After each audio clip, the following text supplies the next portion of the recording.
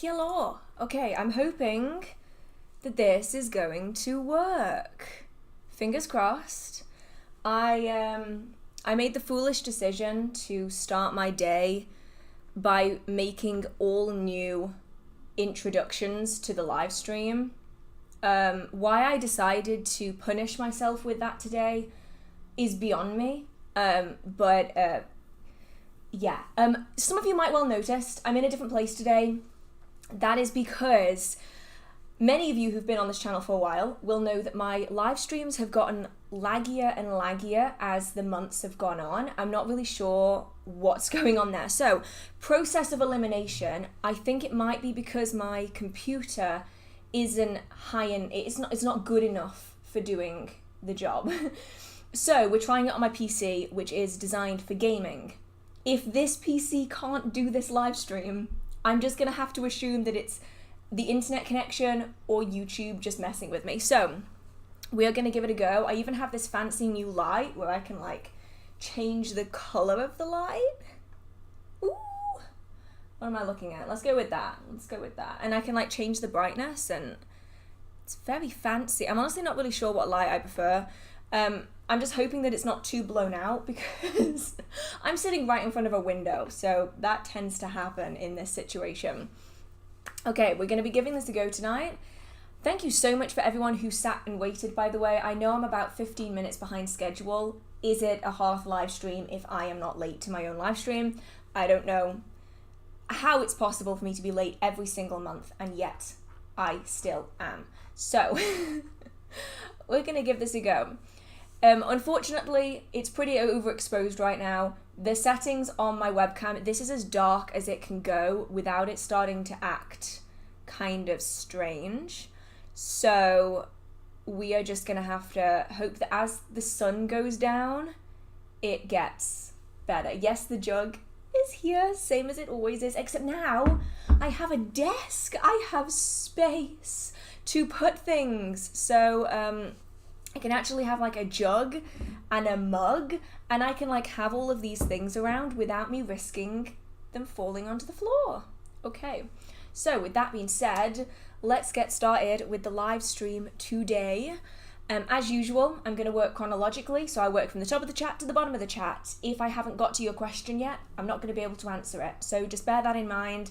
Be a bit patient because there are going to be probably a lot of questions, as there always are, and so it's going to be kind of time consuming for me to get through them all. Please don't spam, because if I haven't seen your comment once, I won't have seen it the other 150 times. All it does is put more pressure on my amazing mods who do this for the goodness in their heart. So thank the mods very much for assisting me today. And yeah, let's just go through and answer the questions. As always, the conversations that we're starting, the topics that we're talking about are going to be based on my own experiences. I am not the be-all, end-all of witchcraft, nor would I ever want to be. That sounds incredibly stressful, but they are going to be from my experience. So, with that being said, thank you very much, Paul. Happy belated birthday. Thank you so much. I really, really appreciate it. And I am going to scroll up, and hopefully I will get to the top of the chat, because the chat is already so much higher than I am. It is unbelievable how quick these things move. So while I am working my way through the questions, I will answer quite a useful question, not useful, but a time-sensitive question, and that is, how are you doing during the heat wave? For any of you who isn't aware, I'm pretty certain though that social media has been full of people talking about it in England. We had a massive heat wave the past few days, and by massive I mean it was 40 degrees Celsius, which we never get. Like, you're lucky if we hit like 20 to 25 degrees in the summer. It was 40 degrees during the day, and it was about 32 degrees at night. It was hot. It was really hot, and it's the one time I'm very grateful to live in a house that is so cold, because my house is so bitterly cold all the time. It actually wasn't that hot inside. It was mostly just outside. So I'm okay. I'm hoping that everyone else in England or abroad that is very hot, I hope that you're doing okay too, because I know that it can be really difficult, especially if you don't have aircon.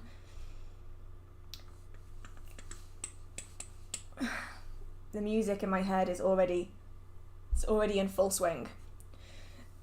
So, is it possible or a good idea to do a cord cutting with your harmful emotional baggage and past selves? That's an interesting one, because for anyone who doesn't know, cord cuttings are designed to break lingering emotional ties and energetic ties as well. So, for instance, a common use of a cord cutting is after a breakup. Two people have separated from one another, they've moved on with their lives, but there are emotional attachments and sometimes energetic ties, whether that is because you've been around each other for a very long time, whether you've made verbal agreements with one another, energetic agreements with one another, and these things can linger long after you've separated. And so you would do a cord cutting to break these energetic ties that connect two people. Now, you can do it between yourself and emotional baggage, emotional debris, essentially, that's left behind after an event. So if you're already doing the work, you're already doing what you need to process it, you are going to therapy if necessary, or if you can, you are doing all of that behind the scenes work, then you can also do a cord cutting to separate the emotional ties and the energetic ties that you have. Because a lot of us, especially if you are used to feeling strong emotions, you can almost feel lost if they aren't there. We almost cling on to things that make us feel strongly because that strong feeling makes us feel safe, even if we shouldn't be holding on to them. So in that situation, a cord cutting could be incredibly useful. I will say though, just make sure that you aren't preemptively cutting things that you haven't dealt with, because that's a problem in itself. You know, we need to process everything appropriately and then we can let it go, because there's still lessons that might need to come from that. There might still be things that we need to work through. When it comes to past selves, it's a little bit of a tricky one, because every practitioner that I know has a different description of what a past self is. If we're talking about, say, previous emotional versions of ourselves, you know, like how I am not the same as I was when I was 20, and the 20-year-old version of me wasn't the same as I was when I was 15, then it could be good to kind of break away from those things, so you aren't holding on to the bad things that maybe existed at that time. So that's actually a really, really interesting question. Proper way to give offerings to the fair folk. Ooh, I love these kind of questions. This one's actually a little bit difficult because it's going to very much vary on the type of fae that you are interacting with. Now, the fair folk or the fae are two names to describe what people know as fairies, but the term fairy is typically disliked, and so people instead use things like good neighbour, little people, fair folk, these kind of things that all mean fairies. Now, the different kinds are going to require different things, and the way it's done is different as well.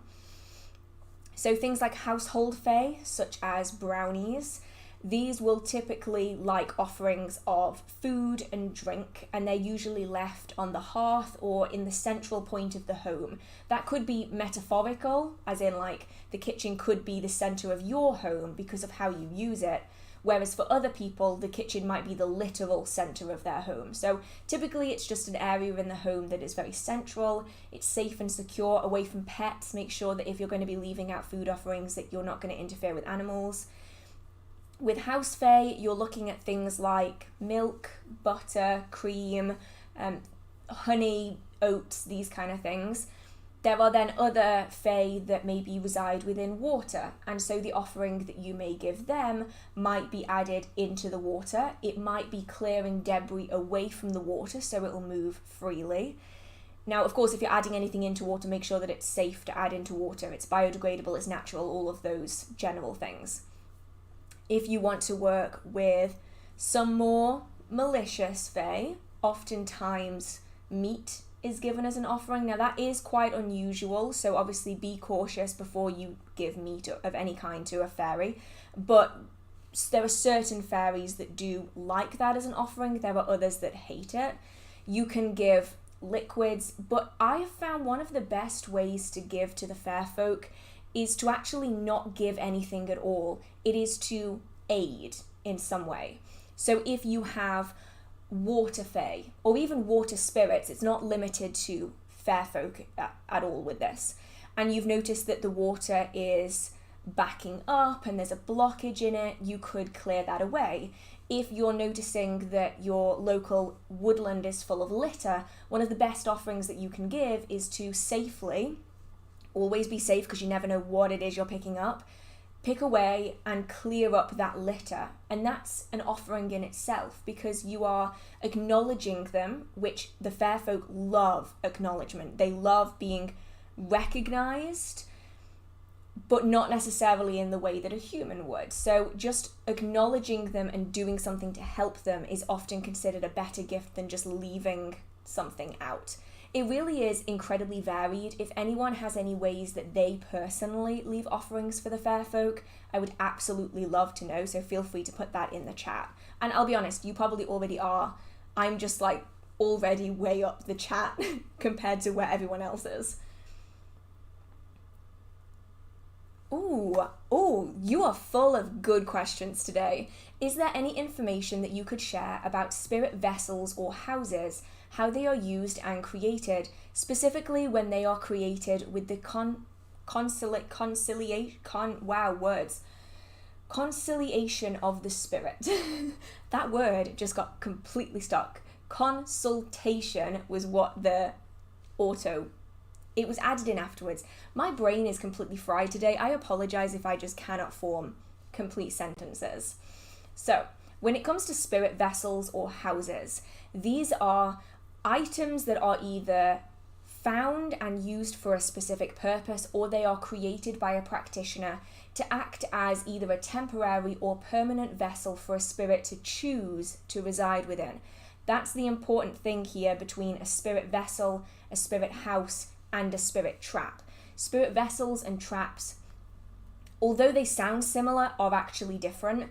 A spirit trap is used to confine a spirit against its will. A practitioner will force a spirit into a trap, or will set up a trap purposely to contain a spirit, and then that spirit becomes trapped there until the practitioner decides to release them. There are very few instances where I would say a spirit trap is necessary, and generally it's very unethical unless it is 100% necessary. Spirit vessels and houses are instead temporary vessels where a spirit can choose to reside. So spirit vessels are often used with wandering spirits. These are spirits of humans who have passed over, but who don't want to go elsewhere. They want to stay in a space, and so they like a vessel in order to be in that space. They can also be used by house spirits, they can be used by familial spirits, and they can also be used by servitors, among many other different kinds of spirit. Now, what you choose to use is going to very much vary based on what it is that you are housing and why you are housing them. So for ancestors, if you have an ancestor that doesn't want to move on, they're quite content where they are, you might find that a skull is a good representation, usually a man-made version of a skull, not an actual human skull. That is very illegal in many places. If it is an animal spirit, you may find that a skull in the form of their own physical form could be really good for them, and so a lot of people will use foraged skulls, or they'll use replica skulls for that purpose. Other people will use jewelry boxes or bird houses. Doll houses are a really popular one. Some people will use dolls themselves, like the little baby dolls, because some spirits really enjoy the appearance of the physical form, and so by being in a doll human shape, it makes them feel more comfortable. Really, anything can be used as a spirit vessel. Now, I would recommend, unless you are working with the spirit of the vessel, so something like a deer skull could have the spirit of the deer already attached to it. Unless that's the case, you're probably going to want to cleanse it to make sure that it's all clear. And then you're going to want to offer it to the spirit in question to see if they are comfortable with the form. If they aren't, find something else. If they are, they may agree to reside within it. Once that's done, it's then about being placed in an area that is good for the spirit. So you don't want something that is too high energy. such as children grabbing it, pets knocking it. It's fine to be in a busy place, just make sure that it isn't being, jostled and everything else. And then have somewhere where you can leave offerings. These could be offerings of energy, it could be offerings of liquid like alcohol, food, crystals, these kind of things. I typically recommend having a small cup or bowl in front of the spirit vessel just so that you can leave offerings. This is primarily done when you are working with a familiar spirit, a servitor, or some other spirit that you are in agreement with. So you provide housing and energy, they provide you assistance. It's a give and take environment. And so you can really make a spirit vessel or house out of anything as long as the spirit is comfortable with it. And typically, if you are close enough to a spirit to need a spirit vessel for it, you're going to be able to recognize what is and isn't appropriate, either based on your own judgment or based on the spirit's reaction. So if you are housing a familiar spirit who doesn't really want to be in the form of an animal, you wouldn't want to be using an animal skull. If you are housing a spirit that doesn't like dolls or didn't like dolls in life, it may well be that a doll isn't the best option afterwards. So just make sure that you accommodate, but really anything can work. I know of people who've even used like matchboxes. They do the classic thing that I think a lot of us did as children, where you push open a matchbox and inside you put cotton wool or fabric, and you make it into like a mini bed, and then you close it up again, and then you might want to draw sigils, symbols, if those have been used in the binding or the creation of a spirit. That's specifically if you're creating a servitor.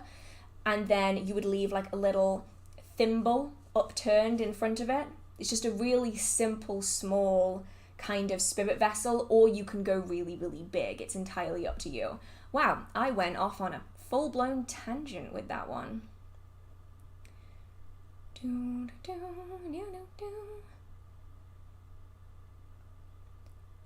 I apologize in advance if anyone doesn't like random bursts of noise. My live streams are probably not the best because I hum and fill in all of the empty space. All of it.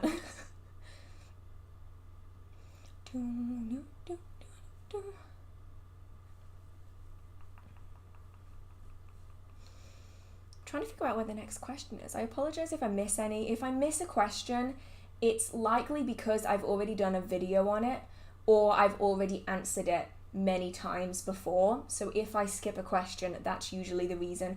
Or it could be that I don't have any good answer. And so I don't want to give like I'm sorry, I don't know. Because I could do that to a lot of questions. So if I skip any, that is the reason why. Can you please do a video on Glamour Magick? I'll definitely have to look into it.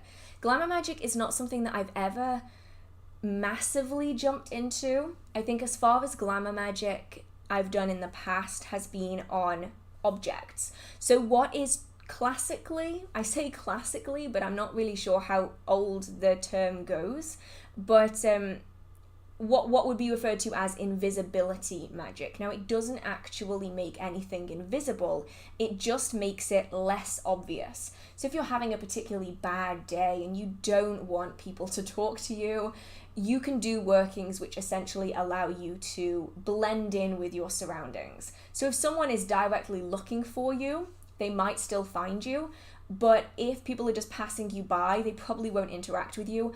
A lot of people do this on books of shadows, ritual books, whatever you want your magical book to be called, or magical items, as a way of making them seem insignificant.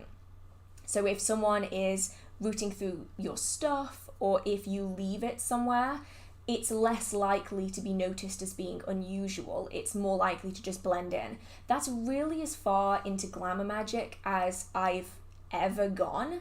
So I'm definitely going to have to do a lot of research on personal Glamour Magick, because I know what a lot of people think of as Glamour Magick is mainly workings done on the self in order to alter appearance temporarily to others. So that is something I'm definitely going to have to look into a little bit more.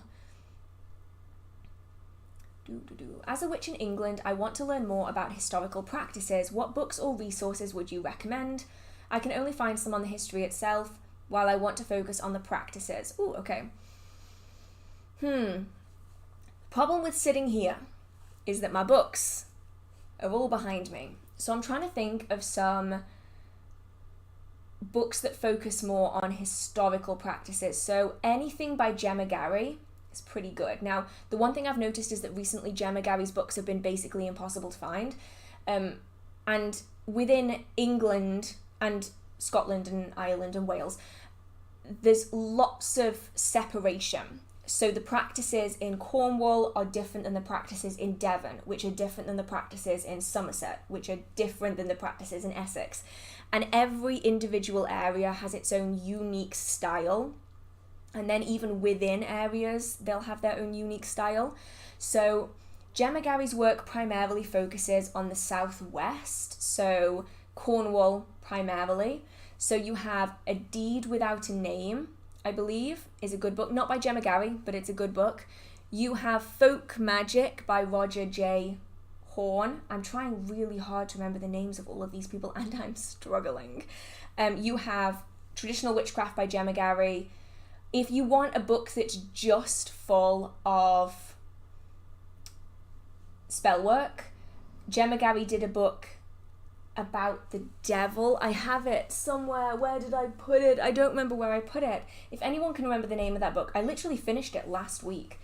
It's a little tiny book, and it's called something devil, and it's got a goat headed figure on the front of it.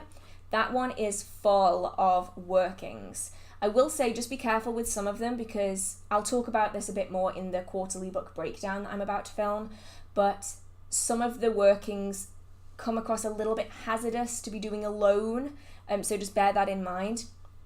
Who else's books do we have? Oh my goodness. This is where I miss not being close to everyone.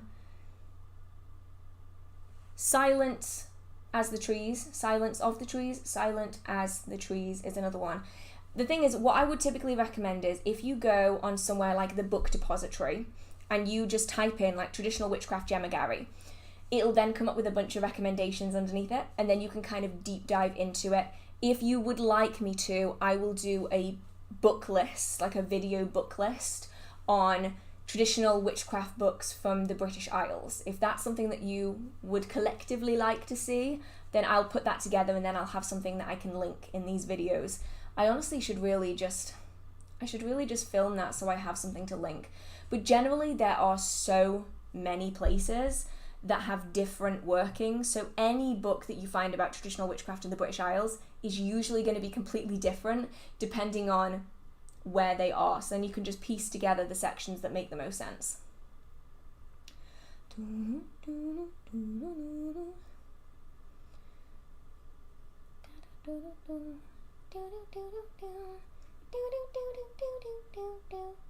Ooh. I have a question. Are there any events in England that you would suggest we go to, or places relevant to the craft that you think we should visit? So events are kind of difficult. It depends on how big an event you want to go to. I obviously attend a lot of the smaller mind, body and spirit shows because that's part of my job. If we're talking like the big places that you need to attend, let's think of some big shows. Pagan Pride. There used to be one in Nottingham. Pretty certain that's gone now, but there is one in the south. I think on Facebook it's called like Pagan Pride Anglia. I think that's what it's called. That's a big event. You also have Witchfest. We have Witchfest Midlands, and then there's also Witchfest International, which happens in, I think it's in Croydon, near London. So those are two massive events. Many people stopped me at Witchfest Midlands, so thank you very much if you came up to me. I apologise that I was basically sprinting around the campus all day. So those two are really big. You then have the smaller ones, which are basically everywhere. They're dotted around the country. You have a lot in Nottingham. You have a lot in Derby. So those are two really good places. When it goes to like specific places, as in like locations, that's where it gets really individual, because it's going to depend on your style of practice. I have known a lot of people visit Pendle. I would love to go to Pendle. As far as I'm aware, Pendle isn't really a place in its own right, but it's well known for the Pendle Witch Trials, which is actually a podcast episode that I'm hoping to film in the coming weeks, because it is such a heartbreaking witchcraft trial. So that's a very emotional place for a lot of people. It's essentially Salem in England is kind of the level that we're at with that. You then obviously have Glastonbury, one of my favourite places. But oftentimes people that I've spoken to will say that it's the places of quiet, of stillness. So like the Forest of Dean is one that a lot of people say to me that I need to visit. Same with Sherwood Forest. You also have places in the Peak District, in the Lake District. Really, it depends on your style of practice though. For me, I like connecting to nature, to the spirit of place. I like connecting to nature spirits. So for me, some of the most sacred and best places to visit are out in the countryside, in the middle of nowhere, where there's no one else around. But if you are going to do that, just make sure that you're being safe.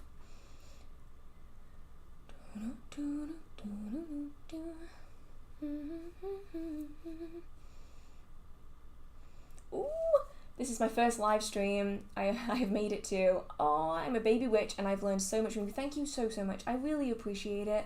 I'm currently waiting for Between the Realms to arrive. Oh, I hope you love it. I really hope you love that book. I adored that book. Do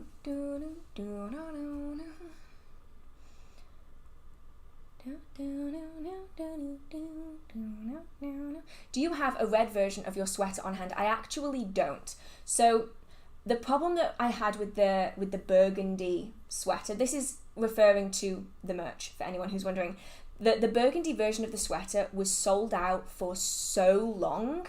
Like, they did not get the burgundy back in stock again, so I never managed to get a sample of the burgundy. I've been waiting, and they never had the burgundy available. I'd say that if you're trying to decide between the burgundy and the black, go with the black, because it's become one of my favorites of everything that I've created. It just goes with everything.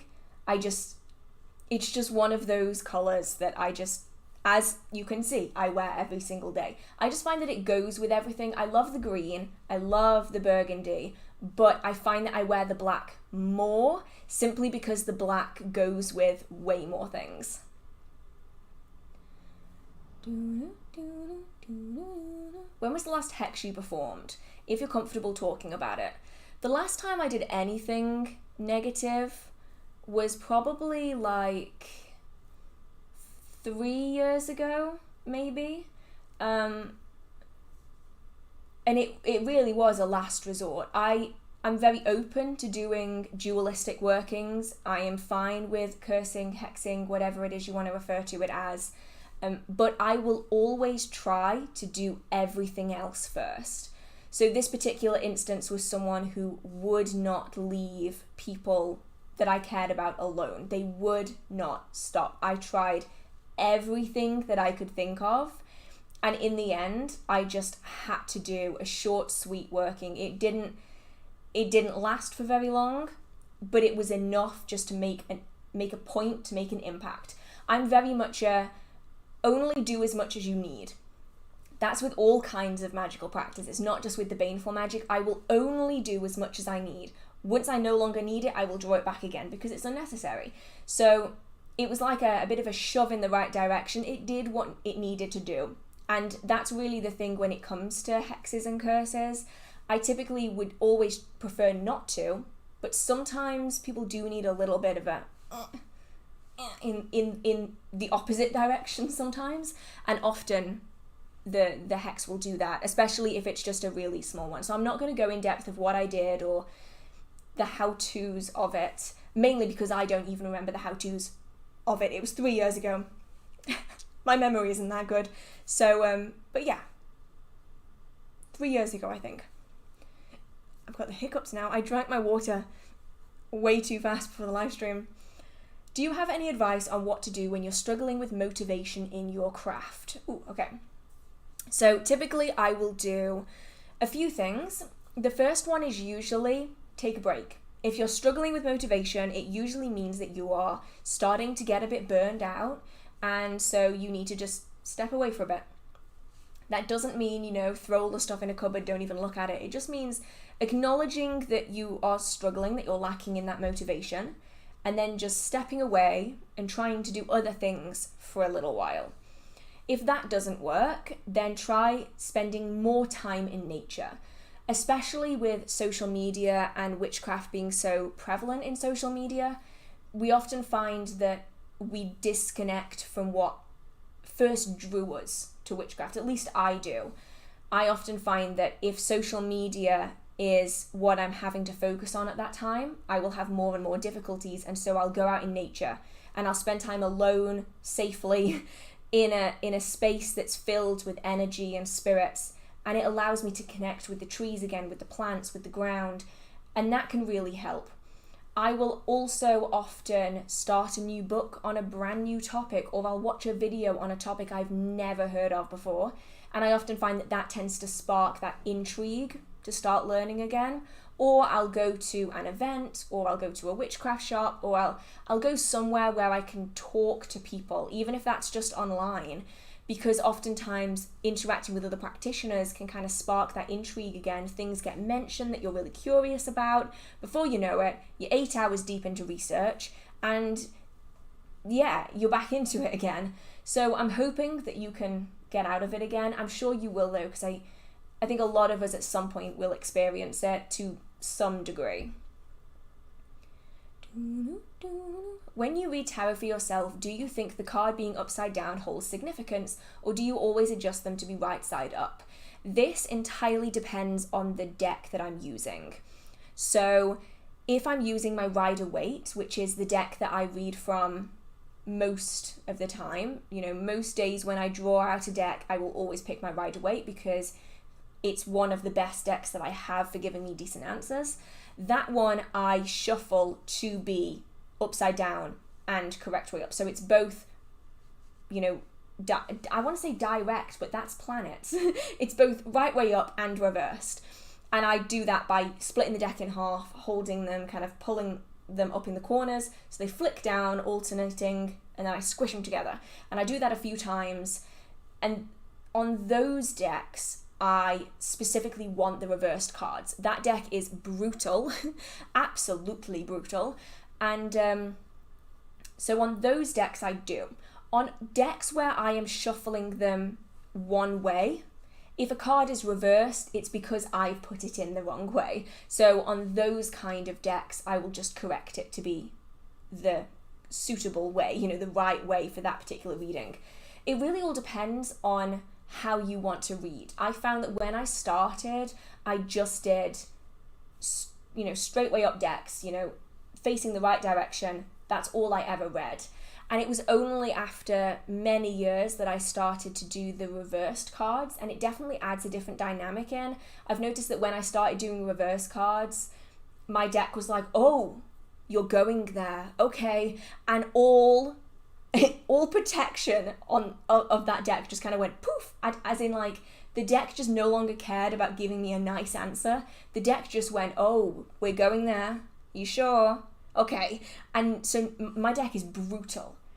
I'm like, how is my day going to go? And it's like Tower, 3 of hearts, not 3 of hearts, 3 of swords. It's because of the big heart. And it just throws me all of these terrible cards, and it's like, great, thanks, that's exactly what I needed to hear today. So I do both depending on the type of shuffling that I'm doing.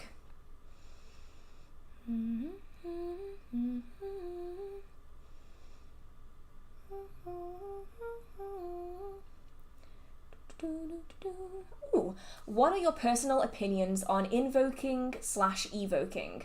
I never knew much about it, but I thought it was interesting, but an older, more advanced witch friend says I should avoid it. Opinions. So the interesting thing is that invoking and evoking are not the same thing. I know that a lot of people use the terms interchangeably, but to evoke is to summon or call forth spirit, a spirit, multiple spirits, whatever kind of spirits you want.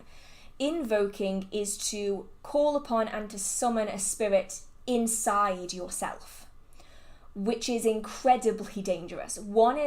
Neither are particularly nice if something goes wrong. One is far worse than the other because you are essentially giving your body to a spirit temporarily. And the problem is that in some instances that spirit might not be who you thought it was, and they might not want to let go, which is where some people do have real problems. So I don't think it's something that you should avoid flat out. Evoking is used in so many practices, whether you are calling down the moon, that could be seen as a form of evoking because you are summoning something into your space. Working with familiars and even servitors can in some cases be seen as evoking, summoning, because you are calling back or you're calling on that spirit into your space.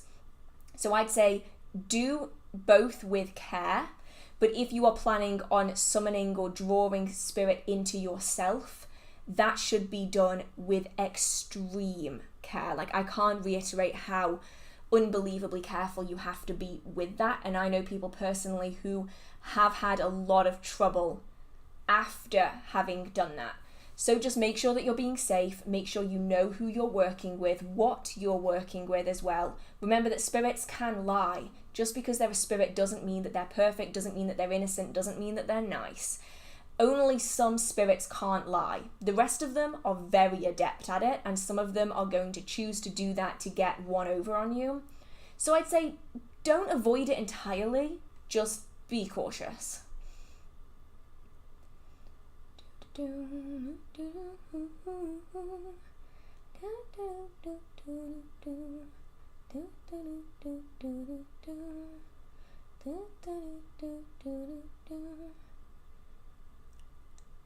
I'm trying to figure out where I am. It hasn't entirely jumped, but it's just kind of partially jumped. I'm hoping I'm not missing anyone's questions. Oh. Do you remember how I said it hadn't jumped? It just jumped. So I'm really hoping that I am not missing anyone's questions. Oh, thank you so much, Wampus. Congrats on your silver play button. I had to put it somewhere, so it's currently hidden back here behind the chat guide. Normally, I'll be honest, it lives leaning against the skirting board because I can't put it on the wall yet. As a baby witch, I'm not sure where to start, what books to buy, what supplies to get, what to do. Can you recommend a starting point? Yes, I can. I have an entire playlist on my channel, all for beginner witches. Now, obviously, you don't have to watch videos on my channel. I'm not that egotistical. But lots of beginner videos are out there. Please don't buy anything, because I can guarantee that whatever you buy now is probably not going to get used later on, because you're going to develop your practice. It's going to dramatically change over the next few weeks, months, years. And I have items that I bought like 15 years ago that I have barely used. I keep them for the memories that are associated to them, but I just haven't used them. So I would recommend not buying anything. If you're going to buy a book, I would recommend starting. It really all depends on what you want to start with, but I would recommend a book about energy work. So something like Psychic Witch is a really good start. If you're looking for something about traditional witchcraft, then something like The Crooked Path is a great place to start. But generally, I would make sure that you cover your basis. So you want to learn about what magic is, what witchcraft is, and what they aren't. You're going to want to learn about visualization in some form. It doesn't have to be visual, it can be verbal, if that helps. You're going to want to be doing some kind of mind calming to make sure that you can still your mind. You're going to want to be learning about centering, grounding, energy sensing, energy manipulation, and then some form of protection. Those kind of 10 things are what I would typically recommend. There are so many books out there. Just make sure that you don't jump into workings until you have a good foundation of those kind of 10 things, because it's not going to put you at risk for reference. It's mainly just because those things tend to be quite fundamental to most magical practice. And so without knowing those things and being able to practice them yourself, often workings won't manifest in the way that you are expecting. So yeah, I do have a beginner book video as well, if you do want to check that out, that might help give a little bit of extra information for the things that you might want.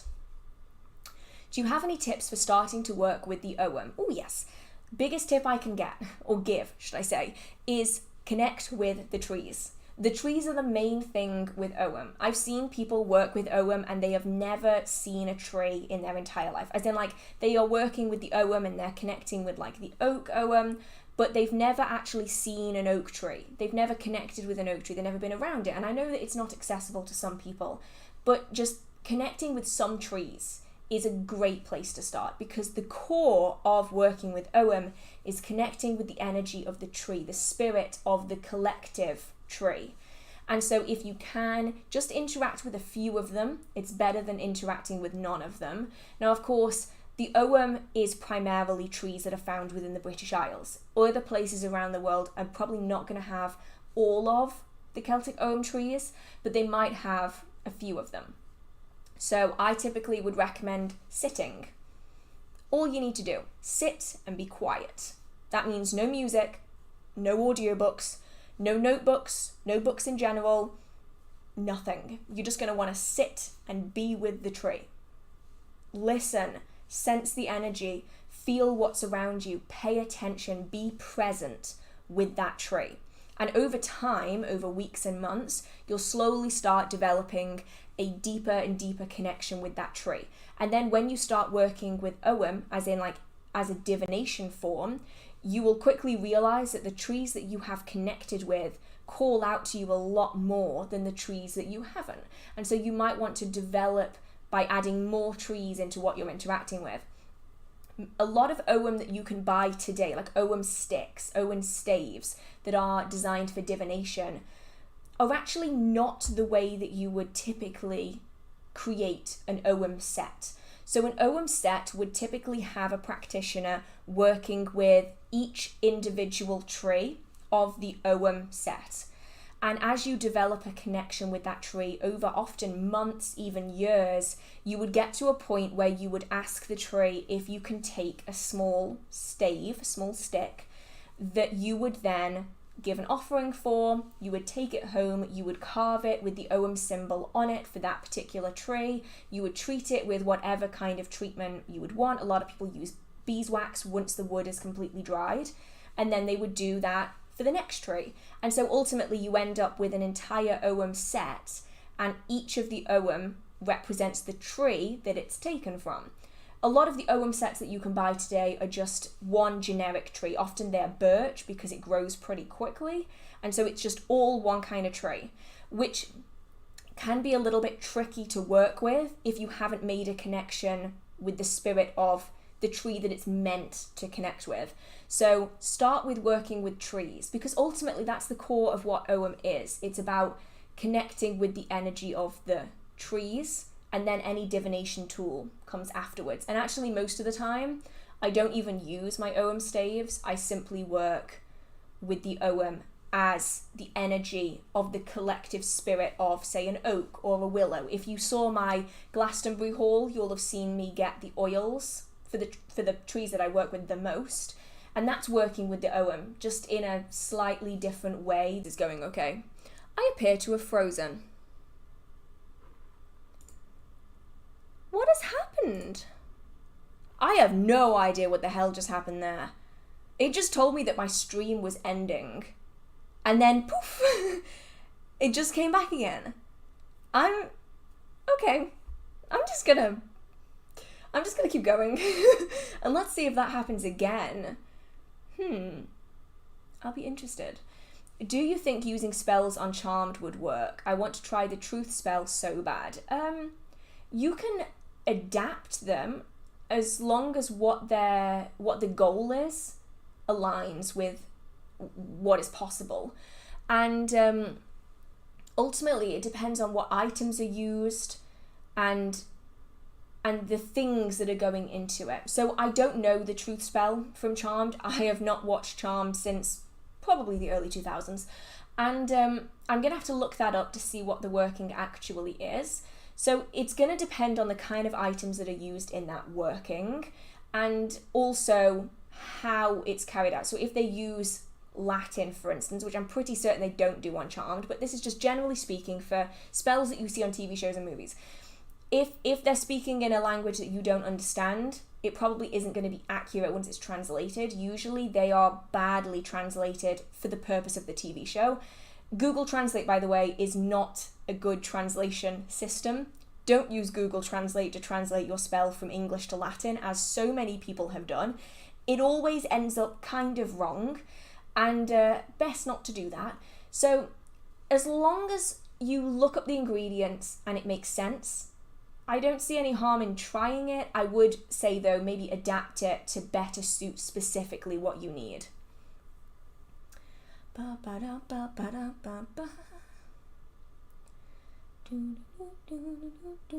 How do you get a human spirit out of your house? Okay, so I have a full video on why your house could be haunted, which I would recommend that you watch. That sounds like a cop-out. I promise it isn't. It's just way more information than I'm going to be able to give here really briefly. That video talks about why a particular spirit might be in your house in the first place, how they might have ended up there, and how you can get rid of them depending on how they ended up there. So I'd recommend watching that one. So you can start very simply. Tell them to leave. We're going to start from like really mild to like really extreme, okay? Tell them to leave. Oftentimes, spirits don't know that they're bothering you until you tell them that they're bothering you. So tell it to leave. If it doesn't leave, do a cleansing. You might have to do multiple cleansings. The more intense the cleanse, the better. Make sure that you are not only cleansing your space, but also yourself. That's a really important thing to do. Make sure that when you're done with that cleansing, you open all of the windows and doors, as many as you can, to let everything out.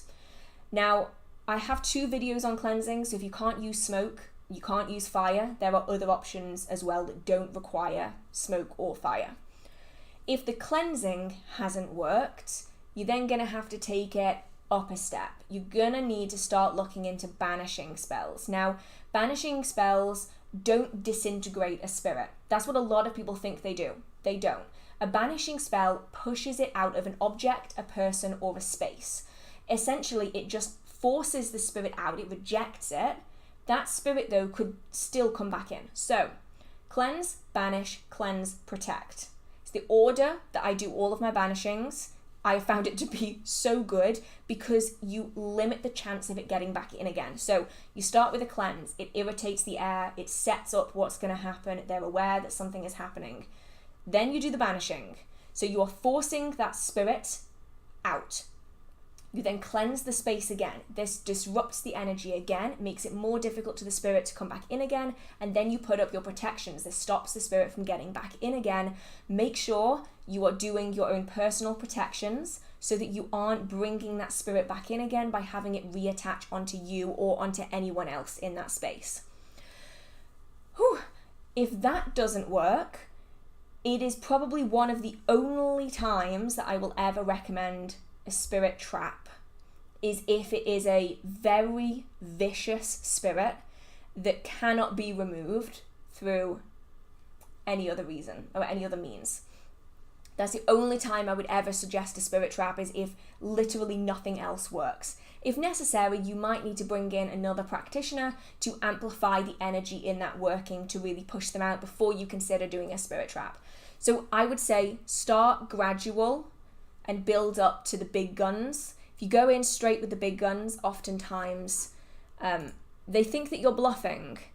So not ideal. So start gradual, show that you mean it, be very strong about it. You know, if you're going to tell them to get out, tell them to get out. Don't be, faffing about with it. You got to be to the point, no questions asked kind of attitude. You got to channel Trunchbull, from Matilda. That might be an out-of-date reference now, but I hope you know what I mean. Ooh, do you think there's any good type of first spell, like a type of spell or a specific one or anything of the sort? I've heard mixed opinions, so I'm curious on your thoughts. So, as always, I would typically not recommend spellwork and ritual for a beginner. You know, like a I just started beginner, I don't know anything beginner. Don't do spells. Stick with your foundational practice. That way you can build on that really efficiently. If you miss your foundations, your house will be wonky. So make sure you have the foundations in first, otherwise you're going to have to come back to it in a year, 2 years, 3 years, 10 years, and then it's a pain in the ass because you have to knock everything down, start from the foundations back up again. I've done it. It's painful. Don't make the same mistakes that I did. But when it comes to the first kind of spells, so you've already done your foundational practice, you know how to energy sense, how to energy manipulate, you know how to do all of that stuff. Workings that are done on the self are more effective quickly. So they're easier to start because you're not trying to influence someone else or something else. You're not trying to get through someone else's protections. You're not trying to change things extremely. You're instead working on yourself. Now, typically I would recommend protection workings. I'd say anyone who's getting started in witchcraft should really start with some protection spells. They can be something like the 3 blue rings spell or ritual that I did a few years ago now, actually, on the channel. That's a really simple kind of protection shield. It really helps you to flex your energy muscles so that you can quickly put up protections, drop them again, quickly drop them. That's a really good one to do. Any kind of protection working on the self is great. That could be a candle spell. That could be a pouch or a bag. That could be a doll of yourself. That could be charging a necklace, charging a piece of jewelry.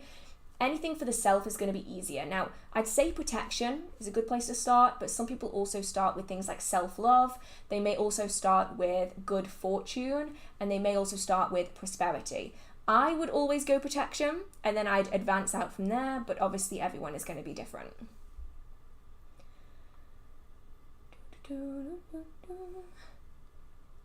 Oh yeah, this is like, I'm so far behind, but someone says here that it doesn't help that in the UK, houses are mostly built from brick and mortar. That's really true.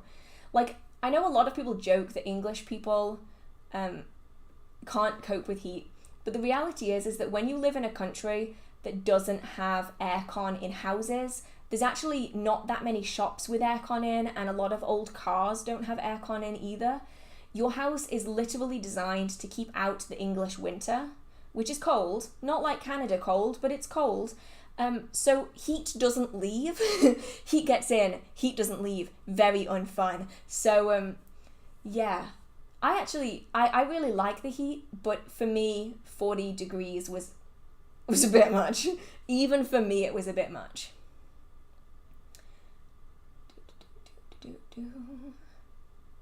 Is it a smart idea to do a cord cutting on a toxic family member if you live with them? Oh, this is an interesting one because I think I had this comment multiple times by different people. The reality of a cord cutting is that it is breaking residual ties. So as I mentioned earlier in the live stream, a cord cutting breaks the things that are lingering, the things that are left behind after a separation, either from your previous version of yourself or from emotional baggage that you have, or maybe from a relationship or a friendship or a job that's ended really badly. The energetic attachments may linger long after you've left, and so a cord cutting is used to sever those ties so that you can move forwards freely.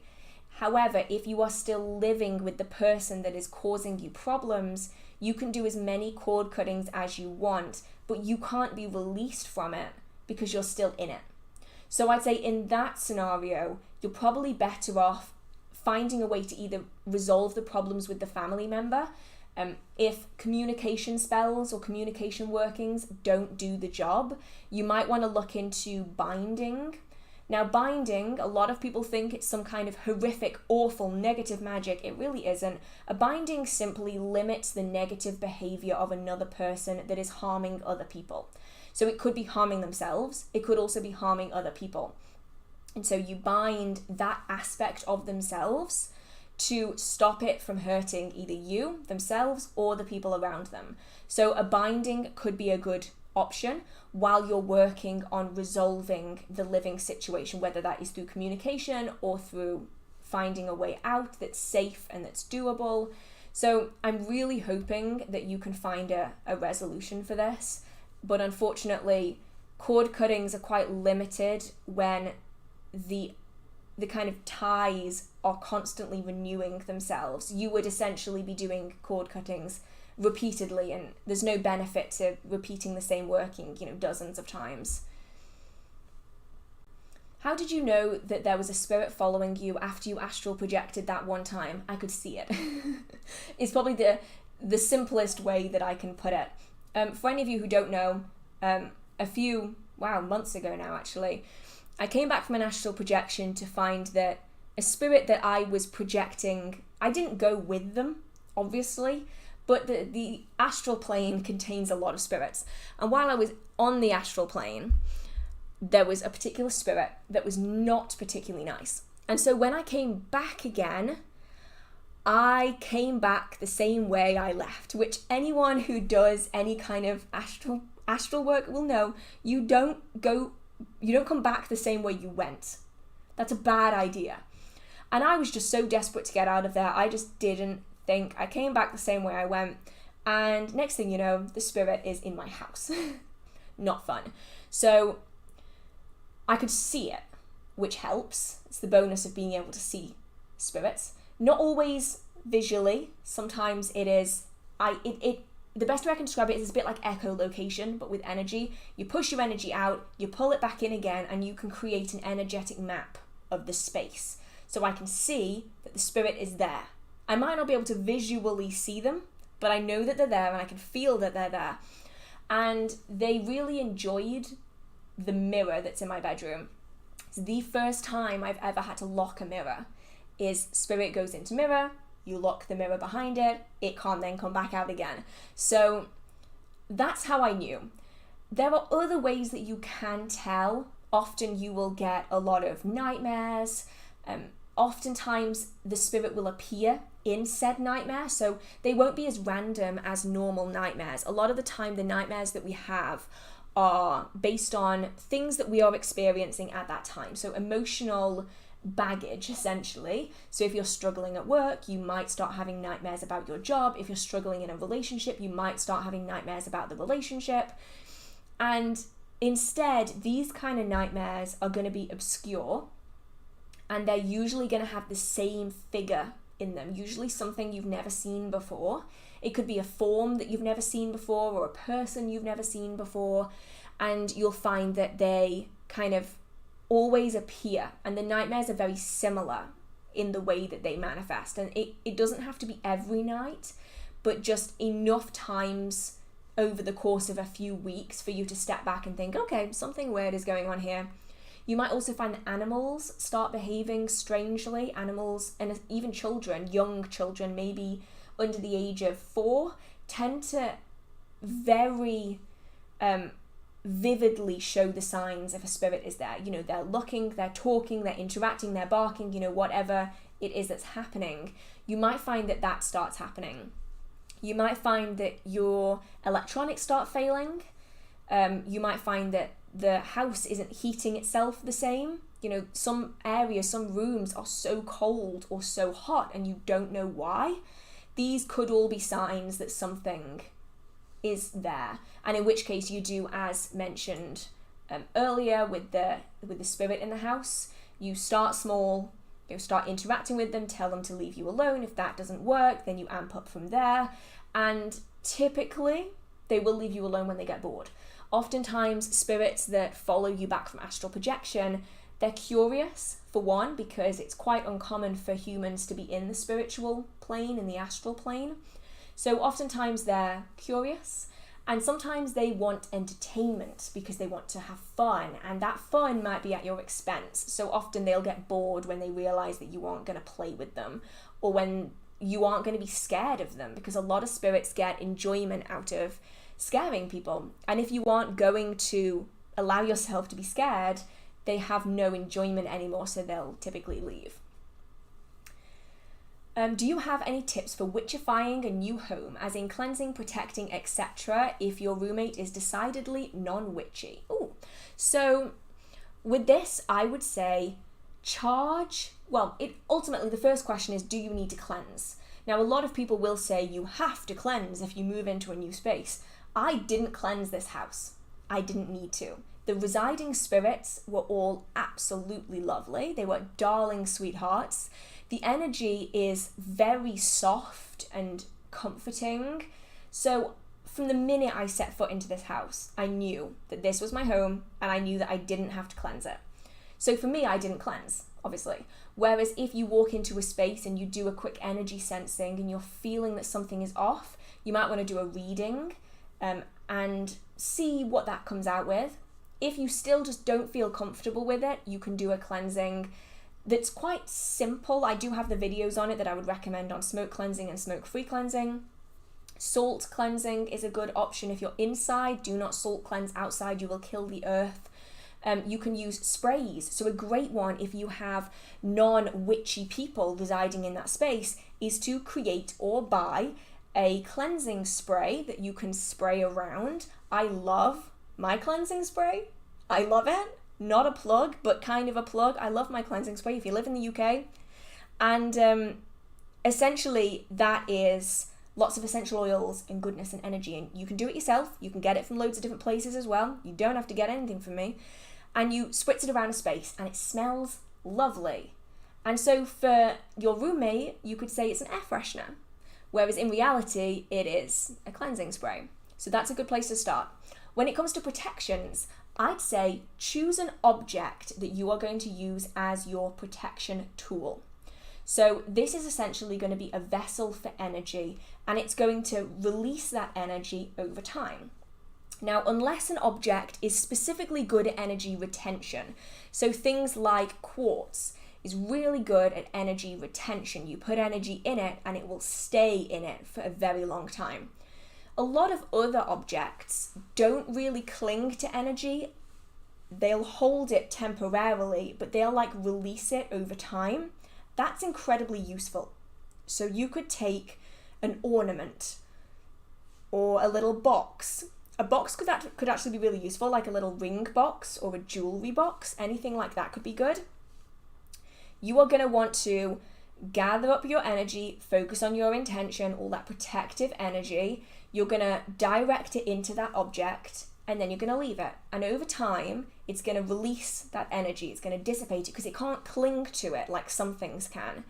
And over time, it's going to dissipate it into that space. So you have gentle passive protection for weeks and weeks and weeks. And after about a month, you're going to want to do that again. So you're going to want to hold it, gather in all that energy, focus on your intention, push it into the object, rinse, repeat.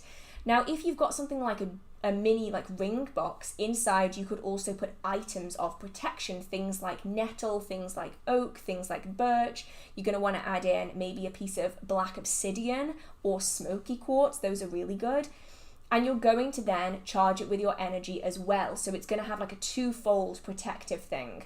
That can then go in a drawer. It can go on a side on your area, and it's going to help offer protection into that space without being super obvious. I did this a lot when I was at university because obviously you're living with 8 people. It's kind of difficult to do much witchy while you're there, so I found that those things were super useful.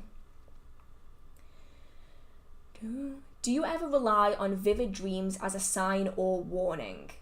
Sometimes. Now, a lot of the time, my dreams are weird, but they don't hold a huge deal of significance. So I document my dreams. So I wake up in the morning, I write my dream down, and so I can track how that works. There are some occasions, however, and I have found it only happens with friends of mine who are practitioners. I don't quite understand how it works. It just kind of does.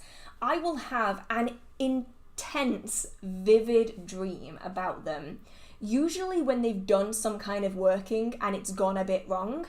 And I will just see the working that they're doing, and I'll see what they've done, and I'll see the after effects. And I wake up the next day and I'm like, oh, I should really send them a message.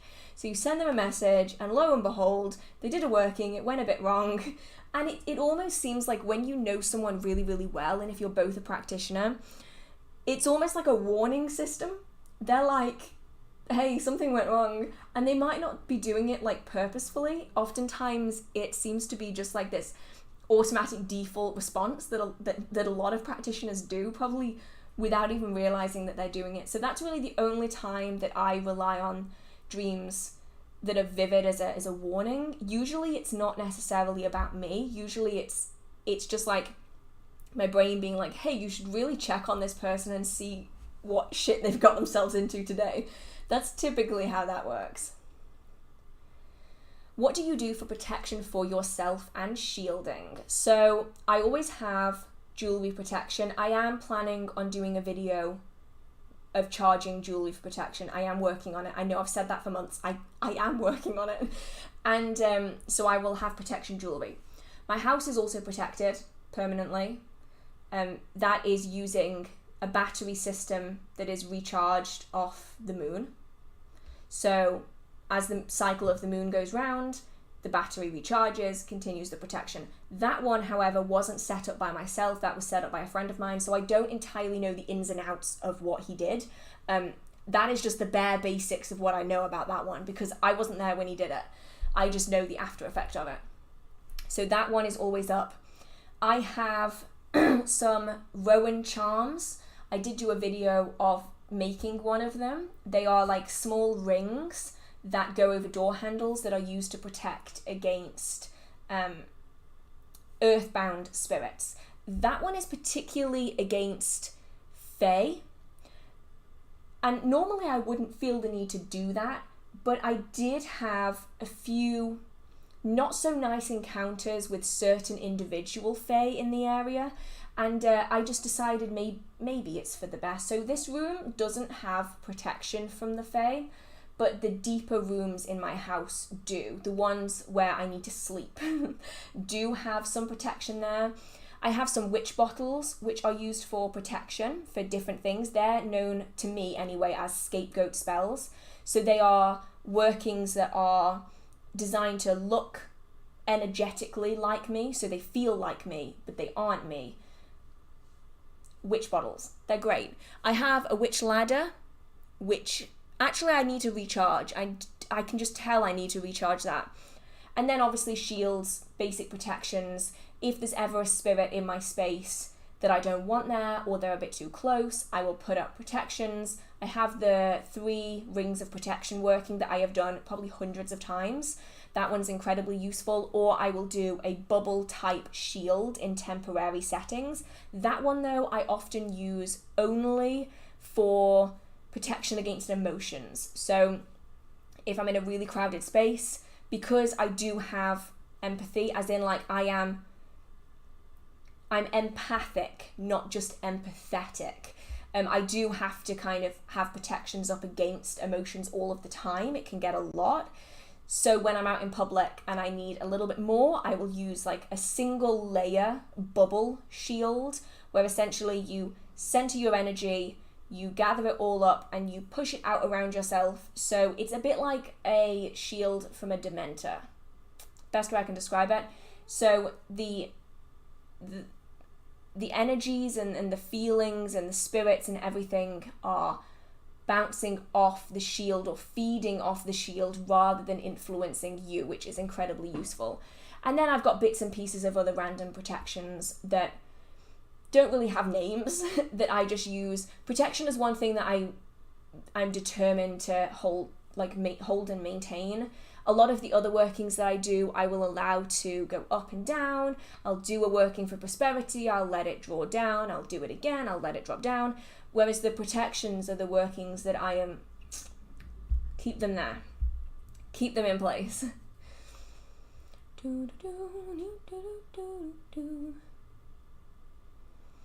Can you hate a person you curse, or do you need a positive or neutral emotion when cursing them? I have one question with this. Why are you cursing someone if you have a positive emotion with them? I think this largely comes out of a lot of New Age books that say that emotion is harmful. I've read so many New Age witchcraft books that talk about how if you're doing spellwork and ritual, you have to be happy, you can't be angry or sad, because it messes with the magic. It doesn't. Not in a bad way, anyway. If you're going to be doing a curse, I damn hope that you've thought it through and that you're pissed. Because if you haven't thought it through and you're not pissed, then think it through again. Because ultimately, to do a curse upon an individual is an extreme response. Now, that extreme response might be valid, but it's still an extreme response. And extreme responses are often fueled by extreme emotions. And I will find that if I do a working when I'm really upset, when I'm really angry, when I'm really, really happy, those emotions will fuel that working based on how I'm feeling. So if you're doing a positivity working, you might want to watch something that makes you really, really happy beforehand.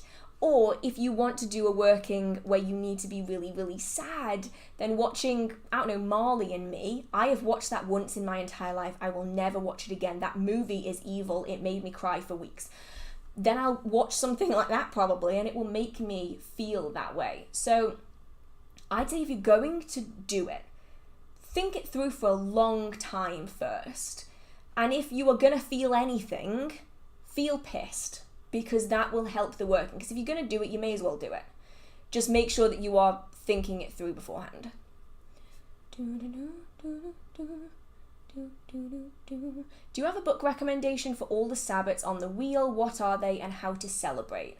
So this is an interesting one, because technically the Wheel of the Year is a modern creation. So the Wheel of the Year contains 8 Sabbats that are drawn from different traditions. A lot of them are Celtic, such as the fire festivals. Others are Germanic in nature, and a lot of things are taken from other areas. And they were all kind of coalesced together at the creation of Wicca. And so there are lots of books out there on the Sabbats. But if you want to know the information about the original Sabbats, you're going to want to look in the individual traditions of the areas. A lot of the books on the Sabbats as a whole will be Wiccanized. Now, I have a video series on my channel that talks about the Wiccan way of celebrating the Sabbats. That's different than the original way of celebrating the Sabbats. So I don't know how good they are, so this is not a recommendation, this is just here is a bit of information. I know that there is a book series about the Sabbats where each book is like Mabon, Lammas, Samhain, and I think that they go into some of the older traditions. I think, if anyone knows, feel free to let me know. But I need to get them at some point to read them through and see if they're any good, because if I'm going to recommend something, I want to have actually read it at least once, preferably more than once, ideally. What do you recommend when you lose a crystal that was always on a shelf and never moved? Ooh. What do you recommend or know to do? Anyway, what do you recommend, or the information about a crystal that is always on a shelf, never moves? So I've had this happen a lot. And typically, well, for one, I lose things all the time. I am awful at it. I will put something down. If it isn't moving, I will not see it. I am like a T-Rex from Jurassic Park, even though that isn't accurate to how T-Rexes actually hunt. I'm like a T-Rex from Jurassic Park. If I put something down and it isn't moving, I will no longer see it. It ceases to exist in my world. So just double check that you haven't actually moved it. I know that at this point you probably have already checked that, but just in case. After that, it's a case of looking into potential spirit activity. Now, for me, it's going to obviously depend where you are in the world. I know that if something goes missing, it's a fairy. It's always fae folk. Because where I am, there are a lot of fae folk, especially in Wales. Oh my goodness, so many fae folk.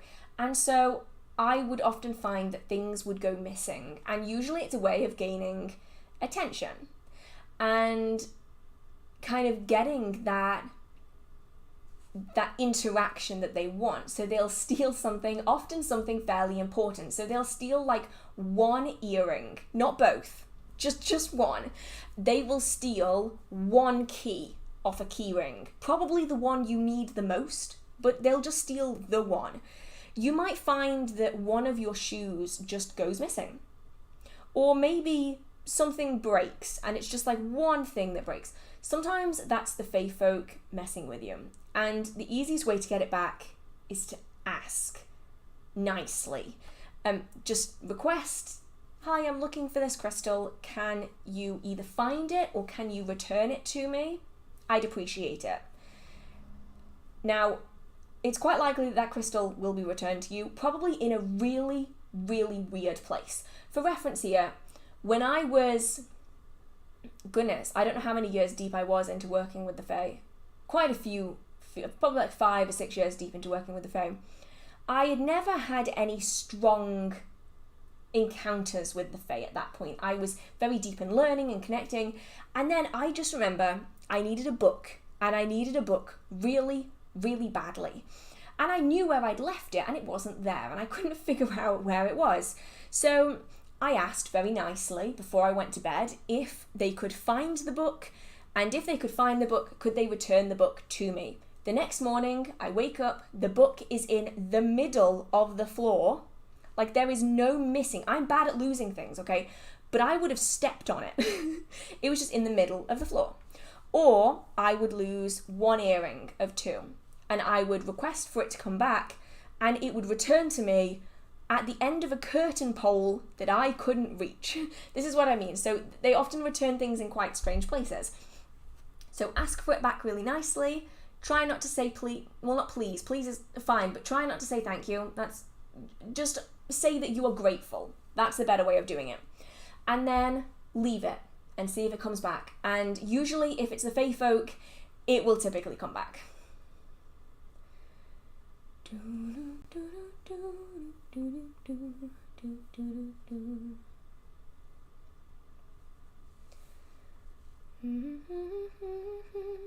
Is there a spell? There is a spell to help people get along that uses only envelope and basil. Oh, interesting. Sorry, I'm doing that thing where I read out loud again. Sometimes I read in my head, sometimes I find myself talking out loud. This is what happens when you spend a lot of time by yourself. They say that it's the first stage of going absolutely bananas, but I'd say it's just entertaining myself. This is how this works. Ooh, the way people talk about the fae scares me. I've been interested, but I'm too scared to ever actually interact in any way. Is it right to be this way? Or is it right to be this nervous, or is it counterproductive or unnecessary? When it comes to the fae, there's no benefit in being scared because they're around you all the time anyway. Being scared isn't going to change that. I'd say rather than being scared or nervous, instead be cautious. The fae can be really nasty, but they can also be really, really nice. And so much like with people, you know, if you walk up to a big group of people on the street, you have no idea who is nice, who is nasty. You've got no idea what their intentions are. You don't know what they're going to do. Maybe they're going to be unpredictable. Maybe they're going to jump out at you. Maybe they're going to rob you. Or maybe they're going to be really nice to you. You wouldn't avoid people forever because some people aren't so nice. You just be cautious and make sure that you're keeping yourself safe so that you can still interact with the good people and try to avoid the bad people as best as you can. Working with the fae is kind of like that. It's a group of spirits that are so vastly different from one another. There are some fae that are really beautiful and tall, like ridiculously tall, kind of like the elves from Lord of the Rings. And then there are also fae that are really small and probably not the prettiest looking. And they might not look so nice, but they might be some of the nicest spirits that you will encounter, and vice versa. So I'd say be cautious as you would be cautious with any kind of spirit. Don't think that Tinkerbell is what all fae are going to be like, but also don't think that every fae is going to be horrible either. It's just that they are different to us. They don't follow our rules, whether they are literal laws or whether they are social norms. They don't follow them. And so for a lot of people, they get very nervous working with the fae because they don't know the rules. but it's just a case of being careful and taking advice where you can, where it feels right, and then just kind of trial and erroring. I've had bad experiences with the Fae. I think most people who've worked with the Fae for long enough have had bad experiences, but they don't undermine the good ones. You know, like, they're just a reality of life. And so don't be nervous or scared. Instead, just be cautious. How long do you leave offerings? Do you just throw them out? How long until you can respectfully throw them out? So this is actually a really, really good question. It really depends on the kind of offering that you're leaving. If you're leaving food as an offering, typically you will leave it overnight. The spirits will draw in the energy of the food that they need, and they will leave the physical remains. If you can compost, if you can recycle where possible, that is a really great way of doing it. If you're leaving an offering, give an amount of time that you're going to leave it for. You know, say, I give this offering to you, take what you need from it overnight, and then I'm going to return it to the earth. You know, be very conscious about it. Don't be rude about it. Don't be like, here's your offering, I'll bring it back tomorrow. Like, be nice about it. But ultimately, the best kind of thing that you can do is to recycle isn't really the word I'm after. Compost. Compost is what I was after. Return it to the earth in some way. And if it's liquids, you can essentially wait for it to evaporate. Alcohol's great for this. It is so easy to give as an offering because as it evaporates, it is believed that it goes into the spirit world. You can do this with water as well, but obviously depending on your climate, it's going to evaporate either really quickly, kind of quickly, or just not at all. So just be cautious of that. When you're done with it, return it to the earth, anything that remains. Typically, again, 1 day, leave it out so it doesn't go bad, because you don't want something that's stale sitting on the altar. When it comes with objects and items that have energy in them, it's really until the energy runs out, and then you will take the offering back again, recharge it, return it, that kind of thing. So it definitely depends, but there are some spirits that want rotten food, so just bear that in mind as well. Advice or tips for witches with anxiety disorders. I have OCD related to magical thinking. There's a lot of things in the spiritual topics which can really end up hurting someone who struggles with this. Yeah. I don't really talk that much about it. I have a generalized anxiety disorder and I have OCD, and it sucks. So I completely feel you there. It sucks. I can't really give a huge amount of advice because my OCD is on very different topics. I'd say if you can, and you haven't already, I'm guessing you probably will have, I'd say talk to someone who's trained in this so that they can give you the best tips that you can get. Because the reality is that someone who struggles with OCD giving someone who struggles with OCD advice probably isn't a good idea, because I'm not perfect with it. I'm a lot better than I used to be. I'm not perfect with it. So I'd say even if you don't specifically mention, if you don't feel comfortable with talking about the magical side of your life, I would say just try and talk to someone about it so they can give you some good tips for how to process it. I went to a therapist a few months ago and she gave me some amazing files that I could listen to, like audio files that I would listen to as I was going to sleep, so that I could work through it while I was kind of liminal, like in between sleeping and waking, and I found that to be incredibly useful. So hopefully you'll be able to find someone who can help you in some way. Whatever way that might be is going to be entirely up to you, obviously, but hopefully, wishing you all the best, that you'll be able to find a way of coping with it. Every site has a different meaning for crystals. Can you recommend a reliable website with the correct meanings and uses? See, that's not how this works. There is no such thing as one correct website. Every website is correct because every practitioner uses things differently. There's no one rule for crystals, as there's no one rule for plants, no one rule for animals. The way an individual practitioner is going to connect with that crystal is going to be different for every practitioner. So the way I use smoky quartz isn't going to be the same for someone else, maybe of a different tradition or a different background. They might use it differently. If you want to develop an understanding of how to use the crystals for yourself, go to multiple different sites and see if you can pick out the things that are replicated the most. So for instance, If you are going on and looking at obsidian, you might find protection, cleansing, and banishing coming up multiple times on multiple different sites. That's a good starting point. Then it's about sitting, meditating with, sleeping with it under your pillow, trying to connect with it, using them in workings, and seeing what works best and what doesn't. Same applies for plants, same applies for everything else. Personal correspondences are going to be different than the kind that you're going to find on the internet. What I use crystals for is going to be different than what someone else uses them for. So there is no one reliable site. Every site has the potential to be reliable, it's just they're all based on personal experiences, and everyone's experience is going to be slightly different.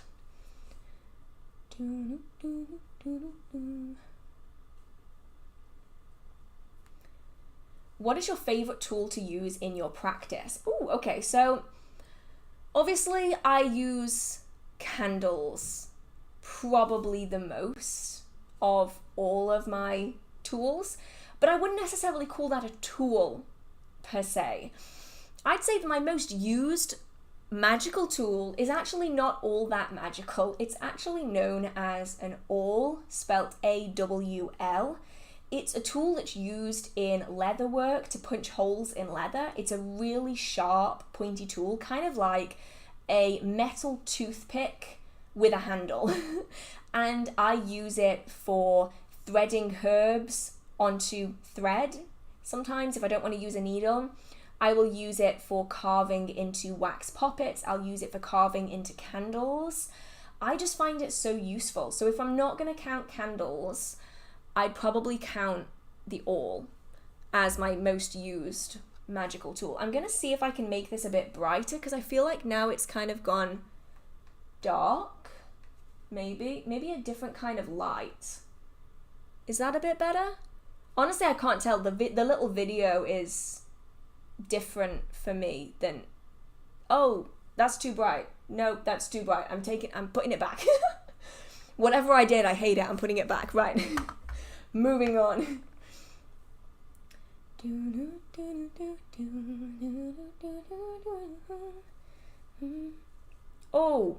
Oh, this is a question that makes me kind of uncomfy.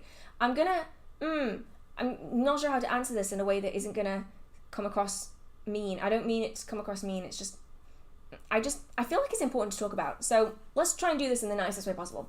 Can I manifest moving to my crush's country and marrying him? He doesn't know that I exist. This is a question that gets asked a lot. And it all comes down to the fact that in order for magical practice to manifest, there has to be something for it to work on. There's got to be something there that it can amplify, that it can build upon, that it can grow, essentially. Think of magic as an assistant to helping a plant grow. If that plant doesn't exist, there's nothing that you can do to get that plant to grow. It doesn't matter how many workings you do, it doesn't matter how much you water it. If that plant doesn't exist in the first place, it can't grow. The same applies with spellwork and ritual. You can amplify feelings that exist. You can give yourself a better chance at getting a job if you're working towards it. You can work on getting a promotion if you already have the job and you're dedicated to getting a promotion. You can do the magical work to manifest it. If someone isn't aware that you exist as a person, there's nothing that you can amplify there to get those kind of emotions. Now, you can manifest moving to a different country as long as you're putting the steps in place, financially, physically, paperwork, all of that stuff in order to manifest it. There's something for that to attach onto. But if someone isn't aware of your presence, you aren't even friends with them, or an acquaintance even, there's nothing for that working to grasp onto. And so you're gonna have trouble getting it to manifest. This is why a lot of celebrities aren't falling in love with random teenage girls. Because the teenage girl that's casting a spell on them, or the teenage boy, or the teenage non-binary individual, however you identify, if that teenage person is casting a working on, let's say, think of a person that's popular right now, I am behind on the times, Zac Efron, why not? I don't think any teenage person is putting a love spell on Zac Efron, but anyway, if they're targeting Zac Efron and Zac Efron doesn't know that you exist, he's not going to fall in love with you. He just isn't. Harry Styles. I should have gone with Harry Styles. Everyone loves Harry Styles. So it's a bit like how Harry Styles isn't falling in love with like hundreds of thousands of his fans because he doesn't know them. And so that working has nothing to grasp onto. So when it comes to all kinds of spell work, I'd say do baby steps. So start going up in increments and also work on something that has a footing already, because you're going to have much better time working with something that already has a root than something that just doesn't exist. How do servitor spirits work? So, a servitor spirit is a thought form. It is a spirit that you have created yourself. So whereas ancestors exist in their own right, and how familiars, for instance, may well be spirits in their own right. Now, a servitor can become a familiar, but not all familiars are servitors. The Fae are spirits in their own right. Merfolk are spirits in their own right. The servitor is a spirit that's been created by the practitioner for the benefit of the practitioner. Now, that doesn't mean that you can be mean to them. For reference, some people really jump to the conclusion that if you've created something, you can be mean to it. That's not really how this works. But a servitor is a living form of your energy. It's sentient to a degree. So essentially, you will gather up your energy, you'll focus on what you want to achieve. You will create an image of what your servitor is going to be. That can be in your mind, that can be on paper. You give it appearance, you give it form, and you give it purpose. And you might base its form and appearance on its purpose. So for instance, if you want something that is very healing and nurturing, you might make them look quite gentle. They could look humanoid or not. You might want to make it look quite gentle. You might want to dress it a certain way. I don't know why in my head I immediately came up with the softest, fluffiest little dormouse wearing a nurse hat. You know, like a 1940s nurse hat. Don't know why that came into my mind. So you might create the form in that way. If you want something that's going to be a big, scary, protective guard dog, you might make them look like this ginormous creature that's going to scare someone off. Now, how big or small you make it is going to depend on how good you are at it. So start small, grow to being bigger. So you've created this like form, you're going to want a name for it. Some servitors will give you a name, some you'll have to create yourself. There's lots of different techniques to do this. And then you're going to want to give it a home where it can live, a spirit vessel. And then you're going to want to feed it. You're going to want to bring it into life by thinking about it, by pushing energy out there into the world, creating essentially a sentient energy form. Now, these are often built with fail-safes in mind. So often they're built to say that once you've completed said task, you will cease to exist. Or once such a date has passed, you will cease to exist. You will come back to your spirit vessel unless otherwise stated. You know, these kind of things are built in. And then you send your servitor off to do what you need to do. That might be protecting a space. That might be finding information and then bringing it back to you. That might be helping you with a working that you're doing.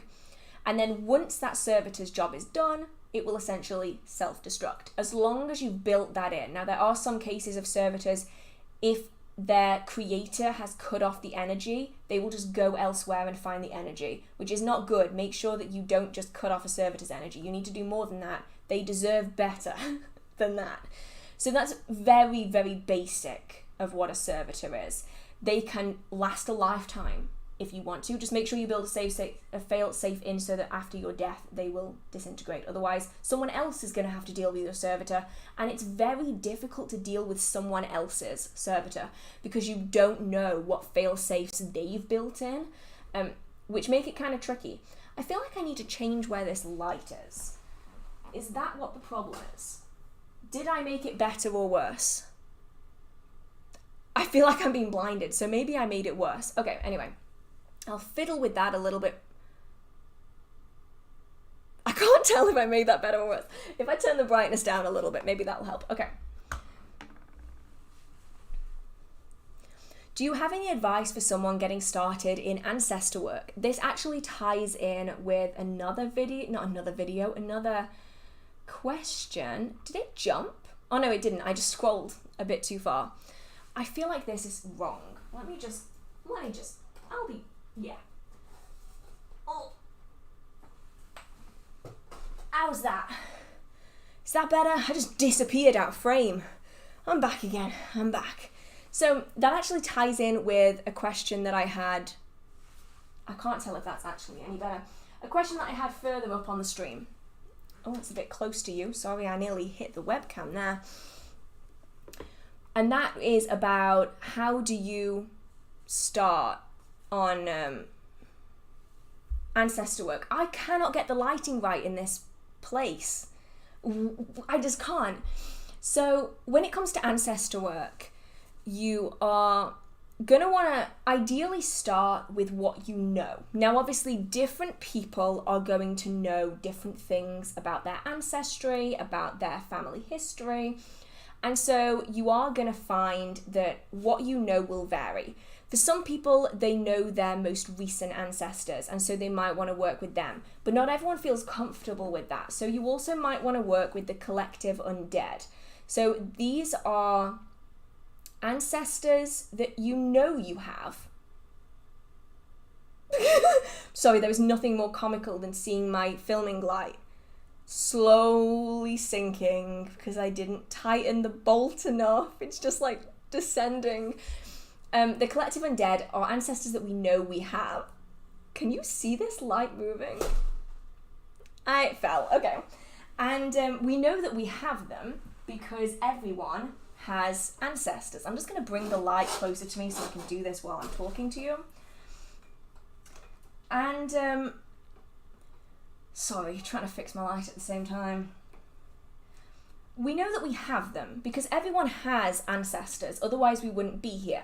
So these kind of ancestors are usually cultural based. So you might want to work with the ancestors of a place. So for instance, if you know that your ancestors or your heritage is from Scotland, for instance, you might specifically want to be drawing on things from that place. So you might want to have photos of particular landscapes, particular areas. You might want to be working with particular pieces of music that you know would have been worked with or listened to at the time. You might want to represent them on an altar with a skull. If you have any photos of your direct ancestors, you can use those as well. That's a really good option. And so gradually you're going to want to build up a connection. And the more connection you have with your ancestors, the more information that you have, the easier a time you are going to have working with them. And so over time, you're going to find that the connection builds, and you might start having information coming to you in dreams or in meditations that's going to give you even more information to work with. And over time, you can build and build and build. And so that way you can really develop it over time. I apologize that that entire question was marred with me trying to figure out this feckin' light. So I'm hoping that that didn't distract too much. I just can't figure out what to do with this damn thing. I got this new light and it's so annoying. Like, I just can't figure out how to get it to work. Oh, we're just going to have to go with that. I'm fed up of faffing with it. So,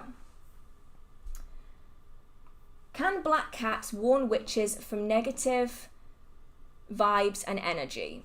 I'm not sure why black cats would do this any more than anything else. The whole black cat witches thing really is just a giant stereotype.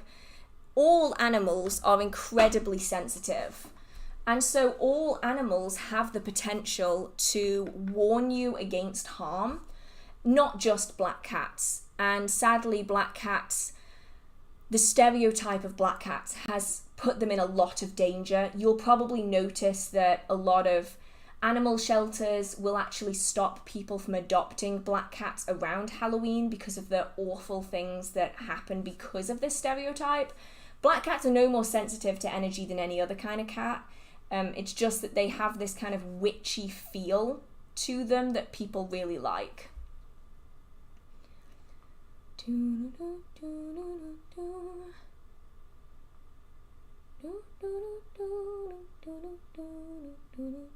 Ah, yes. Oh, I don't know if you saw, but the Crooked Path author Keldon wrote another book, The Witch's Sabbath, an exploration of history, folklore, and modern practice. Have you read it? Is it as good as the first? I actually haven't read it, and I'm so annoyed. I saw it in a bookshop in Glastonbury, and I was going to get it, and I just forgot completely to get the book. And I got home, and I was like, damn, I didn't get it. So I think I'm going to have to get it. I'm going to have to try, because I loved the Crooked Path so much. So I'm going to try and get it and give it a go. How can you get a familiar? So familiars come in many forms. They are spirits that you enter into a contract with, an agreement with. They get something out of it, you get something out of it. And familiars can be animals that have passed over. They can be humans that have passed over, non-human spirits. They can also be servitors. You can actually create a servitor familiar if you want. And they are essentially a way of assisting on the spiritual planes while you undertake workings energetically and physically.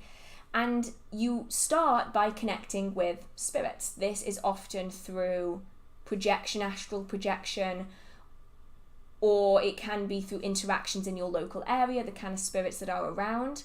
You can do set workings that will request a spirit to come to you that is interested in being a familiar, and that will get interested spirits around. Now, it's important to remember that just because a spirit is interested doesn't mean they're a good fit. So you're going to need to do a really long vetting process just to make sure that their opinions, their way of doing things aligns with what you want, and going about it that way. So once that's all done, you then enter into a pact or an agreement. This usually includes the familiar receiving some kind of vessel or house that they can reside in. That is their base when they are working directly with you. Now, a familiar, unless it's a servitor familiar spirits will often come and go.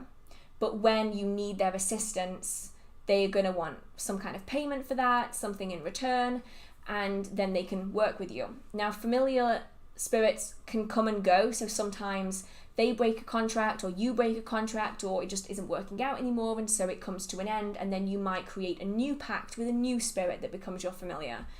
So there's a lot of variability in there, which is quite nice, especially if you like the idea of working with, say, animal spirits. And by that I mean like spirits of animals who've passed over, not like, you know, the cliche that is being spread around everywhere at the minute. So there's lots of flexibility in there.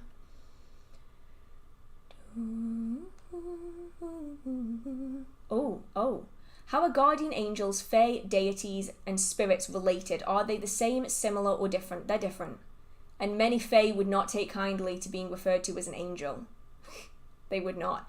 So there are some beliefs that the fae are... It depends, because fae are seen and referred to as fae or something similar in a lot of Western Europe, but they exist much further afield under different names. Some areas, particularly Ireland, have a belief that the fair folk are actually ancient deities that have been reduced over time because belief in them slowly started to fade and they became something else, like I can never pronounce it, the Tuatha-De-Danann. Can never say it. I apologize in advance. If you've been here for a while, you know that my pronunciation is fucking awful. So in a regard, those two can be similar in certain aspects, but I know of a lot of fae that would not be happy being referred to as minimized deities. They would not be happy with it. And also spirits include everything. They include angels, fae, ancestors. So like the term spirit is more of a general term. So some people will see them as similar. In some ways they can be considered the same, but it's very specific, very, very specific situations. But typically they're different. They're different, but they fall under the same kind of umbrella. You'll have to let me know if this lighting is okay. because I'm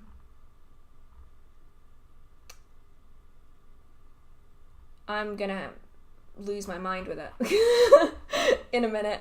I might actually stick the ring light on to see if that helps. I'm not sure if maybe that would help, but unfortunately I can't see too far down the chat because otherwise I'm gonna lose my space.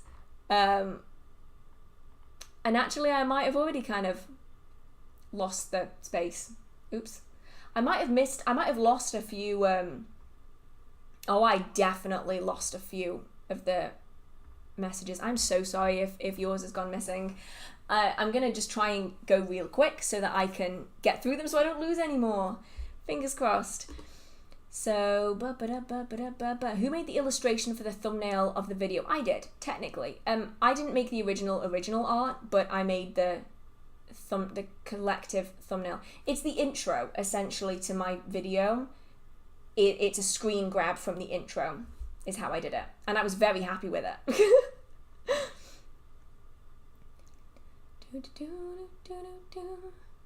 Oh, goodness. Oh, I'm not sure how I feel about this one. Is voodoo black magic? Oh, God, I hate all of the words in this thing. Because my friend wanted to ask you because she doesn't believe me. No, it isn't. It's a religion. It's an initiatory religious practice. And the term black and white magic is honestly so problematic. There's so many issues with it. It's not negative magic. It's just a different system. And unfortunately, there is so much misinformation around it. There's so much fear-mongering around it that a lot of people think it's really bad and that it's really negative, and it's not. It's just different. Different doesn't make something bad. It just means you're not used to it. And we see it time and time again. You just have to look at American Horror Story, the Coven series. I found it really ironic that the witches were considered good and those that practiced voodoo were considered the bad. And in reality, it is just a different system. That's all it is. It's just different. And the way things are done are probably different, but just being different doesn't make it bad. It just makes it different. And for reference, like, witchcraft and Wicca isn't all good and positive either. Like, all magical traditions have the ability to be really negative, whether that's through toxic positivity or whether that's through negative workings. It's just a stereotype, a really bad one.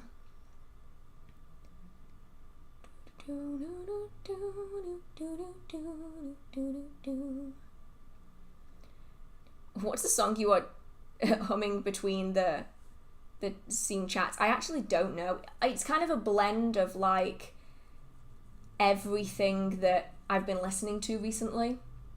Is honestly, this is just how it comes out. Or I will sing the same bit of the same song on repeat for hours on end. Literally last night, I didn't realize I was doing it until maybe like 2-3 in the morning. I realized that I had been singing the same verse of Happier Than Ever by Billie Eilish for like 4 hours. Does anyone else do it? Maybe I'm just weird. I am just weird. Maybe I'm just weird.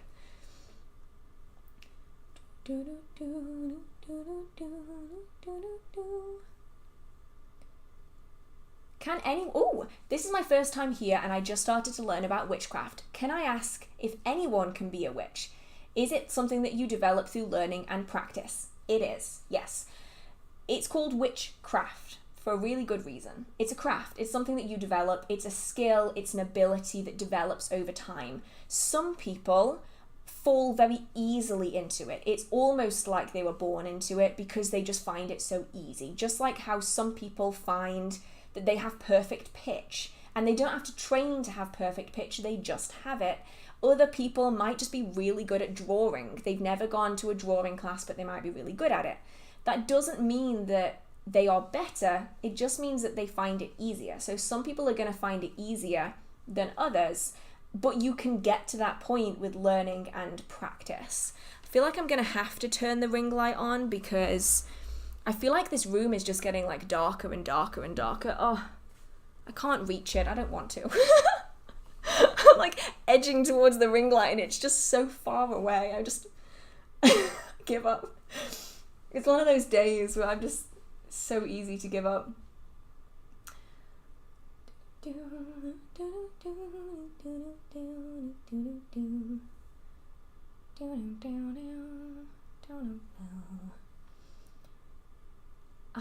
don't know where I am.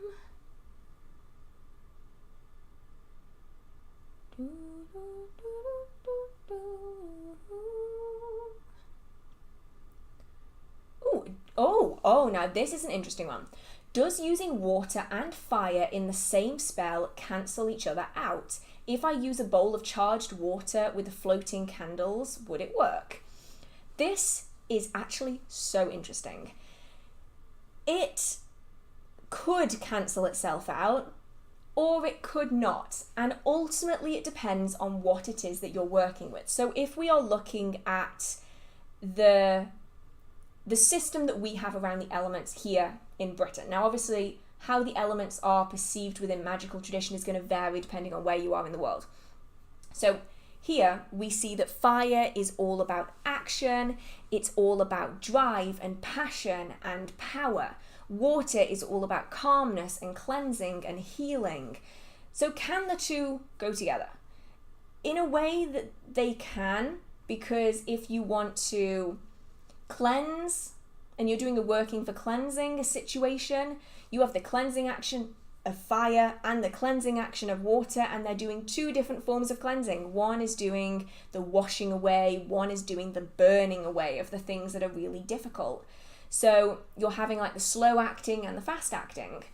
If you're doing a healing working, you will find that food cooks a lot better in hot water than it does cold water. So you are adding the heat into that healing energy to speed it up and to energize it a little bit more. So it can be very effective. But if you are working with elementals, this is where it becomes a little bit tricky, because fire elementals usually, obviously I'm not going to speak for every single elemental that has ever existed ever, because I could never, they don't really like one another.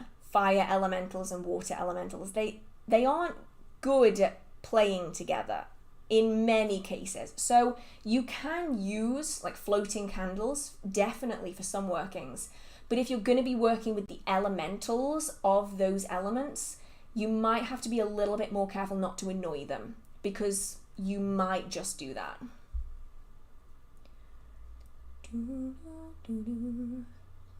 How do you connect with a new tarot deck or divination item? So I go through it, and I go through it card by card, and I will read the book and I will look at the images and I'll spend time.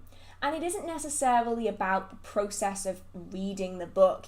It's more about the fact that you are willing to spend time with it, and you're willing to take that time to connect with it, because all artwork in decks is different, and it's going to have a different feel to it and a different energy to it, and it takes a while to get used to a new deck if you aren't used to the style of art.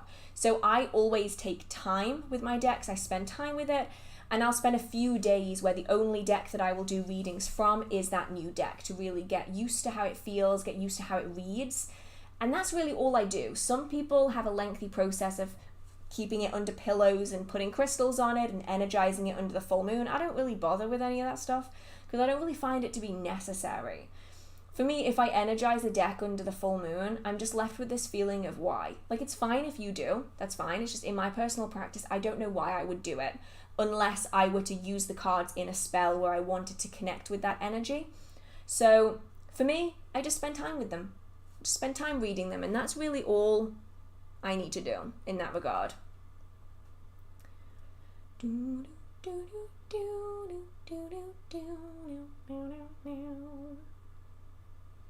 Have you ever met witches who work with angels? If so, was there anything negative that came from the practice, or was it mostly positive? I know of many witches who work with angels a lot, and it goes both ways. Mostly because the depiction of angels, as is seen in, like illustrated copies of the Bible, like children's Bibles, pictures of angels, isn't really entirely accurate to what angels are like.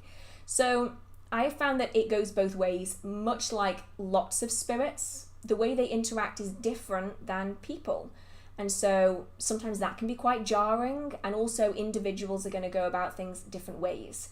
They might have your best interests at heart, but they might do it in a way that's quite damaging. And so it definitely is kind of swings and roundabouts. There's no real spirit or entity that you can work with that's going to be 100% positive 100% of the time. I mean, even servitors can turn nasty sometimes, and you've created them.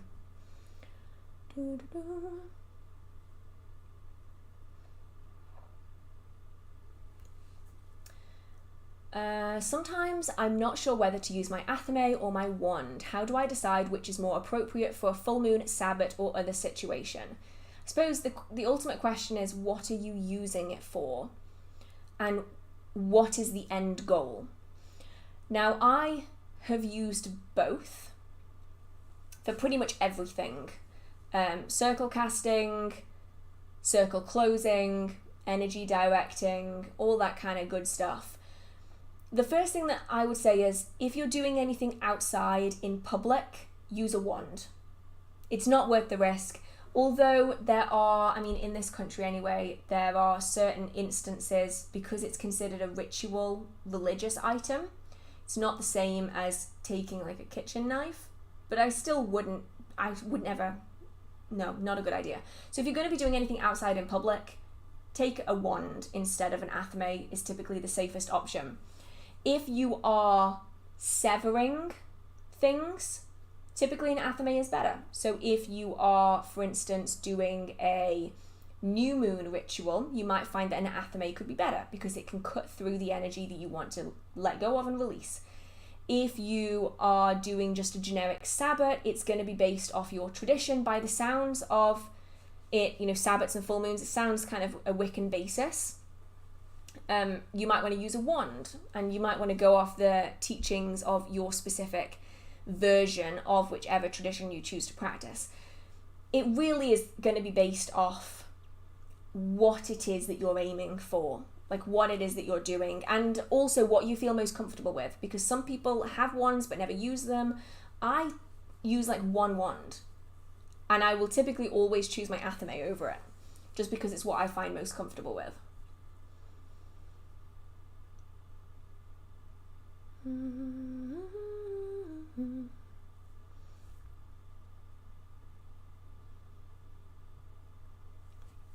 You've mentioned before exploring further reading sections in books to dive deeply into subjects. Have you ever gone down the unexpected rabbit holes?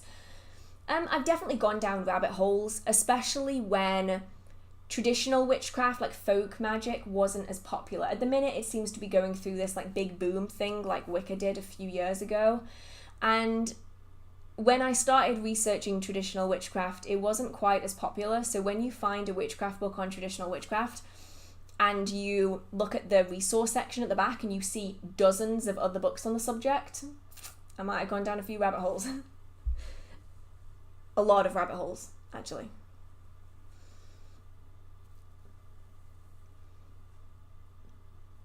This is an interesting one.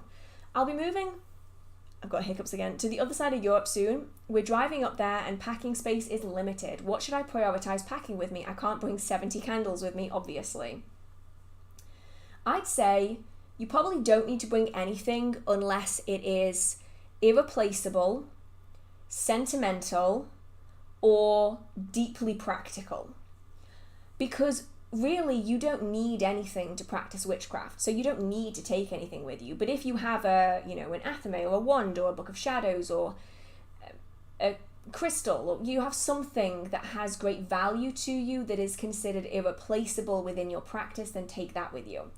I wouldn't bother packing candles or even herbs or anything like that if you don't need to, because ultimately you'll be able to find what you need in the area that you end up in. And you might find that by not taking things, you open yourself up to so many local opportunities because you're almost forced into spending time with the local plants, spending time with local areas, connecting with it, seeing what you can find. And you might find that your practice may be better for it in the long run. I find that taking a lot of things with you when you move, it often allows you to get stuck in the routine of what you were doing before, which might not always be for the best.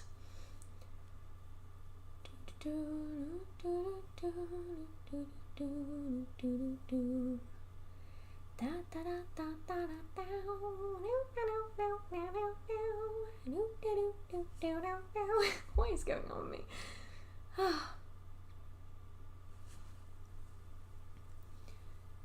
Trying to figure out where I was again.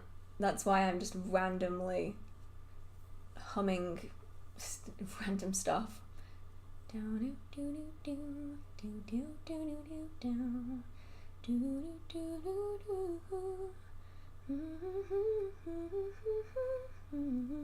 I've not seen Toy Story 2 in like 10 years. Where did that come from? It's a bit like the Winnie the Pooh theme song though.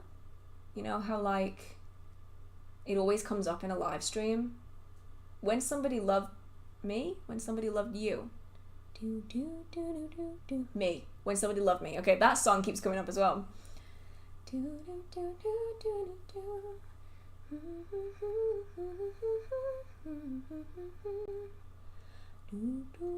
So I'm still trying to figure out where on earth I am.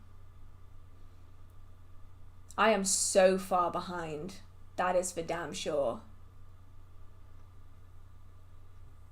So far behind. Oh my god.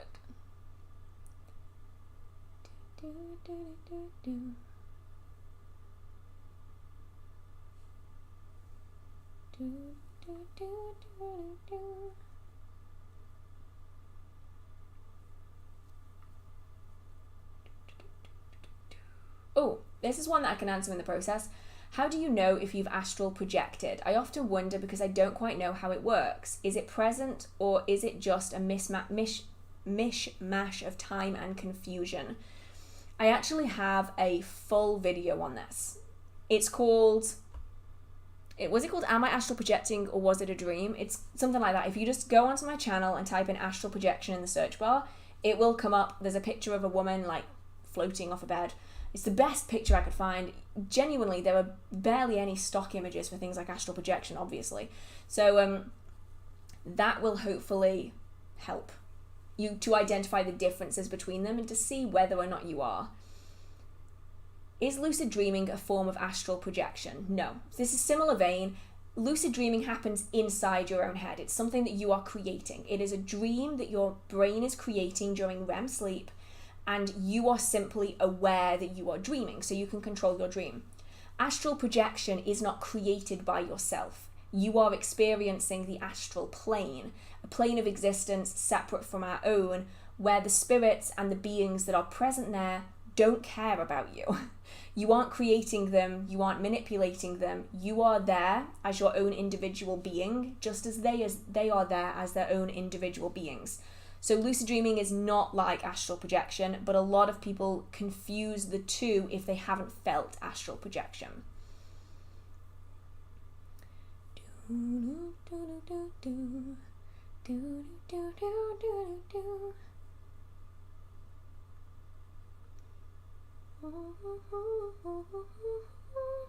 Has it ever happened to you throughout your practice that you were so eager to move forward that you lost sight of your greater goal? Not particularly, mainly because I've never had a greater goal. I take everything as a step by step. Like, I don't have like any end plan. I just want to learn and develop as I go, and I will do workings as and when I need to do them, if I need to do them. That's how I've always worked in that regard. So I've never really felt the need to like pull myself back onto the path that I was on. I just let it flow like a windy river. I just go wherever the, what's that phrase? I just go wherever the serotonin goes when it comes to my magical practice. Whatever makes me happy at that given moment, that is where I go. Any fae goddesses in Wicca? The thing with Wicca is that different traditions are going to have different gods and goddesses that are used depending on the specific tradition. There are some people who see Queen Mab as a deity in her own right. There are others who don't. When it comes to Wicca, Some will choose to use the triple goddess and the horned god. Other individuals will use set named deities. Covens may also use set named deities, but they are known as oath-bound deities. So anyone outside of the initiatory coven isn't going to know who the deities are. They just refer to them as goddess and god. So it's a little hard to tell what different Wiccan individuals as solitaries or different covens are working with, because a lot of it is oath-bound or kept very private. So it's very individual. Some will choose to work with Queen Mab or Tatiana as fae goddesses, whereas other people revere them as queens in their own right, separate from being goddesses. So it really fluctuates between people, and also different Wiccan paths will have different opinions on the deities that can and can't or should and shouldn't be worked with.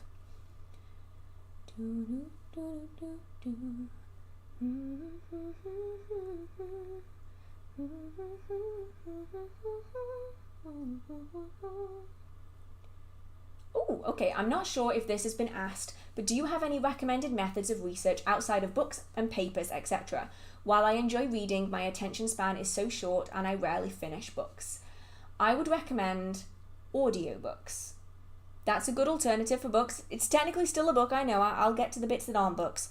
But if you struggle with focusing on reading, like reading physical pages, then audiobooks could be a good option for you, because you can just sit through a single chapter and you can do other things while you're doing it. I find this to be incredibly useful for me when I'm busy. I often find that I don't read because I need to do other things like clean or cook or go on a walk or, be outside at any point during the week. Literally, I need to leave the house more.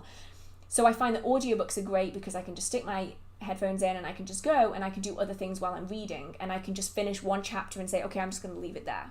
And you get it read to you, which is super useful if you're dyslexic like me. You also have lots of group talks and events at Mind, Body and Spirit shows. They're also known as MBS shows. They can also be referred to as Mind, Body, Soul events, but typically it's Mind, Body, Spirit. And they essentially have talks where there's a speaker and they'll talk to an entire group of people about a particular topic. They can be really useful for learning. You can also find moots in other local areas, which are essentially gatherings at a pub. These are primarily found in Britain, but I'm pretty certain that you can find them in some areas elsewhere. And essentially it's just like a pagan gathering where they might have a speaker come on and like talk about stuff. You also have obviously YouTube, Instagram. There's lots of places like that. Just make sure that you are fact checking the information, or just make sure that the person that you're getting the information from has shown that they are at least remotely reliable. I hope that at this point I have kind of shown myself to be remotely reliable. Maybe, I don't know, hopefully, imposter syndrome. But just see if you can find some reliable people elsewhere who might be able to give maybe my videos are quite long, but you can find videos that are shorter than mine if you wanted to focus on that as well. So there are definitely options out there. Do you think it's dangerous to create an astral temple and bring someone into it? Yes, if you don't trust them. An astral temple is a very sacred space, and it can be hazardous to bring someone in if you aren't completely, and I mean completely, trust you with my life, I know that you would never do anything to hurt me kind of trust. Unless it's that degree of trust, don't do it. It's not worth it, because you obviously have a desire to keep that space secret. You have a desire to return a different way to keep your space secret. And you have a stake in that the other person doesn't. So even if it's not a malicious harm that they cause, just letting it slip where it is, or like how to get to it and how to get back from it, can lead other people or other entities to find it that you then have to deal with later. It just isn't worth it. Unless you really, really trust them, it's not worth it.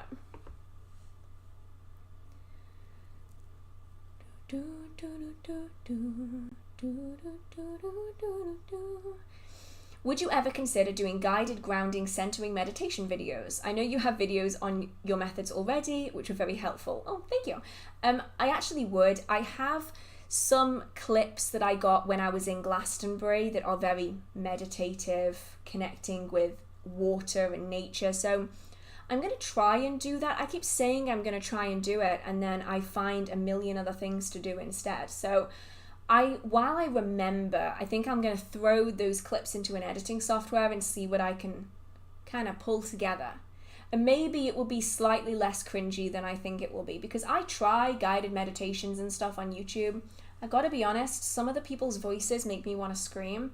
I can't deal with ASMR, I think that's the big problem. So when you've got a person being like, and we are going to sit quietly, centering ourselves wholly, take a deep breath through the nose. I'm sitting there going, I can't do this. And I just turn it off because I can't sit through it. Like the ASMR cringe.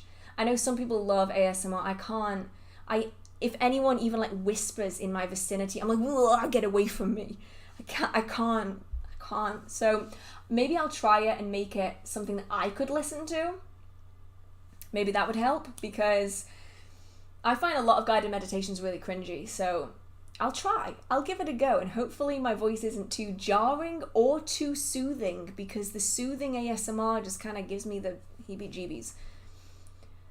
Where do you sit on the art of necromancy? I think a lot of people misunderstand what it is. Nothing quite like a good bit of Diablo to make people think that you're literally raising the dead. I think it's fine as long as you're respectful. You know, that communicating and working with the dead can be incredibly beneficial. You just have to make sure that you aren't being bad about it. You know, you have to be very careful. You have to be very respectful. And sadly, some people are not respectful, which is a real shame. How do I cleanse secondhand candles to use for spellwork? So, same way you'd cleanse anything, really. You can cleanse with smoke. You can cleanse with energy. Trying to see if my way of doing it would actually apply. I mean, you can. I cleanse mine with water, which sounds really counterintuitive when you're working with candles, but you just don't run it over the wick. You just run it over the wax. I find that incredibly effective, and that's what I primarily use because I don't like extra effort unless I need to do it. So for me, I like just like letting the water run over the wax, letting it dry thoroughly, and then I'm good to go. I'll obviously give it a check first to make sure that there's nothing else energetic in it that shouldn't be, and then I will just undertake my working.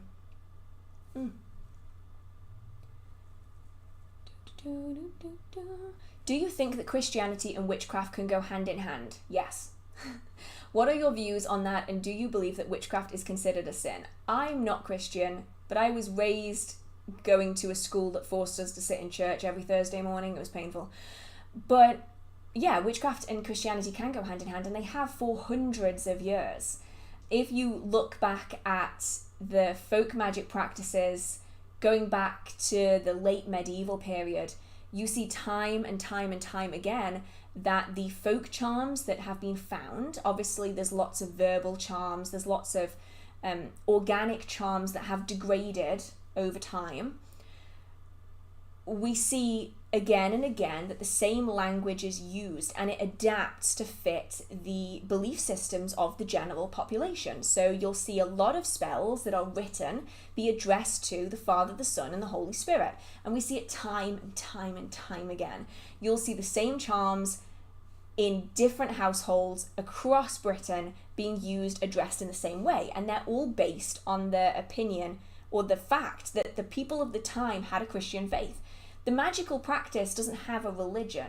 It is a very cultural practice. It alters and adapts to fit the people who were doing it. And so if the people at the time were Christian or Catholic or Protestant, it would adapt based on what their religion was. And if you go before that, it will adapt before that as well. And so it's a very adaptive practice. That's why it's survived for so long, because it has adapted over time. Whether a Christian decides to practice witchcraft or not, though, is up to them. It's up to what they feel comfortable with and how they want to adapt that or not into their own practice. But we do see that historically it does and it did go hand in hand, mainly because that's what the general public was believing at that specific time. How to set up protection work when you're energetically drained or blocked for a long time. Don't use your own energy. Draw on something else. You don't need that energy to go into yourself in order to draw on it. So for instance, protection workings. You might want to, say, call upon the energy of the full moon to help offer you protection for the rest of the cycle. So you sit with your items where you can feel the energy of the full moon, and you don't have to have that energy go into you. You can just bypass it straight into the object. That way, if your energy blocked or you're struggling with energy drain, you can still use energy without it being your own, as long as the energy that you're drawing on can match the intention that you're going for. That's probably the best way, and then obviously try to balance out your own energy and improve the blockages that you do have currently.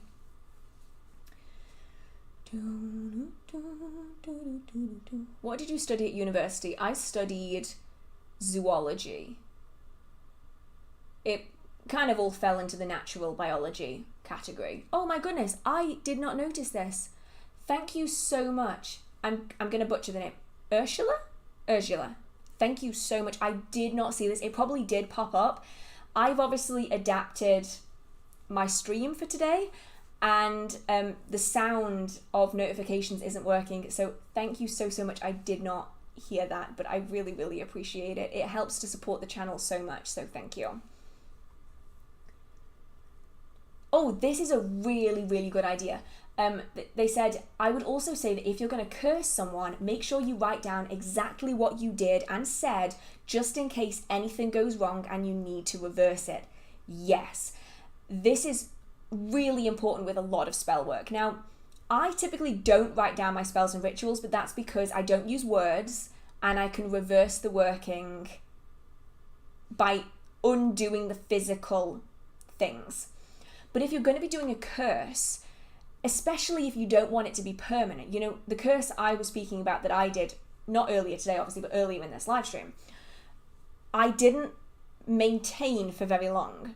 It was designed to be sharp, brutal, done. Like step back, done.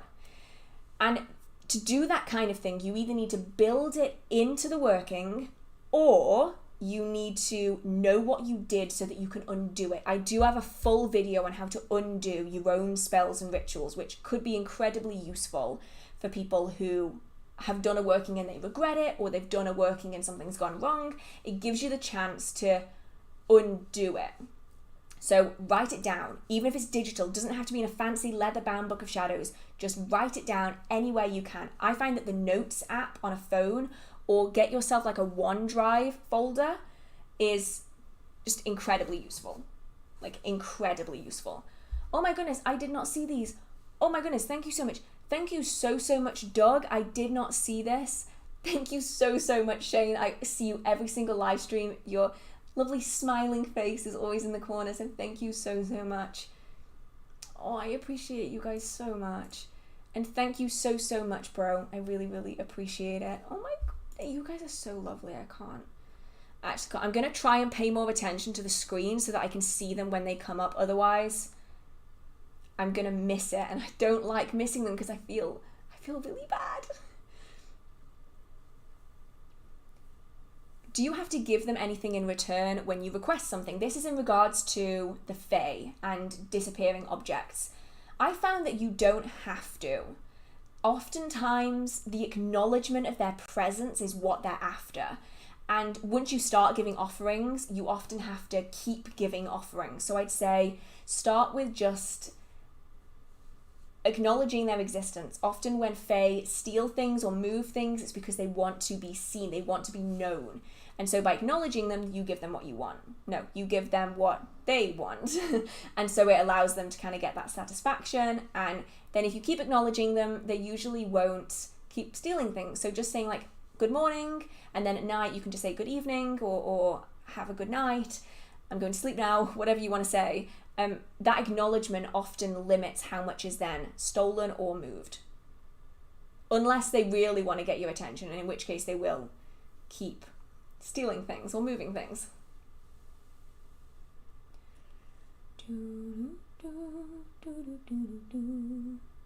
Ooh, how do you honour the spirits of the land if there is little to no information on them? Look after the land.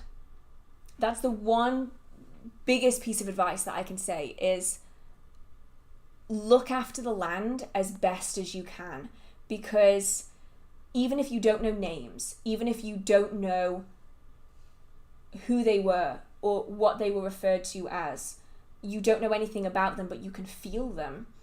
If you take care of the land, if you take care of preserving what is there, that in its way is its own form of honouring them, because you are maintaining the space that you are currently residing on. This is often really important if you do live in North America, for instance, where the land has been taken from the rightful owners of the land.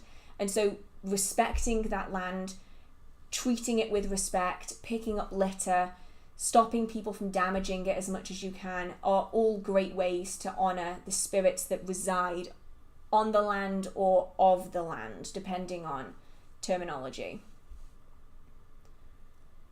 Why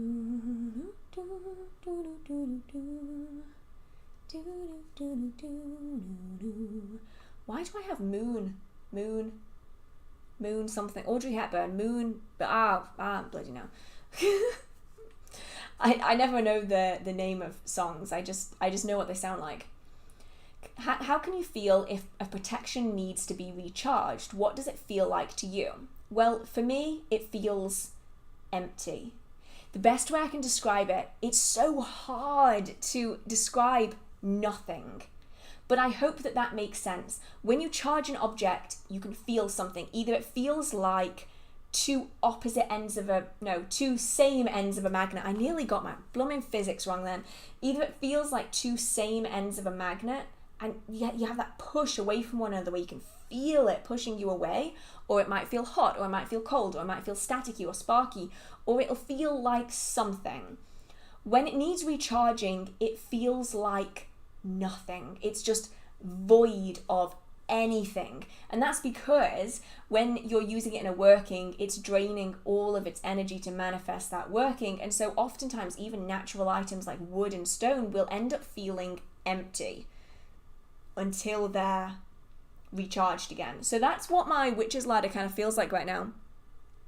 It just feels like nothing. It's like a void, just emptiness. Sorry, it's over here. You can't see it, but like I can see it. I can kind of feel a little bit, but I don't think that's coming off the witch's ladder. I think that's coming off the goddess statue that I have on there. Yeah, it feels like nothing. So I then know that I need to recharge that. And I mean, I'll probably wait now for a few weeks until we get into a different moon phase perhaps, and I might do that then. We'll see. I know I need to recharge it, so I need to do that. That's actually reminding me I do actually really need to do that. How do you learn about the magical traditions of your area? Listen to the local people, listen to your elders, get some history books on the subject, and you'll quite likely notice that there are a few things that you start seeing. If you walk by lots of houses or drive by lots of houses, especially houses that have been owned by the same people for a really long time and that are quite old, you'll likely see similar things, similar plants, items being hung up, things being used.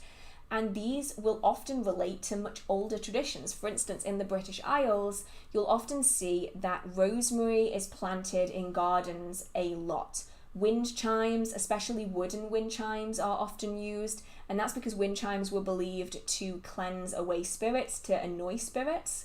And rosemary is really good for protection, but it's also good for cleansing and abundance and prosperity. You'll find horseshoes on houses as well. Sun catchers are often used to dispel negativity and darkness within the home.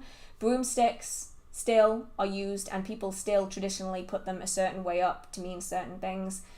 These are all things that you can see just by kind of wandering around for a while. And when you start looking into history books, start looking at local legends. Local legends are also really important because despite the legend probably being false, usually they're based on pre-existing belief systems that have essentially been adapted to suit the modern audience at that time. So even if you don't have any history books on witchcraft in your area, the history books themselves might give you clues that you can piece together to adapt into your own workings.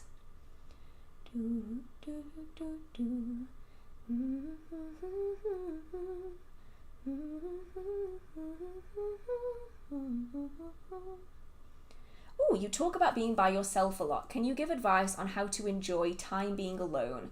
And what can you do alone without getting bored?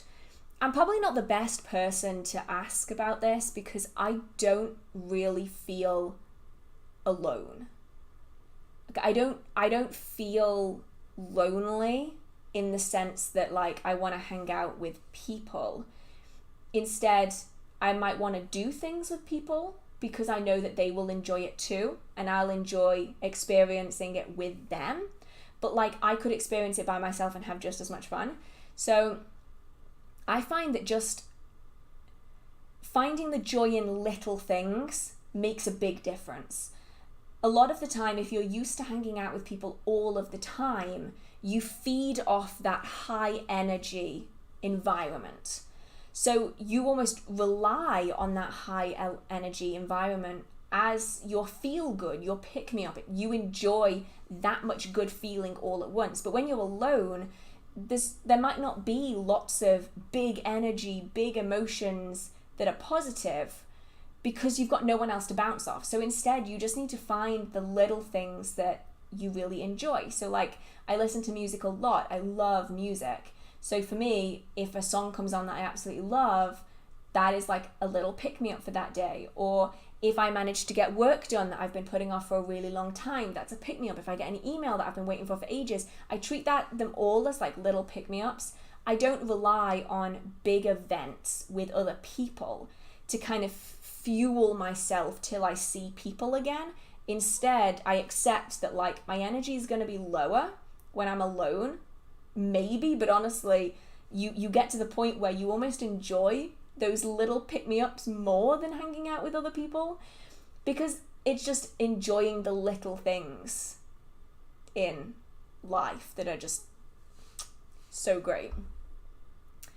How do mind control puppets work? Mind control puppets? I've never known of them being referred to as mind control puppets. You mean like puppets that influence another person? Do you mean that kind of puppet? Do you talk to them, focus on what you want them to feel or think? Do they think of you telling them that thing, or does the feeling show itself? So puppets can be used to influence other people. I think mind control might be a little extreme because you aren't controlling their mind. Like you can't overtake their own thoughts and feelings.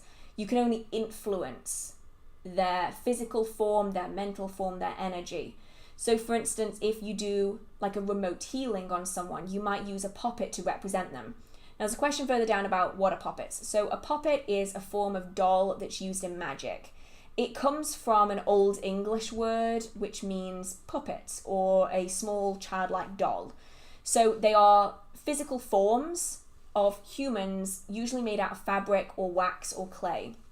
And they're used to represent a person within spellwork and ritual. So you create a puppet with the person in mind. You might include tag locks such as hair, nails, anything like that. You can get more grotesque and gruesome if you like. You can also like carve your name into them, not your name, but carve their name into them. And you can dress them in things that they would typically dress in. Some people will name them. I typically name all of my puppets. So I'll hold my puppet in front of me, I'll charge it with energy, and I will typically say something along the lines of, I name you, insert person's name here, they are you and you are they. And that's typically how I connect the two together, and I do that while focusing on the person at heart, the person I want the puppet to represent. Now, for instance, if you're doing a healing puppet, someone's requested you to do a healing puppet.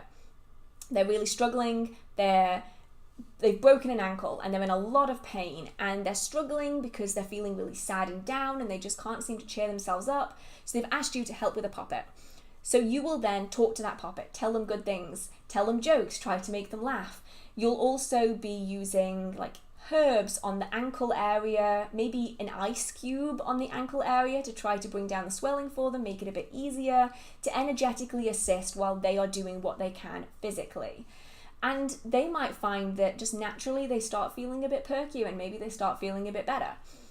It's essentially a form of influence. So you are influencing someone else's energy. You aren't going to be able to override their own thoughts and feelings, but you might be able to sway them in a different direction. So if you have someone who really wants to get a job, but they really want to earn money, but they don't want to get a job, you might make a puppet of them and you might dress them in business clothes and make them sit at a desk and talk to them about how good it will feel to be able to get up and say, I earned this job, I got myself a job by myself, I did this for me, I'm earning money now.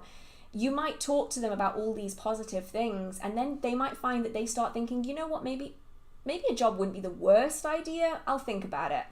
And it already aligns with their end goal, but you might just be speeding the process up a little bit more. So it's not going to completely override. They have to already have at least some inkling to do that, and you're just giving them like a gentle nudge. Usually they've asked you to do this, especially with things like protection puppets, healing puppets and the like. They'll usually have asked, just as a little extra boost for them.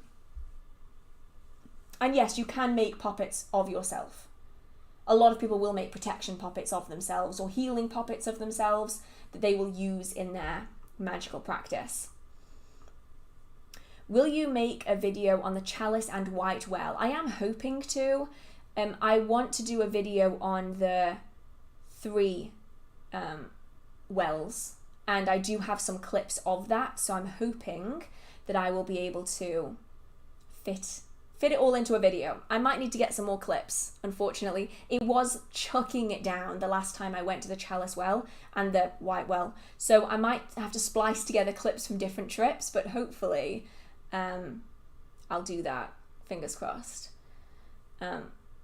Yeah, just a note here, it got people saying that they're the same as voodoo dolls. Voodoo dolls are only within the initiatory tradition. So like, dolls are used all over the world, but typically it's best to stick to puppet unless you are initiated into a tradition that uses a different term. So puppet magic is kind of found, or like doll magic is kind of found everywhere, but there are specific aspects of it that are within different traditions that require initiation, like voodoo. Was it done? I'm so sorry if I'm saying that wrong. I'm terrible at remembering these things. I hope you know what I mean though, fingers crossed. How exactly do you put intent into a spell? So you gather up your energy, you focus on your intention, you splice the two together, and then you push it into an item, or you release it. That essentially is the most simplistic way of doing it, basically.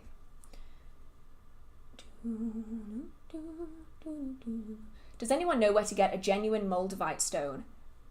A good crystal shop. And expect to pay a lot for it. I recently was asked to look on Wish. Now, you'll have to let me know if you want me to talk about witchcraft on Wish. Let me know. And I was seeing some shocking things. If you are finding a Moldavite piece of substantial size and they're asking like £3 for it, it's fake. Generally, a good, you're looking at maybe like 2 gram piece of Moldavite is going to cost you a decent amount. The bigger the piece, the more expensive it's going to be. If you're finding even little pieces or like £1, it's not real. Because there's a limited supply of Moldavite. It's only from a certain place. It's a lot of money. I have a little tiny piece of Moldavite in a necklace, and this little tiny piece in a necklace cost me £40. Like, little tiny piece. And I know it's real. So that's the kind of thing. Good crystal shops will be able to tell the difference between fake Moldavite and real Moldavite. Oh my goodness, thank you so much. I I really, really appreciate it. I'm hoping that it was useful. I'm sorry, I didn't read the thing out.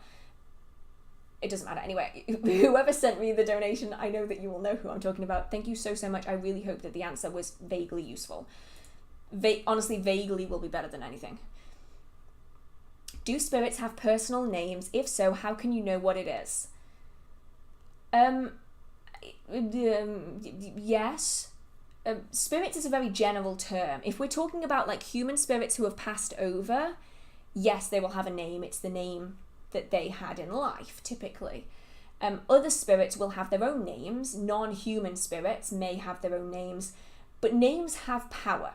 And typically, the majority of spirits that are non-human won't share their name with you unless they trust you a great deal, and even then, it probably isn't their real name. So, you really can't tell unless they're willing to give it to you, but most of the time they aren't.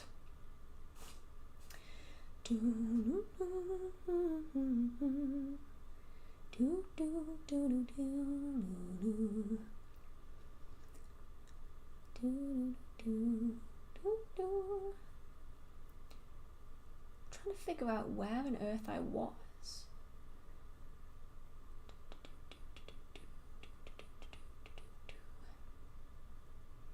When should I start with more difficult spells? When you're ready, basically.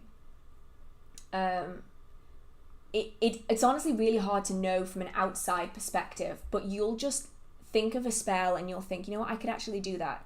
And you would know how it's done, you would know how you would do it, you would know how you would energize it, and you also know what to do if it goes wrong.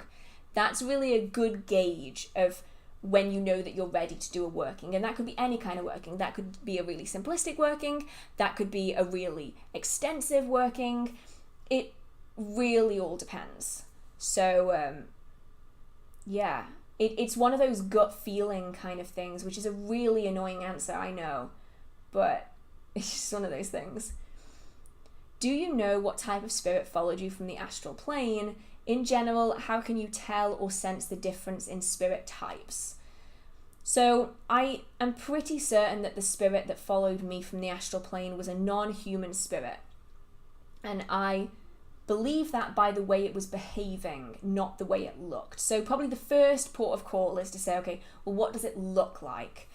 A lot of spirits will look like nothing you've ever seen before, and it will genuinely hurt your brain to look at them because you're like, what? I didn't even think something that looked like that was humanly, physically, earthly possible. And then I realized it's not earthly, it's astral. And so some spirits you can base on that. Other spirits look human and act human. They're typically the human spirits because they don't know how to act any different. So they'll probably still present themselves as a human, usually at a certain point in their life, however they feel most comfortable, and they'll also act human.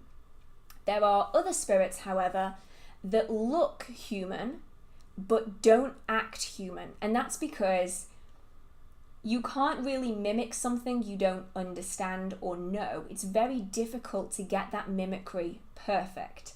And so I could tell, though they looked human, sort of, they didn't act human in any way besides having 2 legs and 2 arms and standing upright, you know. So for me, I could recognize that because although they looked human, their behavior and their actions spoke louder than their appearance. It's a difficult one. So you can go off the way they feel. Sometimes they might look human, but they feel awful. The way I describe negative energy, you know, coming off a person or coming off a spirit, is it feels like gunk. Like it feels like gooey black sludge is just like sloughing off them. That's how negative energy feels to me. It's going to feel different to everyone. Sometimes it might feel burning hot or freezing cold, but it's going to feel bad, whatever it feels like usually. For me, it's like disgusting, oozy black goo. And that's often how I can tell. If a spirit looks human, but they feel this way, I know that they aren't human. because there are very few humans that I've ever interacted with that feel that way, and usually it's not because of them, it's because of something that's attached to them.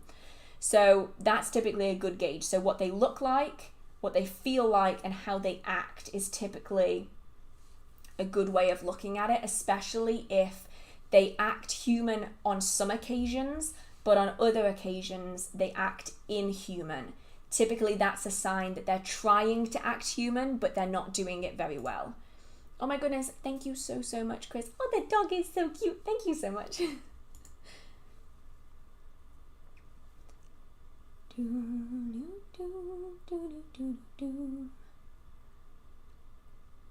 Oh yeah, no. Sorry, someone just said it. Maybe try the light behind you shining down. Down lighting on camera is probably the worst lighting known to mankind.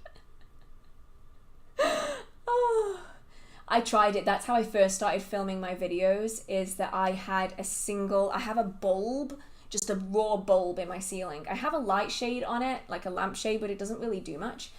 And yeah, I tried that for a few years. Like the first 2 years, I think I filmed with down lighting, the worst videos you've ever seen. So like, you might think that my videos started in like 2020. They didn't. It's just that most of the videos that came before it were filmed with the worst lighting. Like, they were unbearable to look at. They were so bad. So yeah, I'm not doing that again. No chance. Oh no. Oh, it just jumped.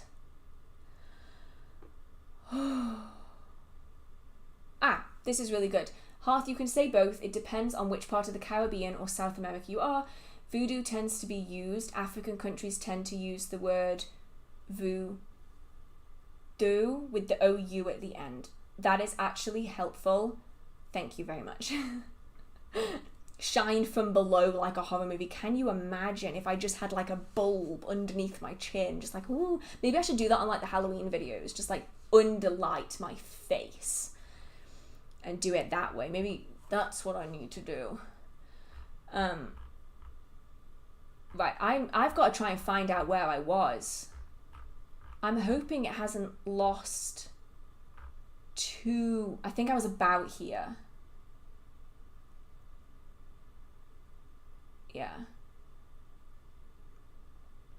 Oh, can we definitely have a working with familiars? As people are interested in that. Yeah, I mean, I'm definitely gonna work on a video with familiars, because I know that a lot of people are really curious about it. So I'll probably start scripting about that, because I think that could be useful. Moon River. Is that what it's called? Sorry, I just blurted that out loud like...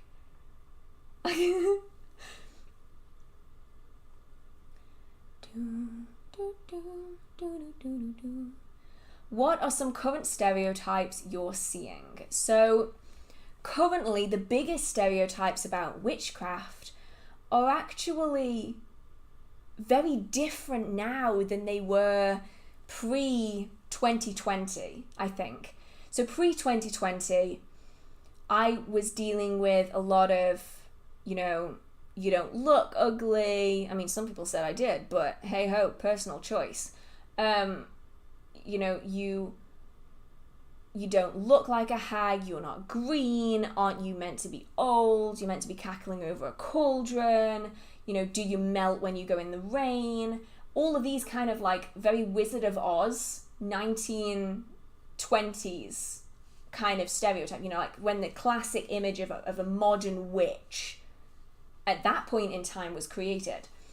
Nowadays, we see a lot of stereotype going far the other way. You know, you have to dress a certain way, usually in very flowy clothes, and you have to walk barefoot everywhere, and you have to be really rich, and you have to own thousands of crystals, and you need to spend your entire day doing witchcraft, and you know, you have to be a young woman, and there's so many of these kind of stereotypes, and it's kind of swung the complete opposite way, which is kind of nuts to me, because it has completely gone the other way since 2020, since TikTok really took off with witchcraft, which is kind of crazy to me, because like we've had I've been in this community now for 16, 17 years, and it was the same stereotype basically for that entire time until 2020, and then it just got flipped on its head, and it's just bananas to me how quickly that happened. So yeah, those are the main stereotypes. For reference, you don't need to own 1 million crystals, you don't need to dress a certain way, you don't need to be a woman, you don't need to be old. You know, all of these things are just stereotypes that we are seeing today. But stereotype doesn't mean it's accurate, and it doesn't mean that you need to follow it either.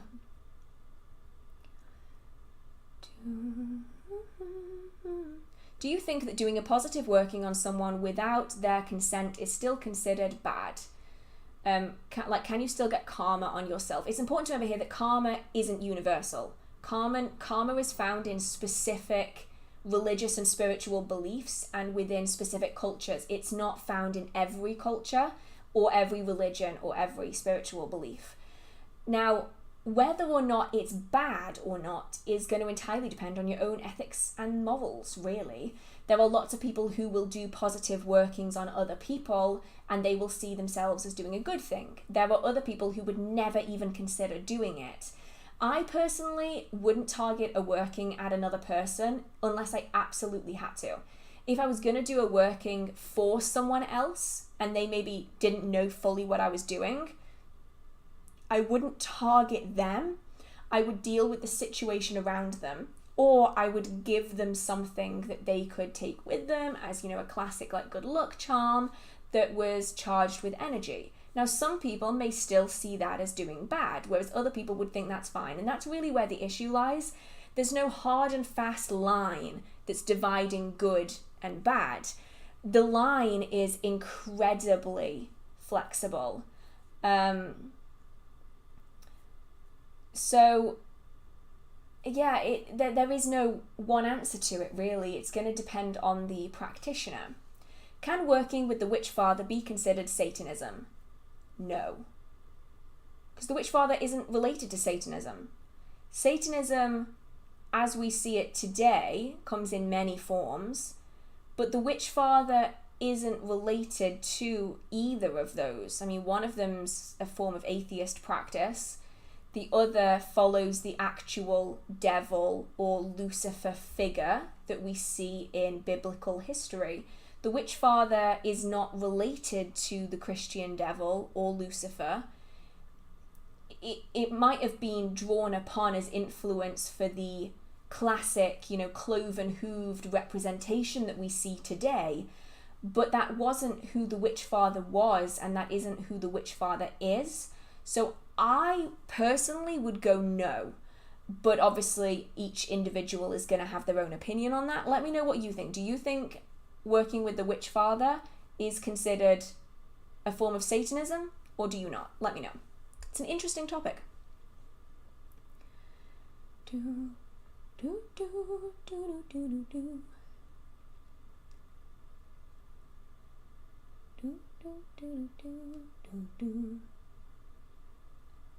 not sure whether this one would actually work. This is an interesting one, because if I'm floating a candle or coal on water, I will take a small drop of water and drop it on the flame to make steam as a way of setting the intention of elemental cooperation. I mean, it could work, like an elemental handshake, of course, only if this feels okay. I mean, this might work. If it works for you, great. The elementals that I work with would just tell me to fuck off. Like, I can offer, like, will you please work together? And they'll just go, no. And then they'll just leave. So, like, I think that will definitely, this is in relation to connecting, like, water and fire elementals and getting them to work together. I think it's very much going to depend on the elemental individuals in question. And just bear in mind, if you're going to try this, anyone else, that depending on the individuals, you might find that they're willing to cooperate, or you might find that they're going to sabotage your working because they don't want to cooperate and you told them to. So just bear that in mind. Make every decision with spirits based on the spirits that you are working with. Just that way it makes it easier to figure out where to draw the line, how to work with them, how to not work with them, and all that.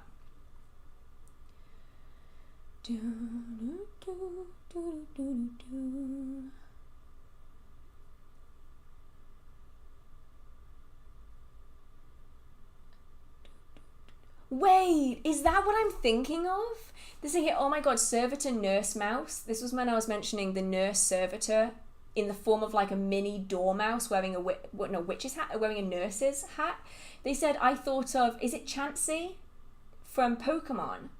Maybe that's what I'm thinking of. The Pokemon like nurse hats that you see is definitely what I'm thinking of for the nurse hat. Maybe that's what it is.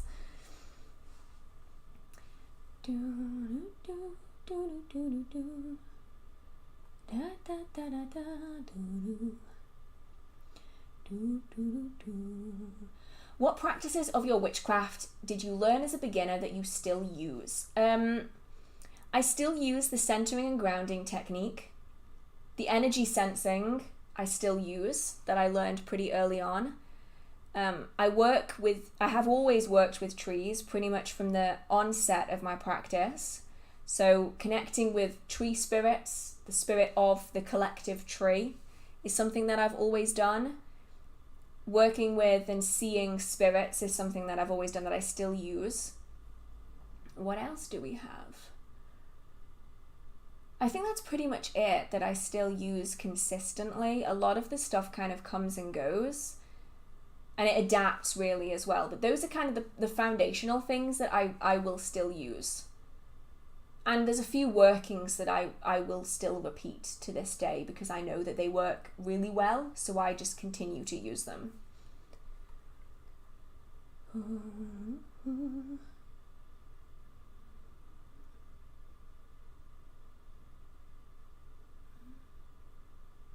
What will happen if you do a lot of really bad things when you astral project in dreams? So like, are you dreaming or are you astral projecting? Starting wars on the world you visit and such. Well, the reality is that when you leave, that war will just stop. Surely? The thing you need to define is, are you actually astral projecting or are you just dreaming? Because astral projecting in dreams is not, you either astral projecting or you're dreaming. Distinction between the two. So the reality is that probably when you leave, well, it works in real time, so you're only going to be there for 8 hours. I don't think you're going to do that much damage. And also when you leave, it will just stop. Surely. I'm confused. Anyway, whatever. I'm confused.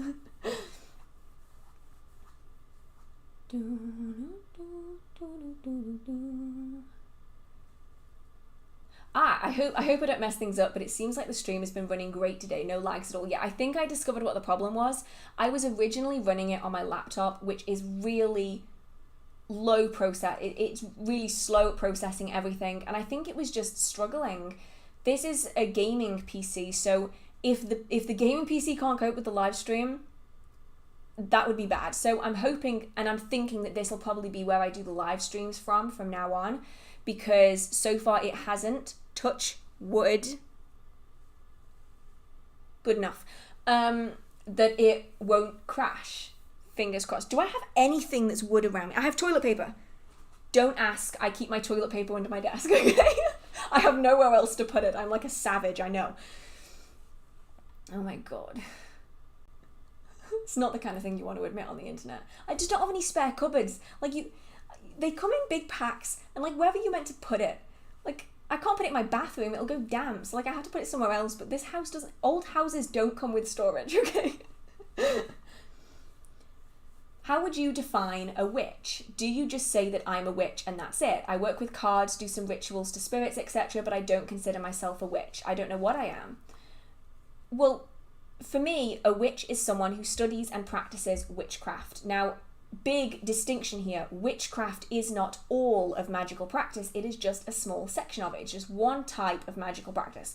There's lots of magical practices around the world that go by different names, and different people of different traditions will choose to follow them, and they call themselves different things. So I feel like the whole TikTok thing kind of made people think that witchcraft was the be-all, end-all of magical practice.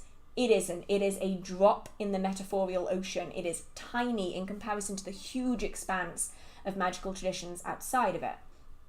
For me, a witch is someone who studies and practices witchcraft. That is the whole point.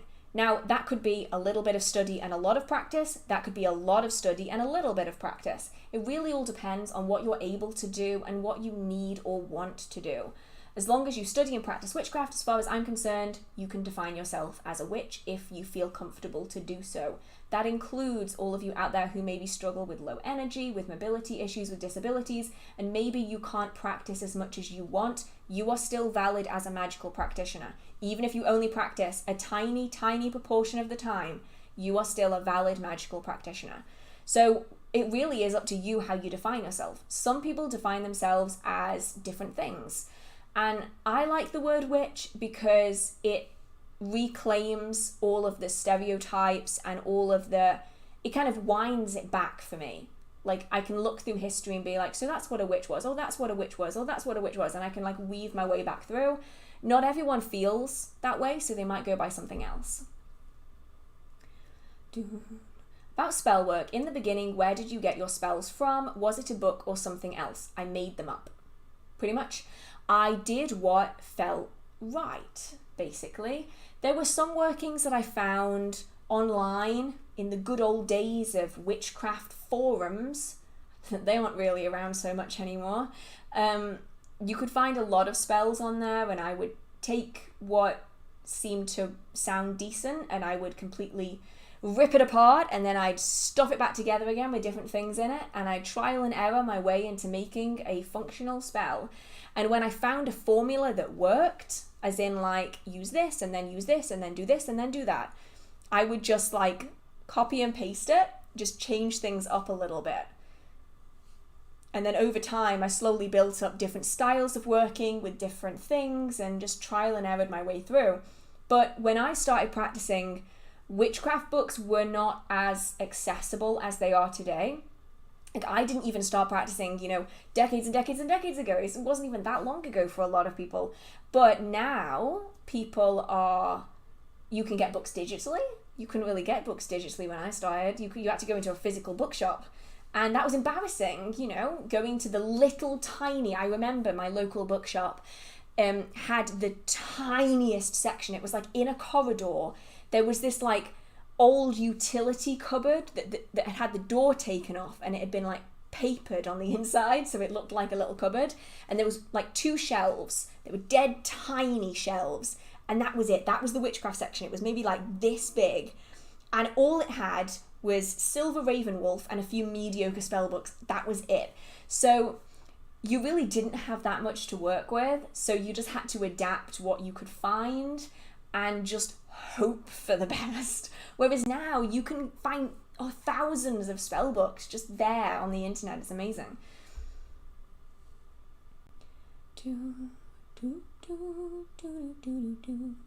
How do you get rid of the end of spell candles? Depending on what kind of spell candles I'm using. If I'm using paraffin candles, they're typically non-drip. And what that means is the candles burn up as they're melting. So it means that when you're having your fancy dinner party and you've got candles on the table, it's not going to drip on your tablecloth and damage it. So they were made so that they burn all of the wax as they're going down. In those kind of candles, I literally just burn them all the way down to like cinders at the bottom. And I have specific old-fashioned candle holders that keep it elevated off the table so that it doesn't get too hot and burn my table. That's what I'll do with paraffin candles. I just burn it all the way down.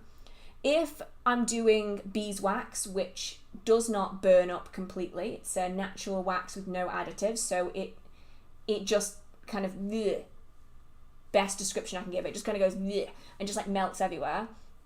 With that, I will either use it in another working. So if I want to do, say, a prosperity spell, I've done one once, I'll melt the wax down again, recast it into another candle, I'll use it in another prosperity spell, melt the remains down, put it in another candle, another prosperity spell. And essentially you are like magnifying that working every time you are doing it.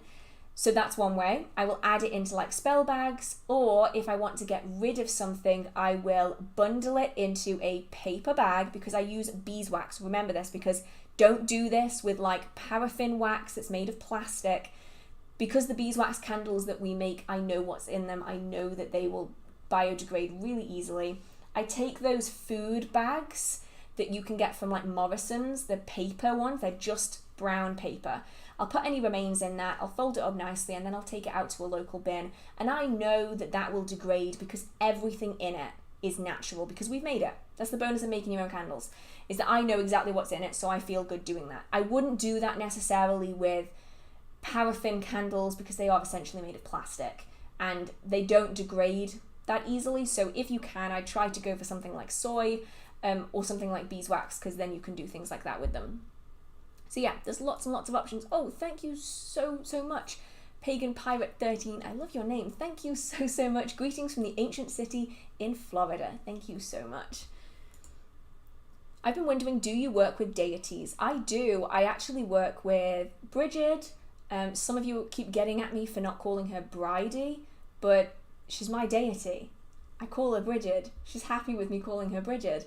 Ceridwen and also Keranos are the three deities that I currently work with. Some of you will notice that I've now added Keranos on in there. There was a long time where he was like standing off to one side, just like observing from a distance. And now he's like, you know what? I'm here.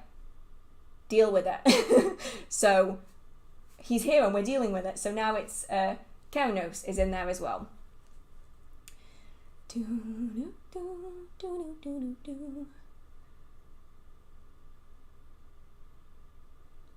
Is it rational to feel monogamous about my tarot cards? I feel weird about getting new ones. I think that is fairly rational if you feel comfortable with using your deck. I mean, the reality is why do you need more decks if you have one that does everything that you want? I think the only time it would maybe be a problem is if you have guilt about getting new decks and the deck that you have isn't allowing you the flexibility that you need. I think that's when it could be a problem. But otherwise, I think it's probably pretty common, to be fair, to feel that way.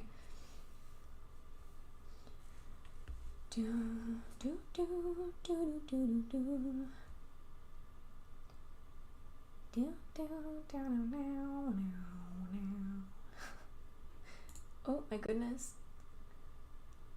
Fiverr on the downs. Thank you so much. Honestly, the live stream, I love doing the live streams because I like getting to interact with all of you. Like, I think it's so much fun for me to do that. Even though I'm like an hour behind all of you, you're like having a conversation at the bottom of the chat and I have no idea what's going on. So we just have to hope that that's doing all right down there because I can't see what's happening.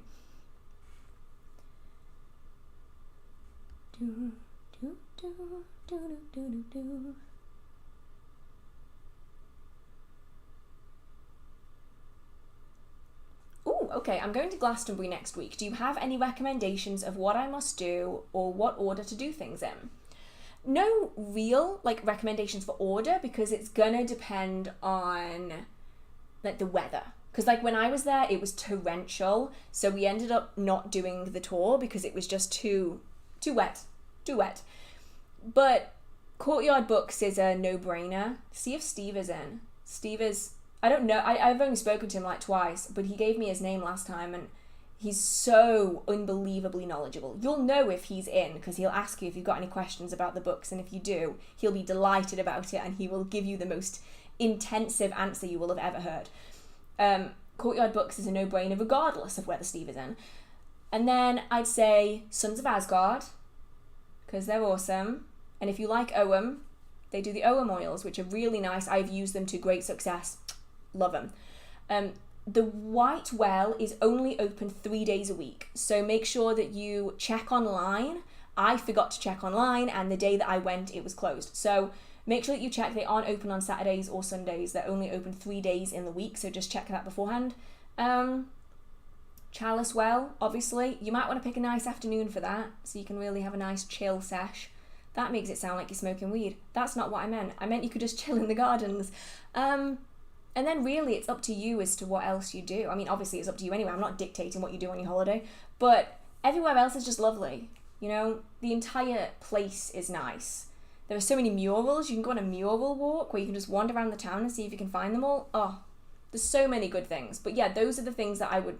Courtyard Books, Sons of Asgard, the White Well, Chalice Well. And if you can do the tour, do the tour. Go up the back way though, it's nicer.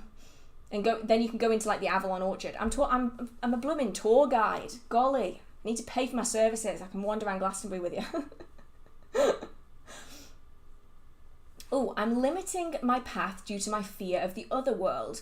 When you dabble in the occult and for my loved ones, when you dabble in the occult and for my loved ones, how do I let go of fear, be confident and with protection magic and open to entity work in the future? I probably butchered that sentence, I apologise. I'd say good first start is to figure out why you are scared of the otherworld. There's usually something rooted in there, and that might be based on a misconception or something that your brain essentially has embellished that has perpetuated a fear about it. So I'd say start by trying to figure out why you are nervous about it. Why does it make you feel uncomfortable? And once you've figured that out, do some further research on it. That's the thing, is research doesn't hurt. Research something even if you're not going to do it yourself. Research it even if you're concerned about it. Research it even if you have no intention of ever thinking about doing it. If you can research the other world, research spirits, you're less likely to be scared of something you know. You're more likely to be scared of something you don't know. So the more you know, the less fearful you're going to be. And then just take steps out, you know, do some protection workings. If you feel nervous about it, do multiple, layer them. Because then if one fails, you've got another and another. I mean, you don't need to be ridiculous about it. I'd say maybe like three is a pretty good overlay right there. If one fails, you've got another one. If another fails, you've got another one. If the last one fails, well, then you're just going to have to deal with that. But that's the beauty of it. It's all about solution finding. That's what witchcraft mainly is. It's about finding solutions to problems through an unconventional means. So really, see if you can find the root cause and then research the other world. Even if it makes you feel uncomfortable, just baby steps into it. Because you might find that by dispelling some of the misconceptions, it might make it easier to process that feeling and to move past it.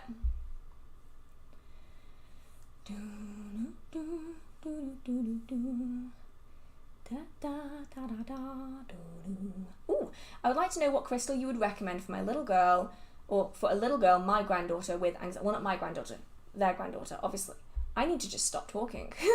With anxiety. So, I really like fluorite for this exact reason. Fluorite for me is a stone of balance, and so especially if I'm feeling incredibly anxious, I will use it because my brain has a tendency to over exaggerate. It swings way too far one way or the other.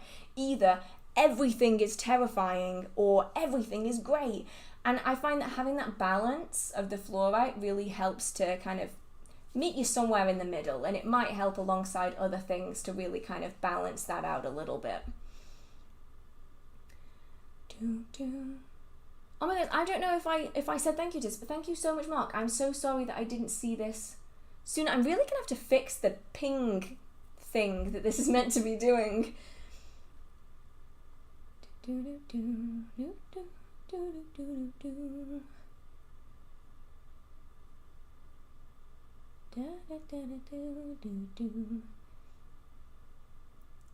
Just curious, but is Ouija a necromancy practice? Can you connect with other types of deities doing so? Well, I mean, technically, necromancy is communicating and working with the spirits of the dead. So technically, if you are connecting to a spirit of the dead, that is a form of necromancy. I think that's pretty much where the definition is. Obviously, different people are going to shift it slightly. So maybe. And can you connect with other types of deities doing so? I mean, you can. You are probably more likely, though, to find spirits who are impersonating deities. A lot of deities typically don't come through on Ouija boards. They're more likely to come through with dreams and through meditations and through all of those things versus a Ouija board. So just be careful with deities and Ouija boards, because you're more likely to get something that's pretending to be a deity than an actual deity. Do you know about Damien Eccles? I do. Yes, I actually really need to get the book, because I've had it in my wish list for a long time and I need to get it and read it, because I really want to know about that. I really want to read what he has to say in it.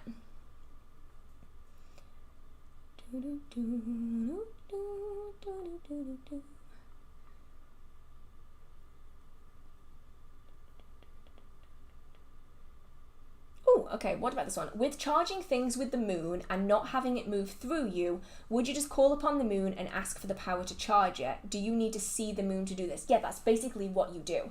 So you're going to be sensing the energy around you, and you can feel that lunar energy there. Now, it's important to remember that the lunar energy still impacts the earth regardless of whether you see it.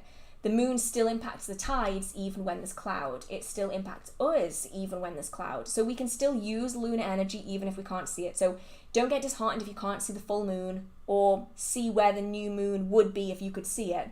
Instead, just feel for the energy that's around you. And then you essentially call upon that energy, you draw it in towards you, like Bruce Almighty, like lasso the moon, pull it in a little bit. I'm out of date with my references, oh my god. And then instead of pulling it through you and into the working, you're just pulling it into the working. Like, it doesn't have to pass through you first. And that's a good way of doing it if you don't have the energy, or you don't feel like you won't drain too much of your own energy. You can do it that way. And that's also how you connect batteries. For reference, that's how you connect batteries. You don't need the energy to go through you. You just draw the energy from a battery, attach it to an object, and then back again. And then you power from a battery, like the moon, instead of powering from yourself, because one is a lot more exhausting than the other.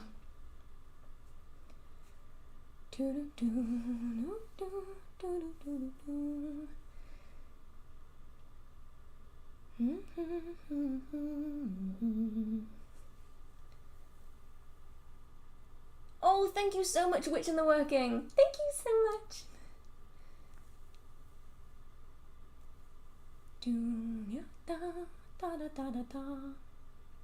Can someone who isn't into witchcraft actually cast a spell that works, especially if the spell doesn't require a deity to be called upon? Oh, this is so interesting. Okay, so there's a few aspects of this. Firstly, to successfully undertake workings consistently, you really need the underlying skills of, energy manipulation, following your intention, visualization. You need these kind of intrinsic skills.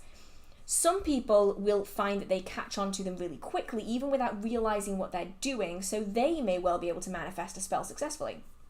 You also find there's this weird thing that happens within the witchcraft community. It's often referred to outside of the witchcraft community as beginner's luck.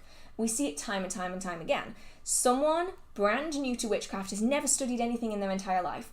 They find a spell and they believe it so thoroughly, so wholeheartedly, that regardless of whether or not they've studied the magical arts before, they undertake that spell and it manifests, but they can never do it again.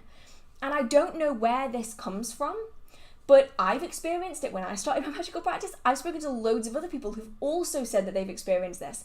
It's this thing where you have nothing to lose if it fails the first time. So many people who've never practiced witchcraft in their lives will have one super successful working, and it'll probably be the first one they've ever done. And then the second, third, fourth, fifth, sixth, seventh, eighth, ninth will not manifest until they get the basic principles down. And it's probably because the first working that you do, you have nothing to lose. If it doesn't work, okay, I tried. If it does work, wow, this is something new I can learn. But once the first one has worked and you're on to the second one, then you're starting to think and overthink, and you're thinking, well, if this doesn't work, then the first one was just a fluke and I can't actually do this, and why am I doing this? I'm being daft, what am I doing? You overthink it, and then it doesn't work, and then you lose your faith in yourself, and then the next one doesn't work. And it's like this perpetual cycle. So I think that you definitely can make it work if you are a complete beginner, never done anything before in your entire life, don't know anything about it. I think you can. But can you maintain it is a different matter. I think anyway.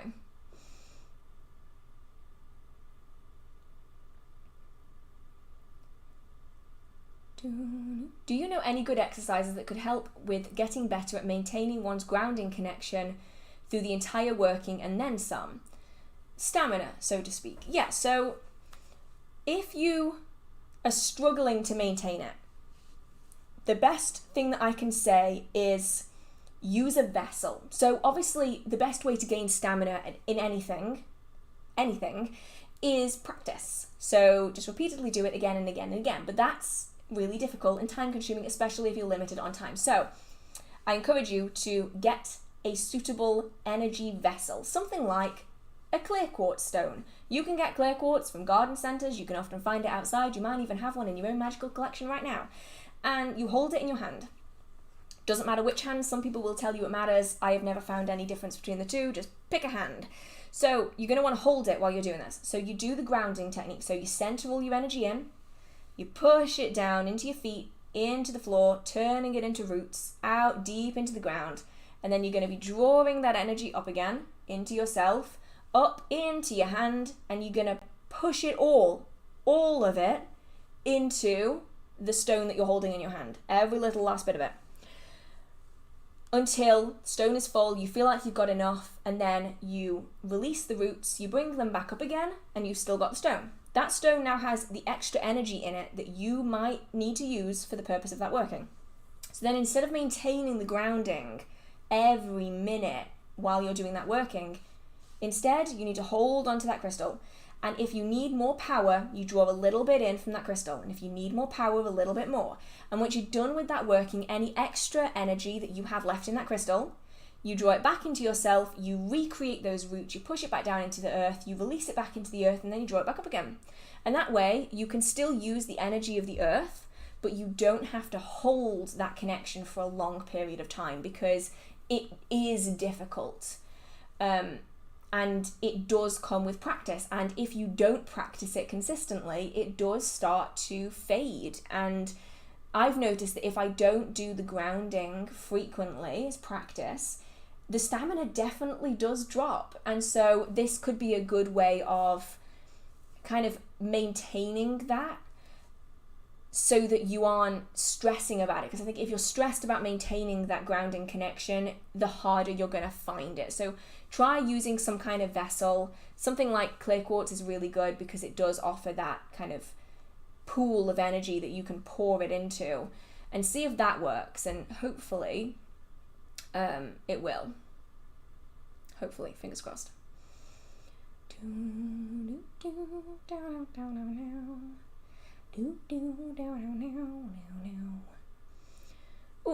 When working spells for others, for example making a spell bottle, what are some rules to follow, or how to make it specifically for that person? Generally speaking, there are no rules unless you follow a tradition that has set rules, so just bear that in mind. How you make it for that person will probably require some kind of tag lock. That could be a photograph of them, which could be really useful in a witch bottle, because the whole purpose is to make this the person outside of the person. It is a target that is separate from the person for any malicious energy or spirits that might want to harm that person. So you could use a photo of them, nail clippings, hair clippings, piece of clothing that was worn or owned by them, their cologne, perfume, whatever they might use, their signature, full name, date of birth, anything like this can be added in to act as an energy tag lock. You can also use things like saliva, semen, period blood, all that kind of stuff. Obviously, some people might not feel comfortable with that, others might. You can also use the classic witch bottle ingredient, urine, though obviously not everyone is going to feel comfortable with this. I use urine in my witch bottles. It is really effective. It is what has been found in the majority of witch bottles from the early modern period, so we know that it is at least authentic to that point in time, but that is mainly for protection. If you are going to be doing it for abundance or confidence or something like that, you can use something else. Just a nail clipping or a little piece of their hair is enough. You don't need to go nuts with all of the body stuff if you don't want to. And also be safe while you're doing it. Don't do anything gross and that's going to put you in danger. Okay, you can do all of these things and just make sure that it's safe what you're doing. Safe for yourself and safe for other people as well. I'm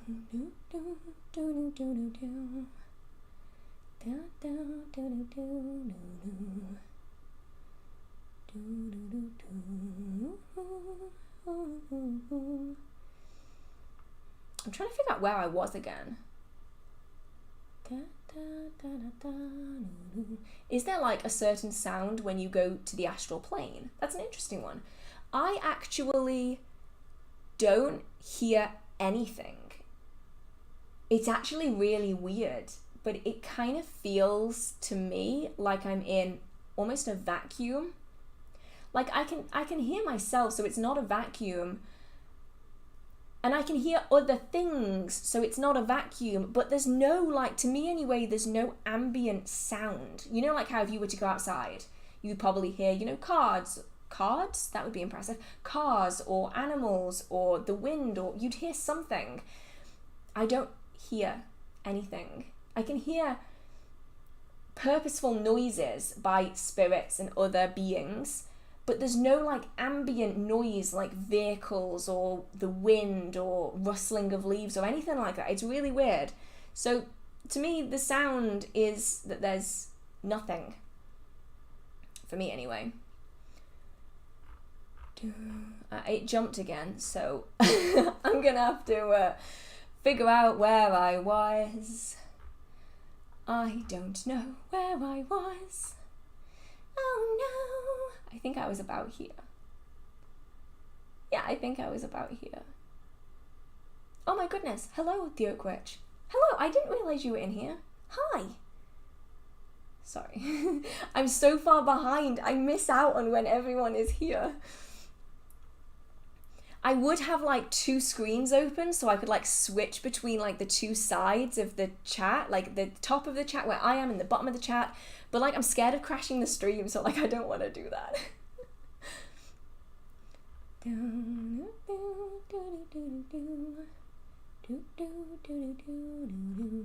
I need to get this darn song out of my head.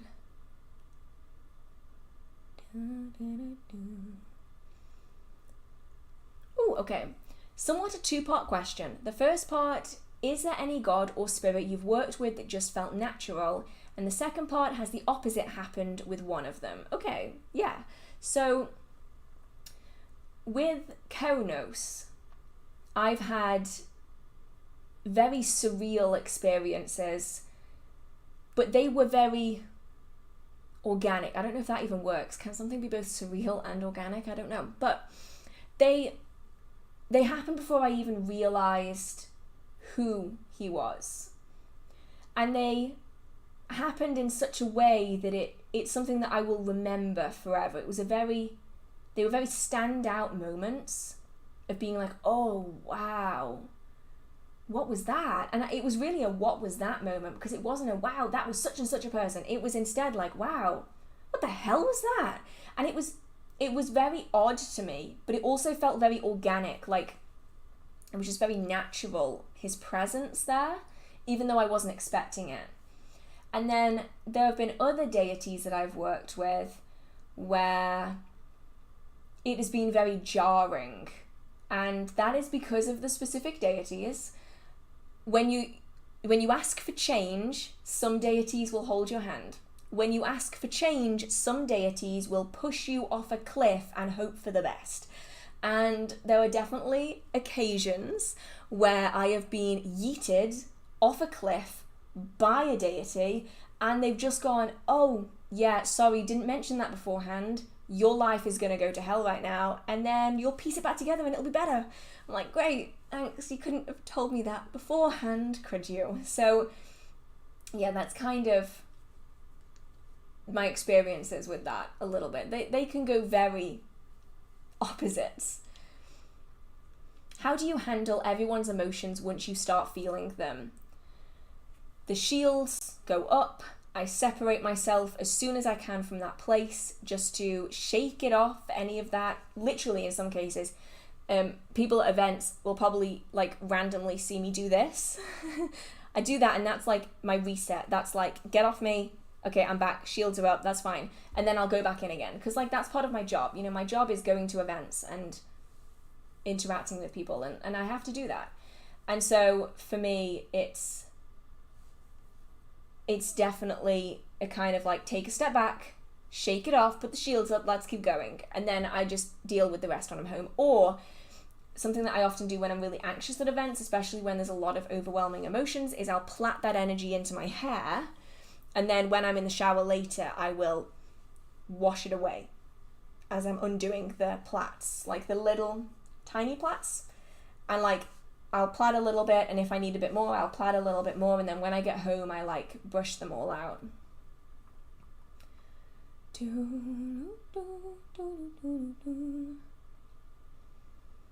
How important is supernatural belief in your practice? I suppose it's a difficult one to answer, because what you may define as supernatural, I define as being normal. And that's really what's so complicated about it, is that like, I see spirits, I interact with spirits, I talk to trees and they talk back. That is weird for a lot of people, but it's been my normal for my entire life. So like, I suppose it's very important, but to me, I don't perceive that as being anything supernatural. To me, that's just normal, that's just natural. So it's important, but I don't perceive it as the same thing. So many people asking about the Witchfather. Yeah, the Witchfather is a figure that's found in certain paths of modern traditional witchcraft. A representation of nature and power, and is a personification of the wildness of the world in a deity form, and is called upon in traditional witchcraft in certain paths and traditions of it as the primary or one of the primary deities, believed to be based on or is a pre-Christian deity of whom the legs, the cloven hoofed nature of was taken by Christianity. Now, how authentic that is to history, I'm not so sure on. I've read some books who say that definitely a figure that is documented hundreds of times, and then I've seen other pieces of research that say that actually there is no conclusive writing of this figure. It is simply a perceived figure that has been taken from historic accounts. So I'm not actually sure of how authentic that is. I think it very much varies depending on what author you're reading and the kind of research that you're looking at.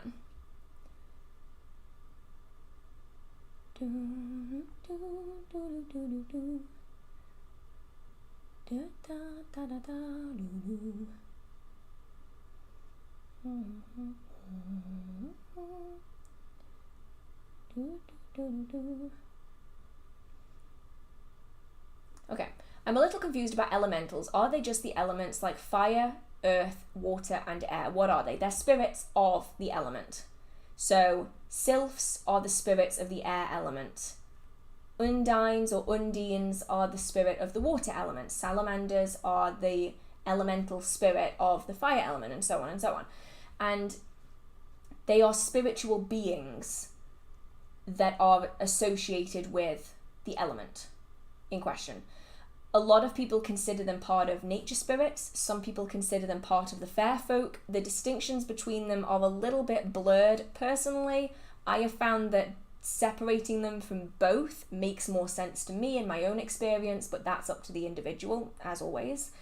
So when you're working with, for instance, a candle, you can work with a candle just as an object, or if you want to, and you have made that connection with, you can call on the energy of the salamanders to assist you in that working. And if you have gained favor with them over time, as with most spirits, they may be willing to assist you spiritually while you work physically and energetically. So it's much like working with any other kind of spirit. It's just they're typically associated with specific elements because that's where they reside most of the time. Anyway. There is a good book, actually. I forget what it's called. It's in my beginner witchcraft video. It's called Practical Witch, Practical Magic, Practical Witchcraft, something, practical something. I'm bad with names. And I think it's in my beginner witch book video that I talk about that one, and that has a good personal description in it of how the author works with elementals. So that was a really fun read, that. What's my favourite book? Oh, okay. My favourite book at the minute is still A Deed Without a Name. That book was so eye-opening to me. I just loved that book. It really drew everything that I was already learning about, and it kind of put it into perspective. So, yeah. That one. I'm trying to wrap my brain for anything else, but no, that one is still my current favourite.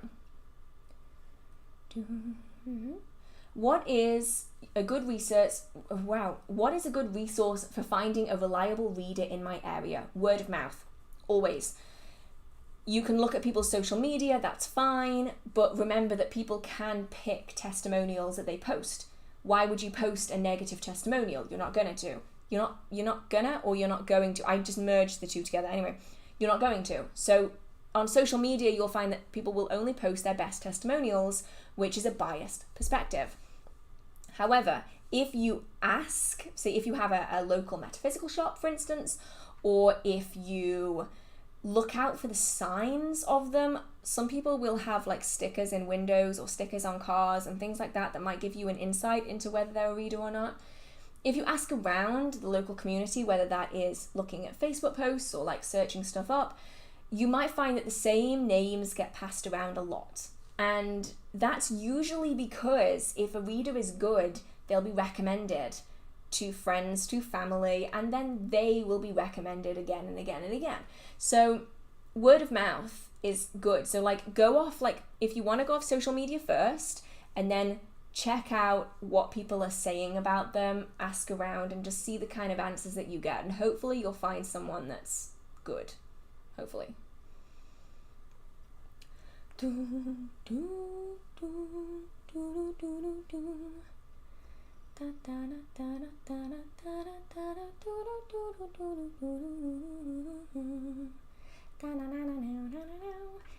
Oh wow, we're going for a remix of classical music now.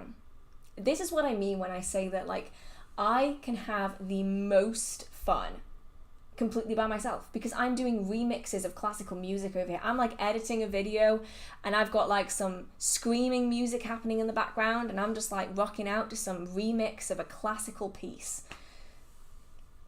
That is what being in my house is like most of the time. What sort of PC games do you play? I actually just got Stray. I've been waiting for that for years, but I'm not sure how I feel about it. I played it last night because it only came out yesterday, and I hate being chased by things. When I play games, I want to chill. I don't want to be chased by things, so I might actually get someone else, one of my friends, to complete the levels where you're getting chased by things, because I can't enjoy it if I'm stressed. I mostly play things like Stardew Valley, Little Witch, what is it called? Little Witch in the Forest? Little Witch something, I'm not sure. That's a really cute game. There's a game about fairies. I forget which game. I'm terrible with names. Anyway, things like Minecraft, The Sims, Genshin Impact. I just love casual games. I am like one of those like not a real gamer game people because I just love playing casual games. I could play Minecraft for days on end and I'd be happy. I mean, I don't have time to do that, but if I could, I probably would. Oh, Animal Crossing, but obviously that's not on PC, obviously, because that's on Nintendo. So they charge an arm and a leg for consoles for one game. Anyway, back to the questions. Do you dream the future, and can you dream the future? I don't dream the future, but I know people who do. They're called premonition dreams, and it's essentially where people will see a section of the future in their dream, and it could be a random point in time, it could be tomorrow, it could be a month from now, it could be a year from now, they don't know. And so unless you monitor it by keeping like dream diaries, it's really hard to tell whether they are premonition dreams or whether they're just dreams, because oftentimes by the time you realize that it was actually a premonition, you've already forgotten that you've had it. So I don't have premonition dreams, but I do have a friend who's actually not a practitioner. He just had no idea what was going on, and he had completely 100% accurate dream premonitions. It's incredible. I've never known anyone like it, and he's like not a practitioner at all. It's just amazing.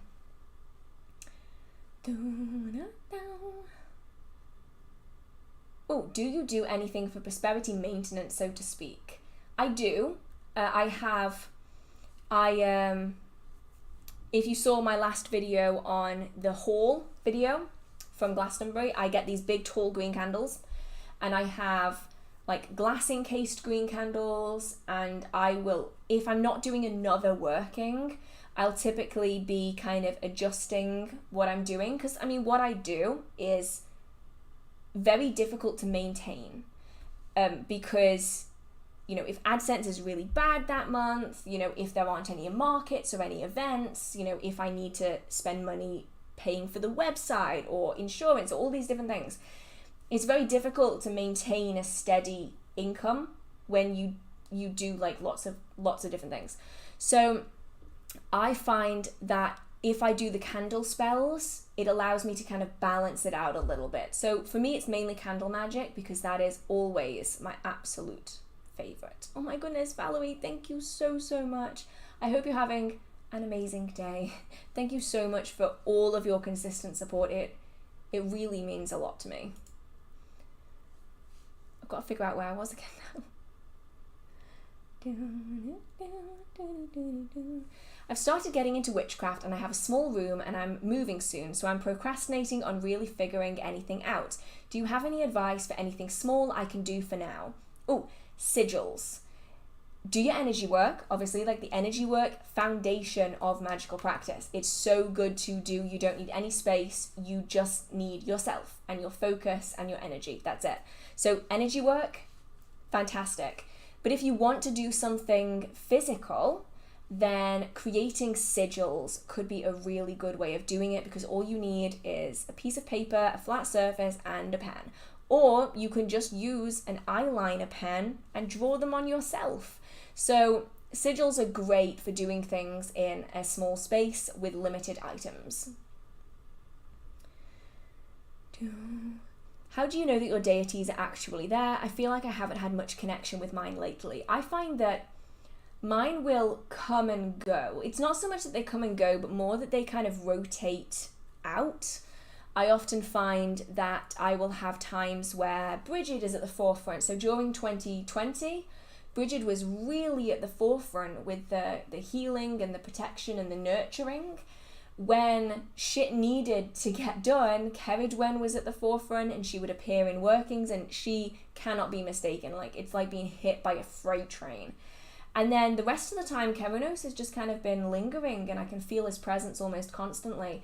But it really depends on how they interact with you, because for some people it is dreams, through others it's meditation, through some it's visual experiences, through others it's more like a watching figure. So they might not be present in a physical way, but they might be present as a watchful eye.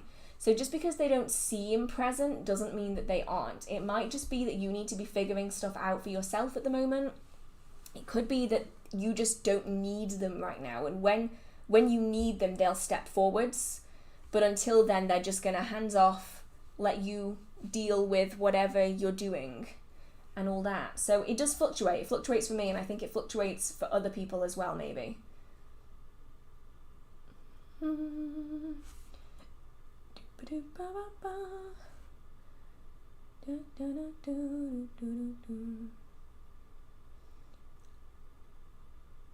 I'm trying to figure out where I was again. I'm sorry, I'm just like staring gormlessly at the... Is gormlessly a word? Is it just gormless? Oh, it doesn't matter. Anyway, you know what I mean. You know what I mean.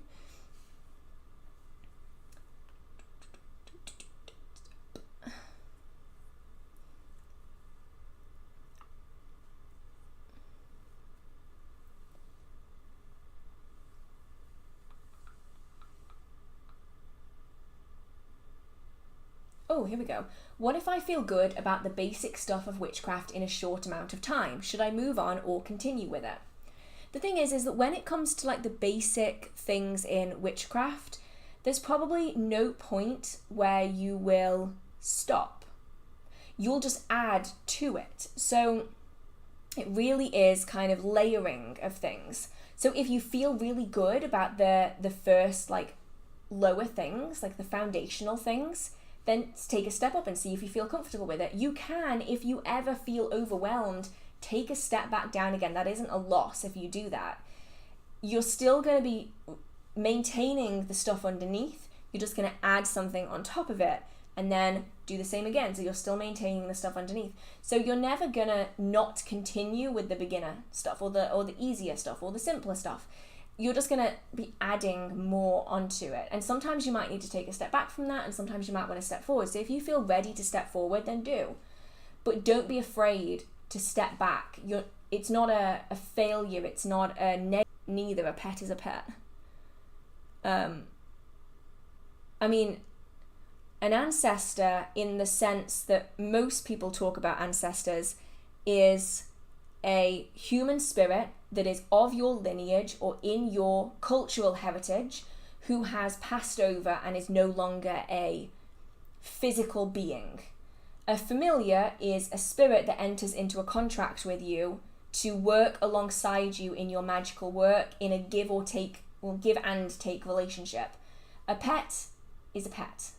They're cute, they're fluffy, they're adorable. They can be companions, they can be magical companions if you want, but I wouldn't say that a pet is an ancestor because a pet's still living. Surely to be an ancestor, it has to have passed over. Anyway. But then if it has passed over, it could be a familiar. Yes. The stream just did, sorry, I just stared gormlessly at the stream. It just did that weird thing where it tells me that the stream has stopped.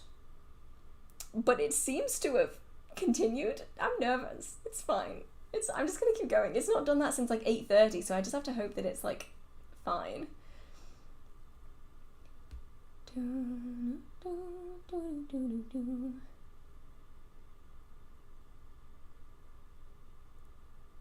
Yeah, that is something that can happen. So some people will bind a spirit to a pet. So the pet then acts as a spirit house or vessel to the familiar spirit. But yeah, that's also kind of questionable because you haven't asked the pet if it's okay with having a spirit attached to it forever. And I would feel kind of uncomfy about that. Like, I'd feel a bit weird about that. Some people do it. I don't really like it that much because it just makes me feel like I'm taking advantage of a pet, and I don't really want to do that. Where would you say the line between we can get over / resolve this issue and where it crosses over to a legitimate reason for cursing someone?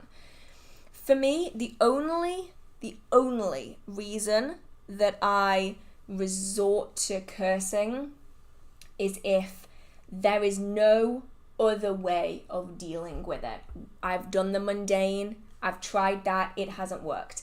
I've tried doing workings specifically to help improve the situation, it hasn't worked. I've tried doing bindings, it hasn't worked. I've tried doing cleansings, it hasn't worked. Like, there is no other way out. Like, I can't just walk away because that's not how this works. You know, unfortunately, the world isn't as simple as if something is bothering us, we can just abandon it. It's not quite how this works. I mean, sometimes it is, and if you can just walk away, it is better to just walk away.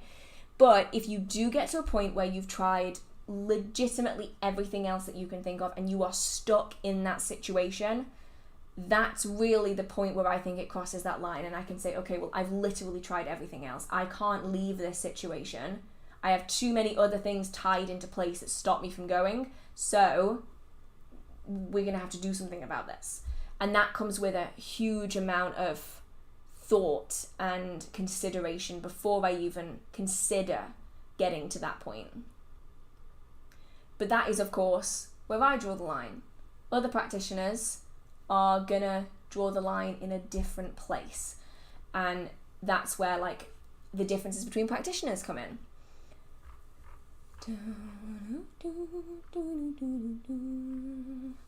It jumped again, so I'm just gonna like scroll. I don't know where I was. Oh, that's the future. That's the dreaming of the future question. So I was like, there's the familiar question. Could you explain what is astral? So the astral is the astral plane. So it's a plane of existence that is layered on top of our own, but is not our own, that spirits reside in and that we can travel to through astral projection. And that sounds like an incredibly complicated way of describing it, but I legitimately can't think of a way that's easier. So, yeah. Can you make a binding spell jar? Yes, I think you probably can. There are lots of things that I wouldn't make jars for because essentially they are a container. So if you want to banish someone, you wouldn't use a jar, but to bind is to contain the thing that's impacting other people, usually. So yes, I'd say that you could make a binding spell jar. I'd say that you can do a binding far easier without a jar. I'm just using a photograph and some black-red thread, black or red, or you can do a mix of the two, who knows, to do that binding for you. I don't think you need the items to do a spell jar for binding. I think you can just do it with less items. If you wanted to, of course, you can do whatever you want.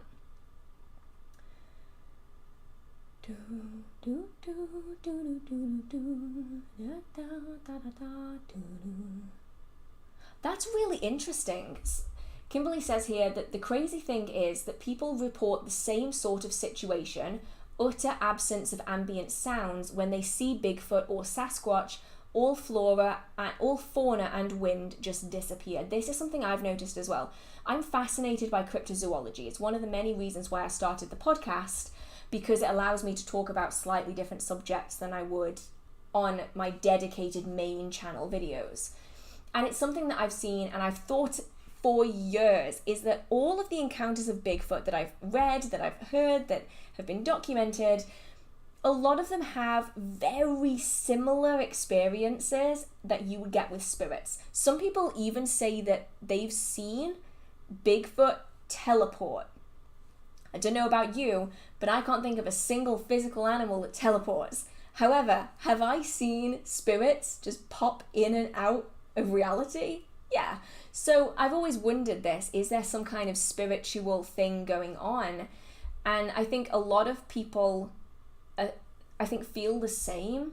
The idea that Bigfoot is a physical being, I think, is quite a modern opinion. By the sounds of it, anyway. Obviously, I'm no Bigfoot expert. I live in England. We don't exactly have Bigfoot here. Can you imagine Bigfoot wandering around Manchester? Like, that would be a sight.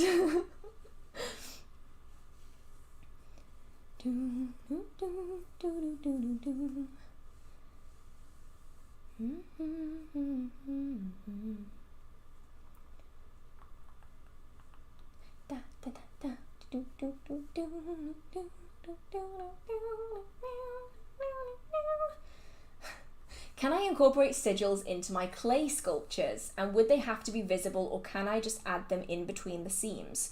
You can just add them in between the seams. The one thing that I will say though is that over time their energy is going to dissipate, so they're only going to be working really regularly when they're fully charged. But obviously it depends on, I mean, they would get a real supercharge in the kiln, that's for damn sure. So they won't be energized forever. You definitely have to energize them again and again and again, but you can definitely do that, and they will be supercharged by the kiln, that's for sure. Do you believe that the gods made us, or we made the gods? This is a controversial opinion maybe. I am very much in the camp of God forms. That makes the most sense to me and my scientific brain. The idea being that, like thought forms and servitors, we have essentially created deities, and that the collective the collective belief in them and the worship of them makes them more than a simple thought form. They become a god form in their own right. Now, I think it would be interesting if gods made us, but my brain kind of hurts when I think of that. I'm kind of undecided, but I like researching god forms. I find that interesting and more manageable to my brain. The other one kind of hurts my brain. Oh, that's the one, the practical book. It was Practical Solitary Witchcraft. Thank you very much, Shane. I'm terrible with names. That's the book that talks about the elementals. A little bit. It's not like the entire book, but one section of the book does talk about elementals.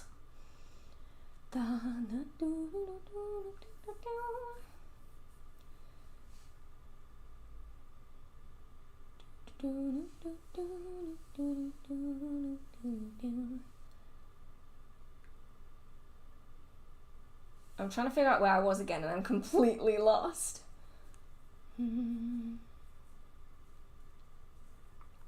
What's a red flag for you in a relationship? Being derogatory to a group of people for just existing. That covers a whole range of things right there.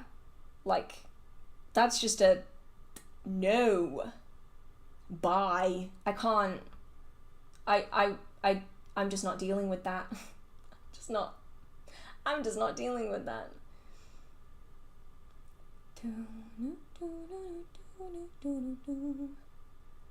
Have you done a video on egg cleansings? No, I don't like eggs. They gross me out. And also, I don't think egg cleansings are found in the style of magic that I practice. I have never seen any record of them. I don't do it myself. So I would say if you can find someone of a tradition that does use egg cleansings, because they're going to have a far better understanding of them than I ever could.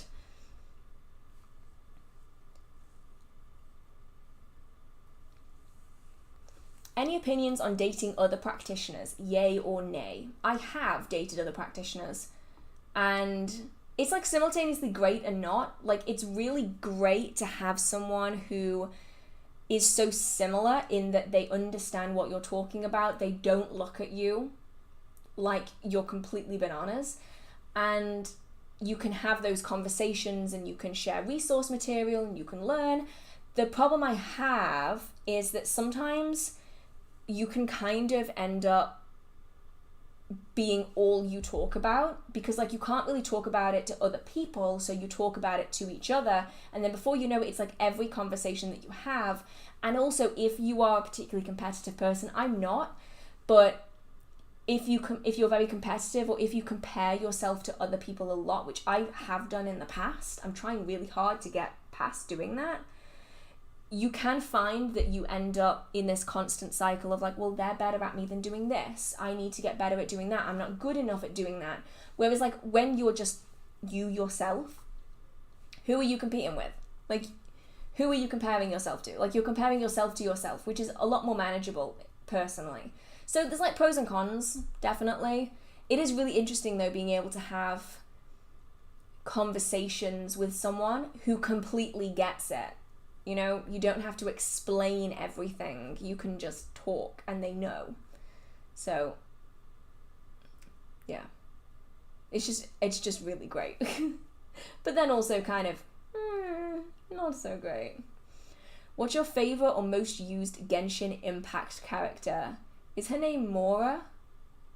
The one where she disappears into the ground and she's got all water coming up out of her. She's my favorite. I think of all of them, she's my favorite so far. And my most used. So like I need to start rotating them out, because the problem is that I get into a habit of using the same characters time and time and time again, and I really just need to switch them out.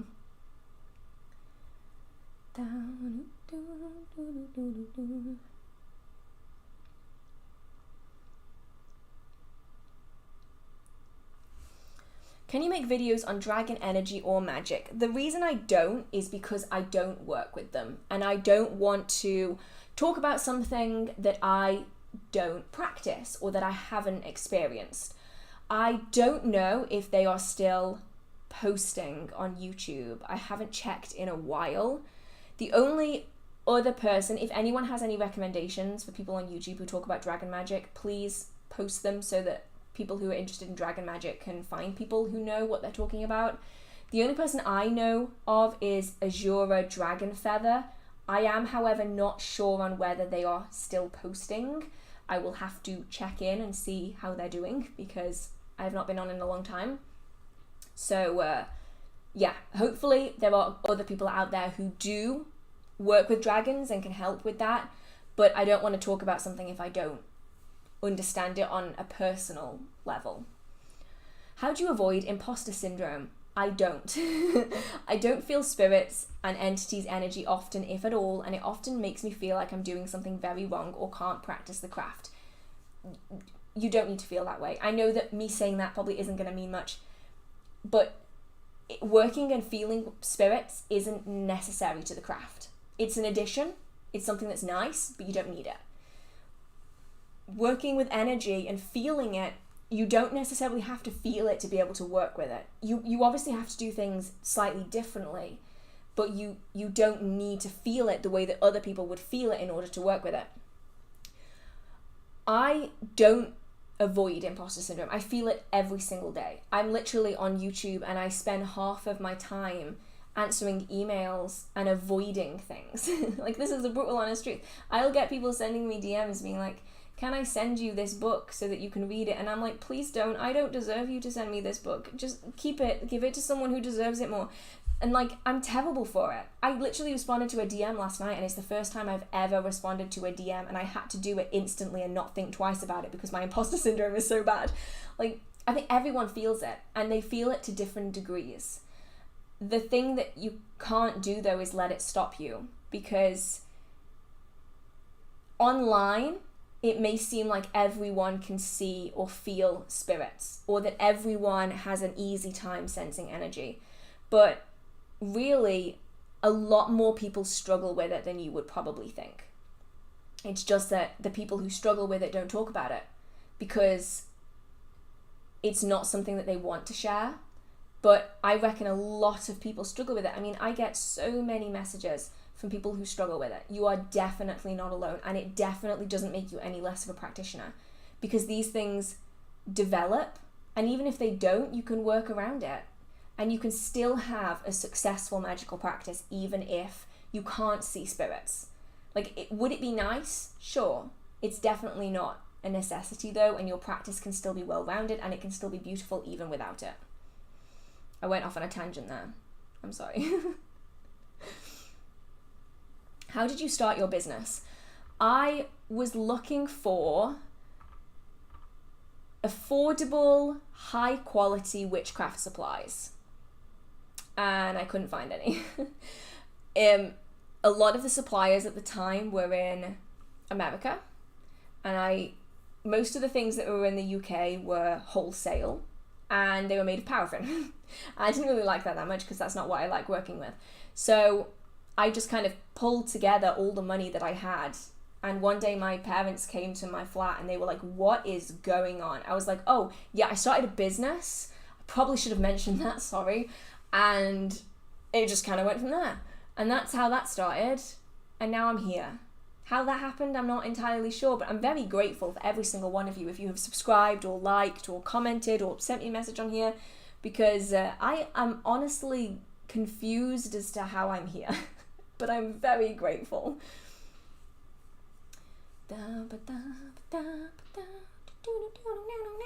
What is my favourite animal? Favourite animal? Thresher sharks. A bit of an obscure animal. I probably should have just gone with fox, cat. No, a thresher shark. They always look permanently baffled. They have such a tiny mouth, but they're so fast, and they have the coolest tails. It's a really odd one, maybe, but like, I was gonna like go into, my goal, if this didn't work, I was gonna go into shark conservation, so it makes kind of sense. How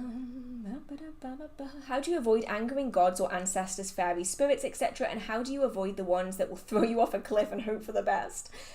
Well, be respectful, for one, and do your research. So, like, with the fair folk, they have certain general guides. You know, it's not always perfect, but it's a reasonable guide for how to deal with them. Give offerings when you've said that you're going to give offerings. Communicate with them when you've said that you're going to communicate with them. Speak kindly, nicely, don't demand, don't throw insults. But the reality is that if you're going to work with deities, you can't really avoid the ones that are going to throw you off a cliff and hope for the best. There's lots of deities like that.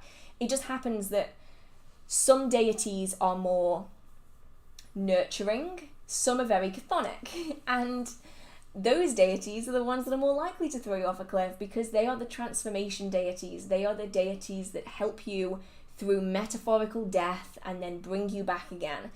And if you want to avoid that kind of deity, then that's an option. You know, don't work with the darker goddess deities. Don't work with the darker god deities. Don't work with deities of transformation, because they are probably the ones that are more likely to do that. But they will make you stronger on the other side if you're willing to go through the shit that they put you through. And if you aren't ready to deal with that yet, then that's okay too. You know, there's lots of deities out there if you do want to work with them. If you don't want to work with them, you don't need to. So that's always an option as well.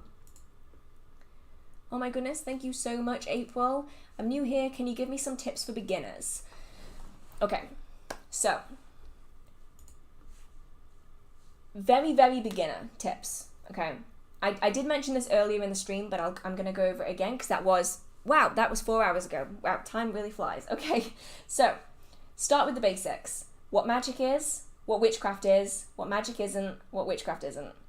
Visualization, energy sensing, energy manipulation, centering, grounding, and then some protections. Those are like the top 10 things that I would say that you should start with because it gives you a really good foundation that you can then build on. I have an entire series about beginner witchcraft. It's in a playlist on my channel. If you do want to check that out, it is like in sort of make sense order. It's kind of a little bit jumbled, but that kind of order as you go through them does make the most sense. I'd say avoid buying anything. Look at some decent beginner books. I have a video on that as well if you want to check that out, but you do not have to watch any of my content if you don't want to. You can watch anything else and read anything else if you would prefer. And then start small.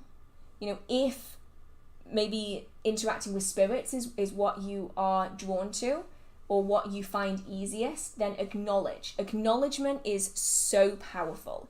It's the first step to interactions with spirits is to acknowledge. Once they know that you can acknowledge them, that means that you can feel them, interact with them in some way, then you can start building up those encounters. Just make sure that you also have some protections going on in the background, and hopefully your magical practice can develop. I don't know what word I was going to go there. I'm hoping that it develops well, beautifully. Why not? Let's go for some floral words. I hope it develops beautifully. Could you do wow. My mouth was just full of spit then. TMI, sorry. Could you do a Q&A about personal questions? I mean, I've never really thought about doing that before. Would you all like a Q&A that is about me? Or would you rather Q&As... I mean, I'm not going to get rid of the Q&As about witchcraft, but like, would you like me to do a Q&A about myself? Let me know, and I might post a poll, like a question box on Instagram that you can go and ask me questions on, and then I can film it. So rather than doing it like this, I'll do like a pre-filmed one with all of your like Instagram questions.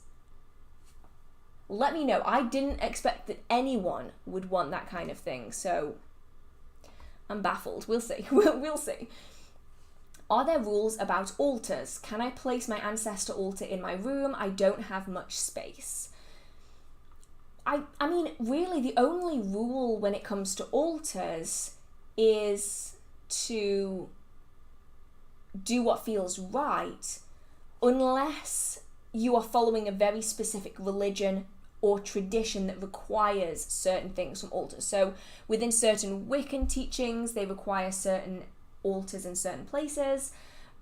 Within other traditions, they require them to be facing in certain directions, at certain angles, and to be in certain rooms. Typically, I would say if you feel comfortable having an ancestor altar in your room, then you can do that. You know, as long as you're being respectful, as long as you're doing what feels right, then you can do that.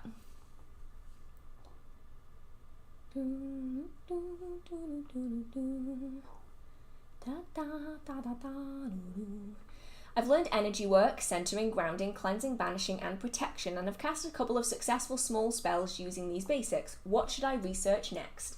This is one of those questions that gets answered a lot, because like beginner books are everywhere. They're 2 for a dozen. That's not even a word. That's not a turn of phrase. You know what I mean? They're everywhere. But like, what do you do when the beginner books don't help anymore? That's when you find topics that pique your interest, and this is where the real fun starts, because now you get to go down the rabbit holes of all of these different magical topics that you've never thought of before, and you get to deep dive into the things that you really want to learn about, and then you bring forward all of that good stuff that you've learned as a beginner, and you will add it into this more advanced practice so that you can develop it more and more and more and more. It's really all about finding the things that intrigue you. And that's the most fun bit, at least for me, is finding the things that really intrigue me. I'm prepared to do a cord cutting between me and my daughter. Are those permanent? They can be, yes. Typically, you want to get a cord cutting right the first time. And once those cords are cut, unless they are allowed to reform with continued interaction, the cords are then cut. So it's a really important decision to decide whether that's definitely what you want before progressing forwards, because it's really hard to patch it together again once those cords are cut. But if you do have interaction afterwards, then they can reform again. So really, unless you're going to interact, they will be permanent. Oh, here we go. I think I missed one a minute ago. I'm so sorry if one popped up and it disappeared. Anyway, thank you so much, April. I just got a pendulum and really want to start using it. Do you have any tips on that, please? So yeah, with pendulums, I'd say spend a little bit of time getting to know it, get it around you in your energy space, under your pillow, whatever it might be. And then ask it to show you a yes and a no. Now, some people will say, ask a question that you know the answer to. That also can work. I typically like just asking the pendulum, so I ask it to show me a yes, and it could swing in like left or right, it could swing up or down, it could go diagonals, it could go in a clockwise circle, it could go in an anti-clockwise circle. And then once it's settled down again, you're going to ask it to show you a no, and it's going to show you something different. This could be the opposite. So if it swings left and right for a yes, it could be back and forth for a no. If it's clockwise for yes, it could be anti-clockwise for no, but it could also be clockwise for yes and left and right for no. So that's why it's always good to ask. And then what a lot of people don't do, I think, ask a maybe, like ask an unknown, like an ask again later kind of thing. For me, on my pendulums, this is typically always a wiggle. Like, it's the best way I can describe it. Like, it doesn't move, like it doesn't swing, it just kind of goes just on one spot. It's just like jiggle, jiggle, jiggle, jiggle, and that's like what it does. And that is the I don't know, it's unclear, or you're gonna have to ask again in a few days. So once you've got that mapped out, those are your answers for that particular session. So then do your reading, ask the questions, and then the next time you do a reading, you're going to have to ask them again. Some pendulums are really good at sticking to the same answer. My pendulums just kind of throw in a random one sometimes. They're like, oh, was me spinning clockwise a yes yesterday? Well, guess what? Today, a yes is spinning anti-clockwise. Deal with that. So like every time you use your pendulum, I'd say start with asking the yes, no, maybe option. You can also create a pendulum board. You can buy these, or you can just write it on a piece of paper. So this could be yes, yes, no, no. So like they're opposite one another. You place your pendulum down on the board so it can connect, lift it up again, and then it will swing in the direction. You can also ask it. Asking it's typically nice. You know, you lay it on the board and you go, will you work with the board and the directions on the board? And then see if ask it to show you a yes, and if it has agreed, it will go yes in the direction that the yes is, and you ask for a no, and it will do no in the direction. If it hasn't agreed, it will just go no, and it'll show you what it would normally do a no, and then you know that the board isn't working.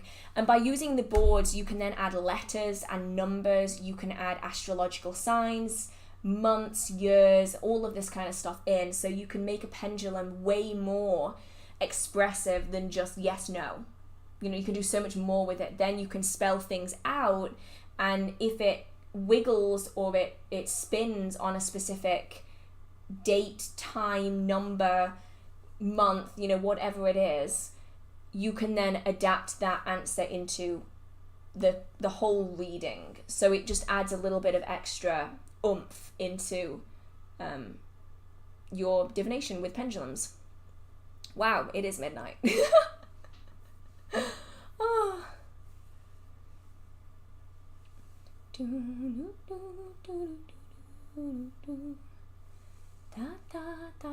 Oh, it jumped again. Oh no. I gotta go up and find where I was. Oh my goodness, this is the one that I missed. I'm so sorry, April. This one I didn't see. I've been doing some magic and I have Wicca books. I have a lot of crystals and I guess people think I'm weird, but yes, I would love more about you. Oh, thank you so much. And I can guarantee you are probably not weird at all. You're probably a lot of fun to be around. I can almost guarantee it.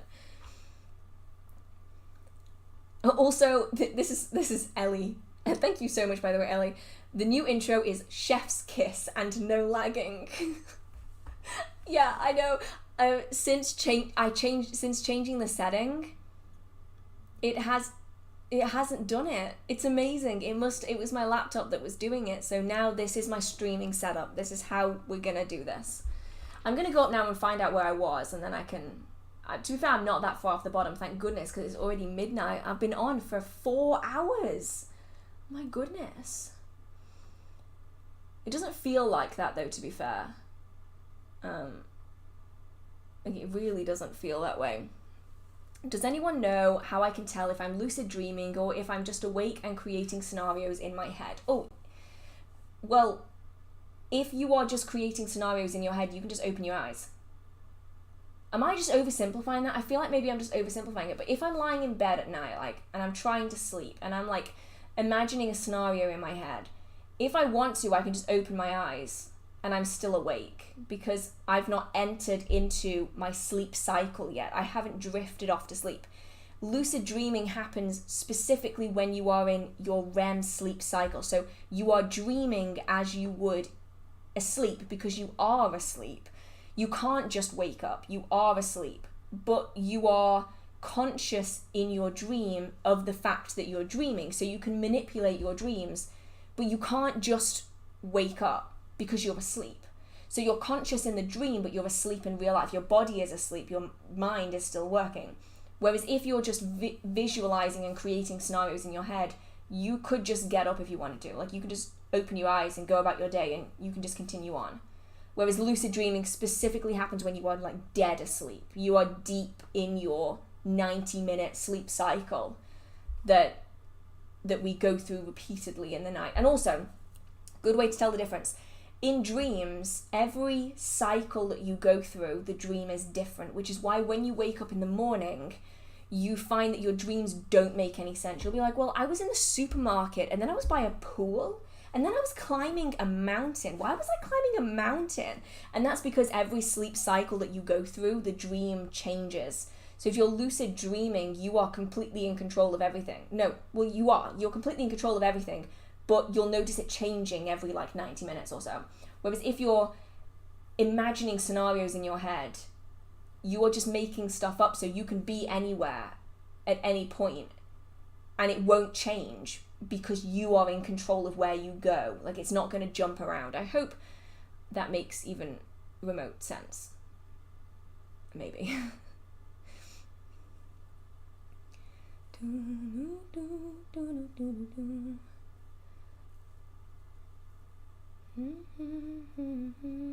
Is there a good way to track or see your progress when it comes to spellwork and magic? A book of shadows. Write in one. It can be digital. Just a book, a notebook, a leather-bound book, a digital file, a Word document, whatever it is, I don't care. Pick one. And write a date, write the working that you've done, the divination reading that you've done, the things that you've learned, whatever it is. Every time you learn something new, write it in. Every time you do a working, write it in. And as time goes on, you'll be able to look back on it and be like, wow, I've come so far. So far. That's the beauty of having a book of shadows. A lot of people think that they're pointless. And in some cases, they are. You don't need a book of shadows. But if you do want to look back on your magical practice, a book of shadows is a phenomenal way of doing it. Is it possible that I have lived my entire life without having any supernatural or magical encounters? Yeah, that's like 99.9% of people. And even the people who have don't believe that it's real. They think that they like imagined it or something. Like most people live their life like that. It's just the few that don't usually get like looked at like we're a bit weird. But then like there are some people who just deny it and reject it because they don't want that to be an option as well. But yeah, no, it's pretty normal. How do you define the difference between a servitor, a tulpa, and a poltergeist? A tulpa and a servitor is the same thing with a different name. Different traditions have different names for the same thing. So a servitor, a thought form, and a tulpa are the same thing. A poltergeist isn't, because a servitor, a tulpa, and a thought form are all created by the practitioner for a specific purpose. They are spirits that have been man-made, essentially. Poltergeists aren't necessarily man-made. That's the important distinction here. They aren't necessarily man-made. A poltergeist can be a servitor that has kind of gone a bit rogue. If they don't get enough energy by like you giving them energy, they can often go looking for energy and they can kind of cause a bit of havoc. Sometimes not all servitors do that, but a few might. So some poltergeists could be servitors. Most are spirits in their own right that are just mischievous. Sometimes they're human spirits, sometimes they are non-human spirits, which is why they can be quite tricky to deal with, usually more tricky than a standard haunting. But it's important to remember here that a lot of poltergeist activity isn't active spirit activity. It's other things that are happening, like echoes of the past and emotional imprints that are manifesting as physical events, but there's nothing active that's causing the physical event. Does that make sense? I'm not sure. So the poltergeists that are actually spirits could be servitors, or usually they are a spirit in their own right that hasn't been created by a person. But sometimes poltergeist activity is not actually an active spirit at all. Tulpas and servitors, as well as thought forms, are basically just the same thing, just with 3 different names. And they actually have more names than even that. I just can't remember them because my memory's not that good. Oh, do you have any recommendation for a dehydrator? It's a minefield out there. I'll be honest, I bought a super cheap dehydrator off Amazon like 5 years ago and it's still going. It's a white, this doesn't help, but there's so many dehydrators on Amazon. It's just a white dehydrator with 5 levels in it, with an on-off switch and a temperature dial. And it's great. Mine hasn't died on me and I've used it like a shit ton. So I don't know whether I just hit a good one. I'm not sure. But just make sure that the reviews don't say that it's set on fire, because I did see some while I was looking that concerned me. Because like some of them, the reviews said that it's set on fire. Luckily not on the one I got. That's why I paid a bit more. I think I spent like £30 on it, I think. So I think anything kind of less than that, it might be a bit concerning because you don't know what's going to happen to it.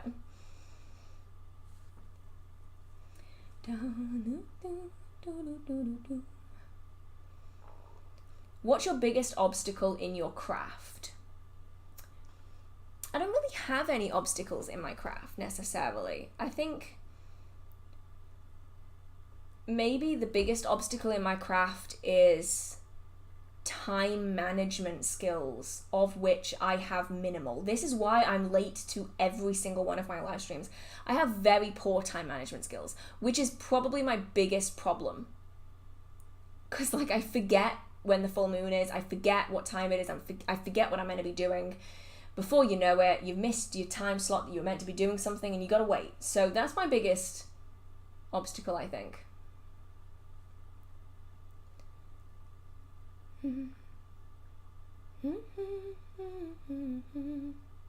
Yes, Q&A on me, yes. Thing is saying someone here that, like, it feels too invasive.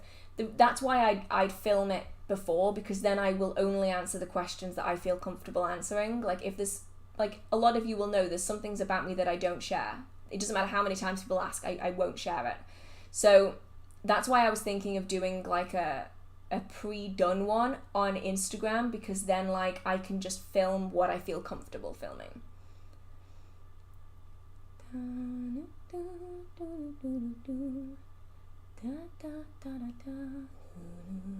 Oh, it jumped. Oh no! I think I'm pretty close to the end though, luckily, because I've been on for a long time. So if you have any last minute questions, feel free to post them now. Before I go.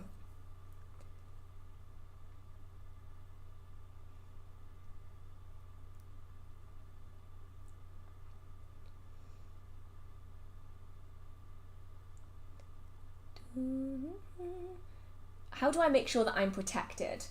I have a few videos on different protections out there. If you want to interact with spirits, one of my favorites is the 3 rings of protection that's on my channel.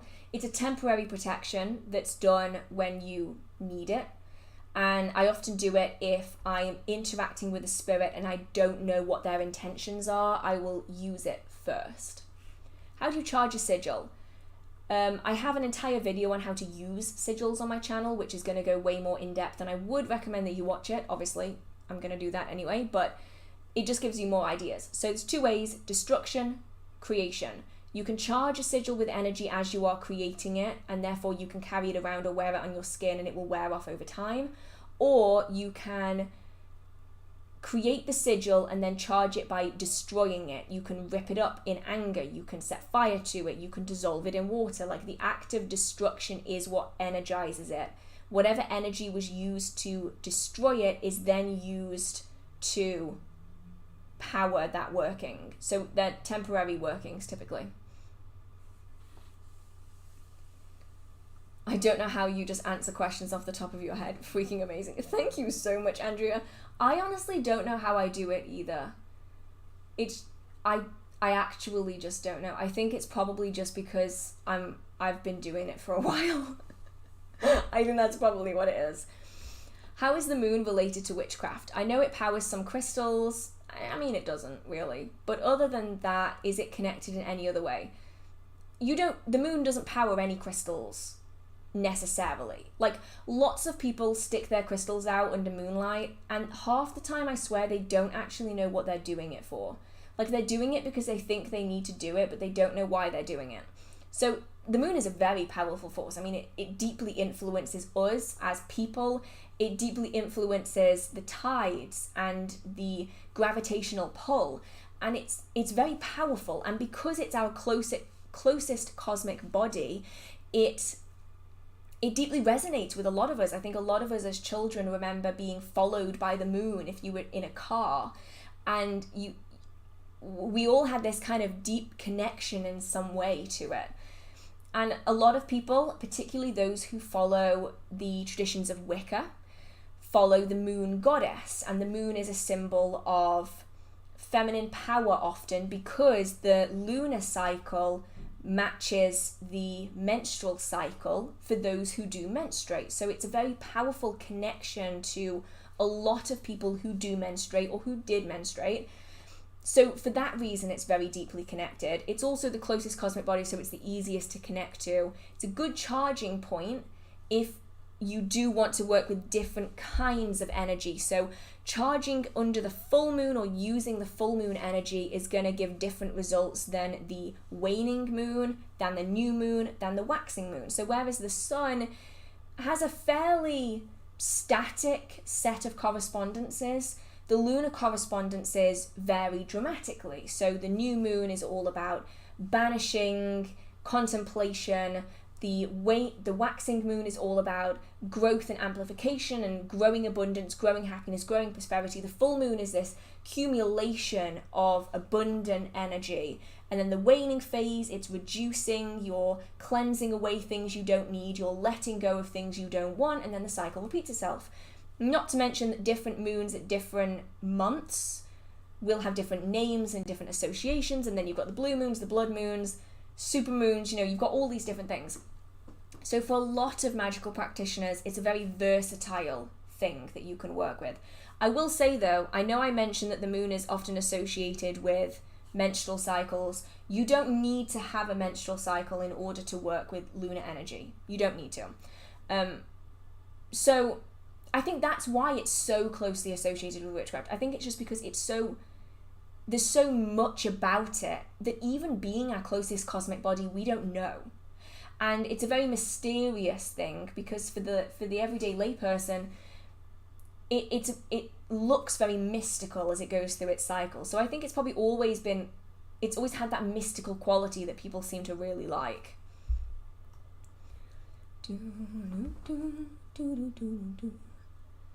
Da da da da da do do.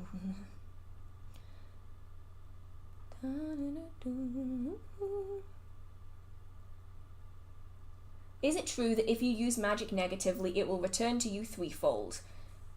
Not generally. The threefold law is a law that's found in the Wiccan religion and the Wiccan teachings. Wicca was created, or it's believed to have been created in around the late 1930s by a man named Gerald Gardner, based on pre-existing magical practices. And then it was released to the public in the 1950s. The Wiccan Rede and the idea of the threefold law came about in the 1980s with the release of a short-ish, it's a bit long, piece of work that was then incorporated into the Wiccan religion. So the threefold law is actually very modern in the grand scheme of religious beliefs and religious teachings. And it says that whatever you do will refer to you threefold. My big question is, how is it amplifying itself? Energy's equal, isn't it? That's how it works. It's an equal exchange. What you give transforms into something else. So how does it become threefold? There are other teachings, however, across the world that talk about karma and talk about 13 returns or 7 returns or 2 returns. They're very cultural. So I think it's really important to decide how you feel about it based on your own beliefs, because your own religious beliefs are going to vary as well. Some people have a religious belief that includes karma, other people don't. If you're Wiccan, you're probably going to believe the threefold law. It's part of your religious teachings. But if you're not part of that, it's up to you to decide what you feel comfortable with. Ultimately, the law of three forces practitioners to think carefully about everything that they do. And that's really its main purpose, is to force practitioners to second guess everything that they do, so they don't use magic as a crutch, and so that they don't throw it around with the desire to harm other people without having thought about the potential consequences of it. Like, you can get things back from any kind of magic, not just negative, anything. If you're aiming it at a person or something that has protection, it has the potential to come back on you. So you have to be careful with everything that you do. I think it gives that incentive for you to really take a step back and think. And generally, regardless of whether you believe the threefold law or not, I would say everyone should take a step back and think about whether they should really do that working, or whether it's actually something that you don't need to do and you can undertake it through other means. Have you read any other books by Lee Morgan? I honestly don't know. A lot of the time, I don't even realise I'm reading a book by an author until I go and put it in my reading list app to do a quarterly book breakdown video. And then I'm like, oh, that's also by you. Okay, so I might have read another one. I just don't remember. I don't really remember names all that well. So I might have done and I just didn't notice. How do I cleanse my room? I have 2 full videos that I'd recommend that you watch on cleansing spaces with smoke and without smoke, which will go way more in depth than I could here. Have you read any of your copy of Beneficium? I actually haven't. I have decided to stick to my guns and try my best to finish the books that I'm going to be putting in my quarterly book breakdown, because in the past I've started a lot of books and I haven't finished any of them. So this time I've decided that I'm just going to sit down, read them all the way through, and that way I don't have to think about them again. What's the difference between hearth witchcraft and kitchen witchcraft? Hearth witchcraft doesn't have to require cooking or the kitchen in any way, shape or form. Hearth witchcraft is a form of magical practice that is undertaking magical workings within the home. Doesn't have to be all the time, but mostly within the home, for the home and the people within it. It can incorporate green witchcraft, kitchen witchcraft, as well as aspects of cottage witchcraft. It often incorporates fire magic and fire deities, hence the hearth aspect. One of my deities is Bridget, the goddess of the hearth in Celtic tradition. And a lot of people confuse them. You don't have to use kitchen witchcraft to be a hearth witch. Whereas in kitchen witchcraft, you do really have to use kitchen witchcraft, otherwise why are you a kitchen witch? So the distinction is more in how things are done.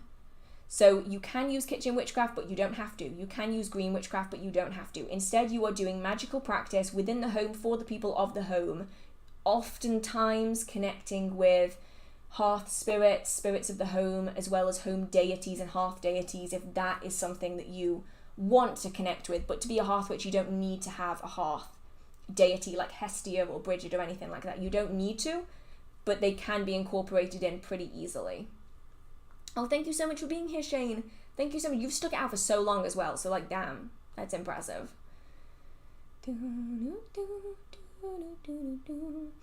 How do you feel about doing spells with other practitioners? Oh, 2 questions. How do you feel about doing spells with other practitioners? I think it can be good, but only if everyone involved has an equal understanding of what they're doing.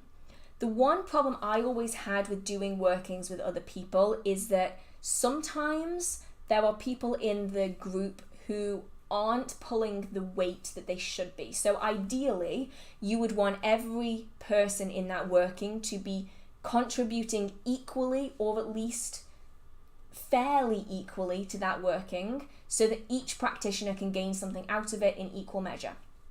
The problem I have with group workings is that you'll sometimes have 1 or 2 people who are tagging along on a working. Either they are purposefully not pulling their weight, knowing that they will get an equal share of the reward, the magical response at the end of it, or they aren't experienced enough to be able to pull their weight. Now, of course, I understand that not everyone has to start somewhere. The one that bothers me the most is when people knowingly don't pull their weight, knowing that they're going to get an equal share of the magical response, which I just think is a dick move. So I like it, but it has its downsides.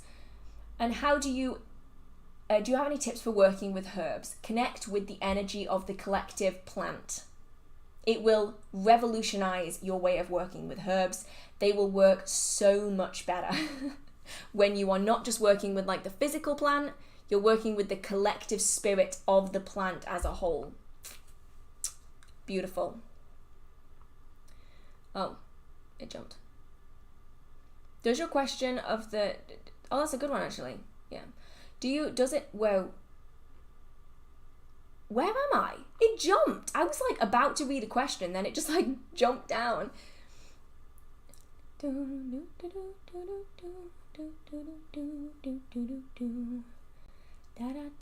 Can I give my tools or crystals a name? Yeah, of course you can. Some things ask for a name, which is I always find really interesting.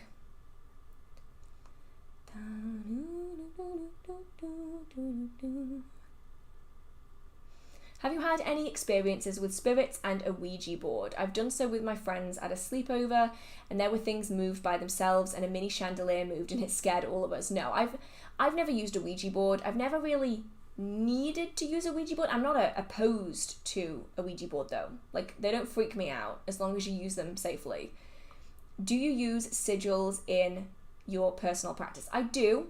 Not as often. Actually, scrap that. I literally did a working on the supermoon that used a sigil, so scrap that. I do use them actively. For a minute I was going to say I don't really use them that often. I do. Turns out I do. But yes, I like adding them into other things. I'll often add them into petitions that I'm going to burn, candles that I'm going to set on fire. Wow, I sound like a pyromaniac. I promise I'm not. I just like the fire element. So yeah. That is all of the questions for tonight. I can't believe I got through all of them. I was a little worried that I would have to stop because it was going to be very long. I mean, it is very long. I apologize to everyone in advance for how long this is. Thank you so much for sticking with me for 4 hours, 40 minutes. I might lose it a little bit if someone in the comments goes, oh my God, this video is too long. It's like, well then join in on the live stream then. Because it happens every time. I always get that one person where they're like, I'm not listening to this. It's too long. It's like, okay, then don't. That's your choice. You don't have to tell me about it. So this will be posted afterwards. Do you have a group that I can join? I do have a Discord server. The link is in the description box of most of my videos, hopefully. You stayed the whole time, Amanda. Oh my goodness, that is dedication. Oh my God. So thank you so much for being here. I have another video coming out on Wednesday that is a reaction video. Oh, I mean, as long as I can edit it. I've not done a reaction video in so long. I'm so excited. So that is my hope for that. If you do have any other questions, feel free to post them in the comments once this goes up. And I'm sure that lots of the members of the community will answer them, or you can join the Discord server and ask people on there because there's lots of people active on there all the time. And my mods are amazing on there. So it's a nice environment. At least I think so anyway. So regardless, I don't know what I need to do. Sit somewhere else, I think. I hope that you did enjoy this. Oh, one question that I have is, how would you feel about me turning past live streams into podcast episodes? I don't know if any of you listen to them as podcasts, but I've had a lot of comments saying that you listen to them while cleaning and cooking and driving, and it always makes me nervous when I see people say that they listen to these when they're driving. So if you want me to turn the audio from them into podcasts so you can listen to it without having to have the video on, I can always do that if you want me to. So let me know in the comments. I hope you have a marvelous, magical day. I hope you're all staying safe. And I will see you in the next video. Oh, got lots of people saying yes to podcasts being, live streams being podcasts. So I'll try and do that. I will get on converting the old podcasts into the old live streams into new podcasts. I think I need to do something. I need to vegetate on the sofa. I need to do something. So I hope you're all staying safe. I hope you have a marvelous, magical day. Thank you so much to everyone who has donated and supported. It really means so much to me. And I will see you next month. It is the Wednesday after the 15th of the month. Oh, my nose is so itchy. And hopefully it will be as clear and clean as this one was, with no big glitches, thank goodness. Right, I'm gonna go. Right. I'll see you soon. Thank you for being here.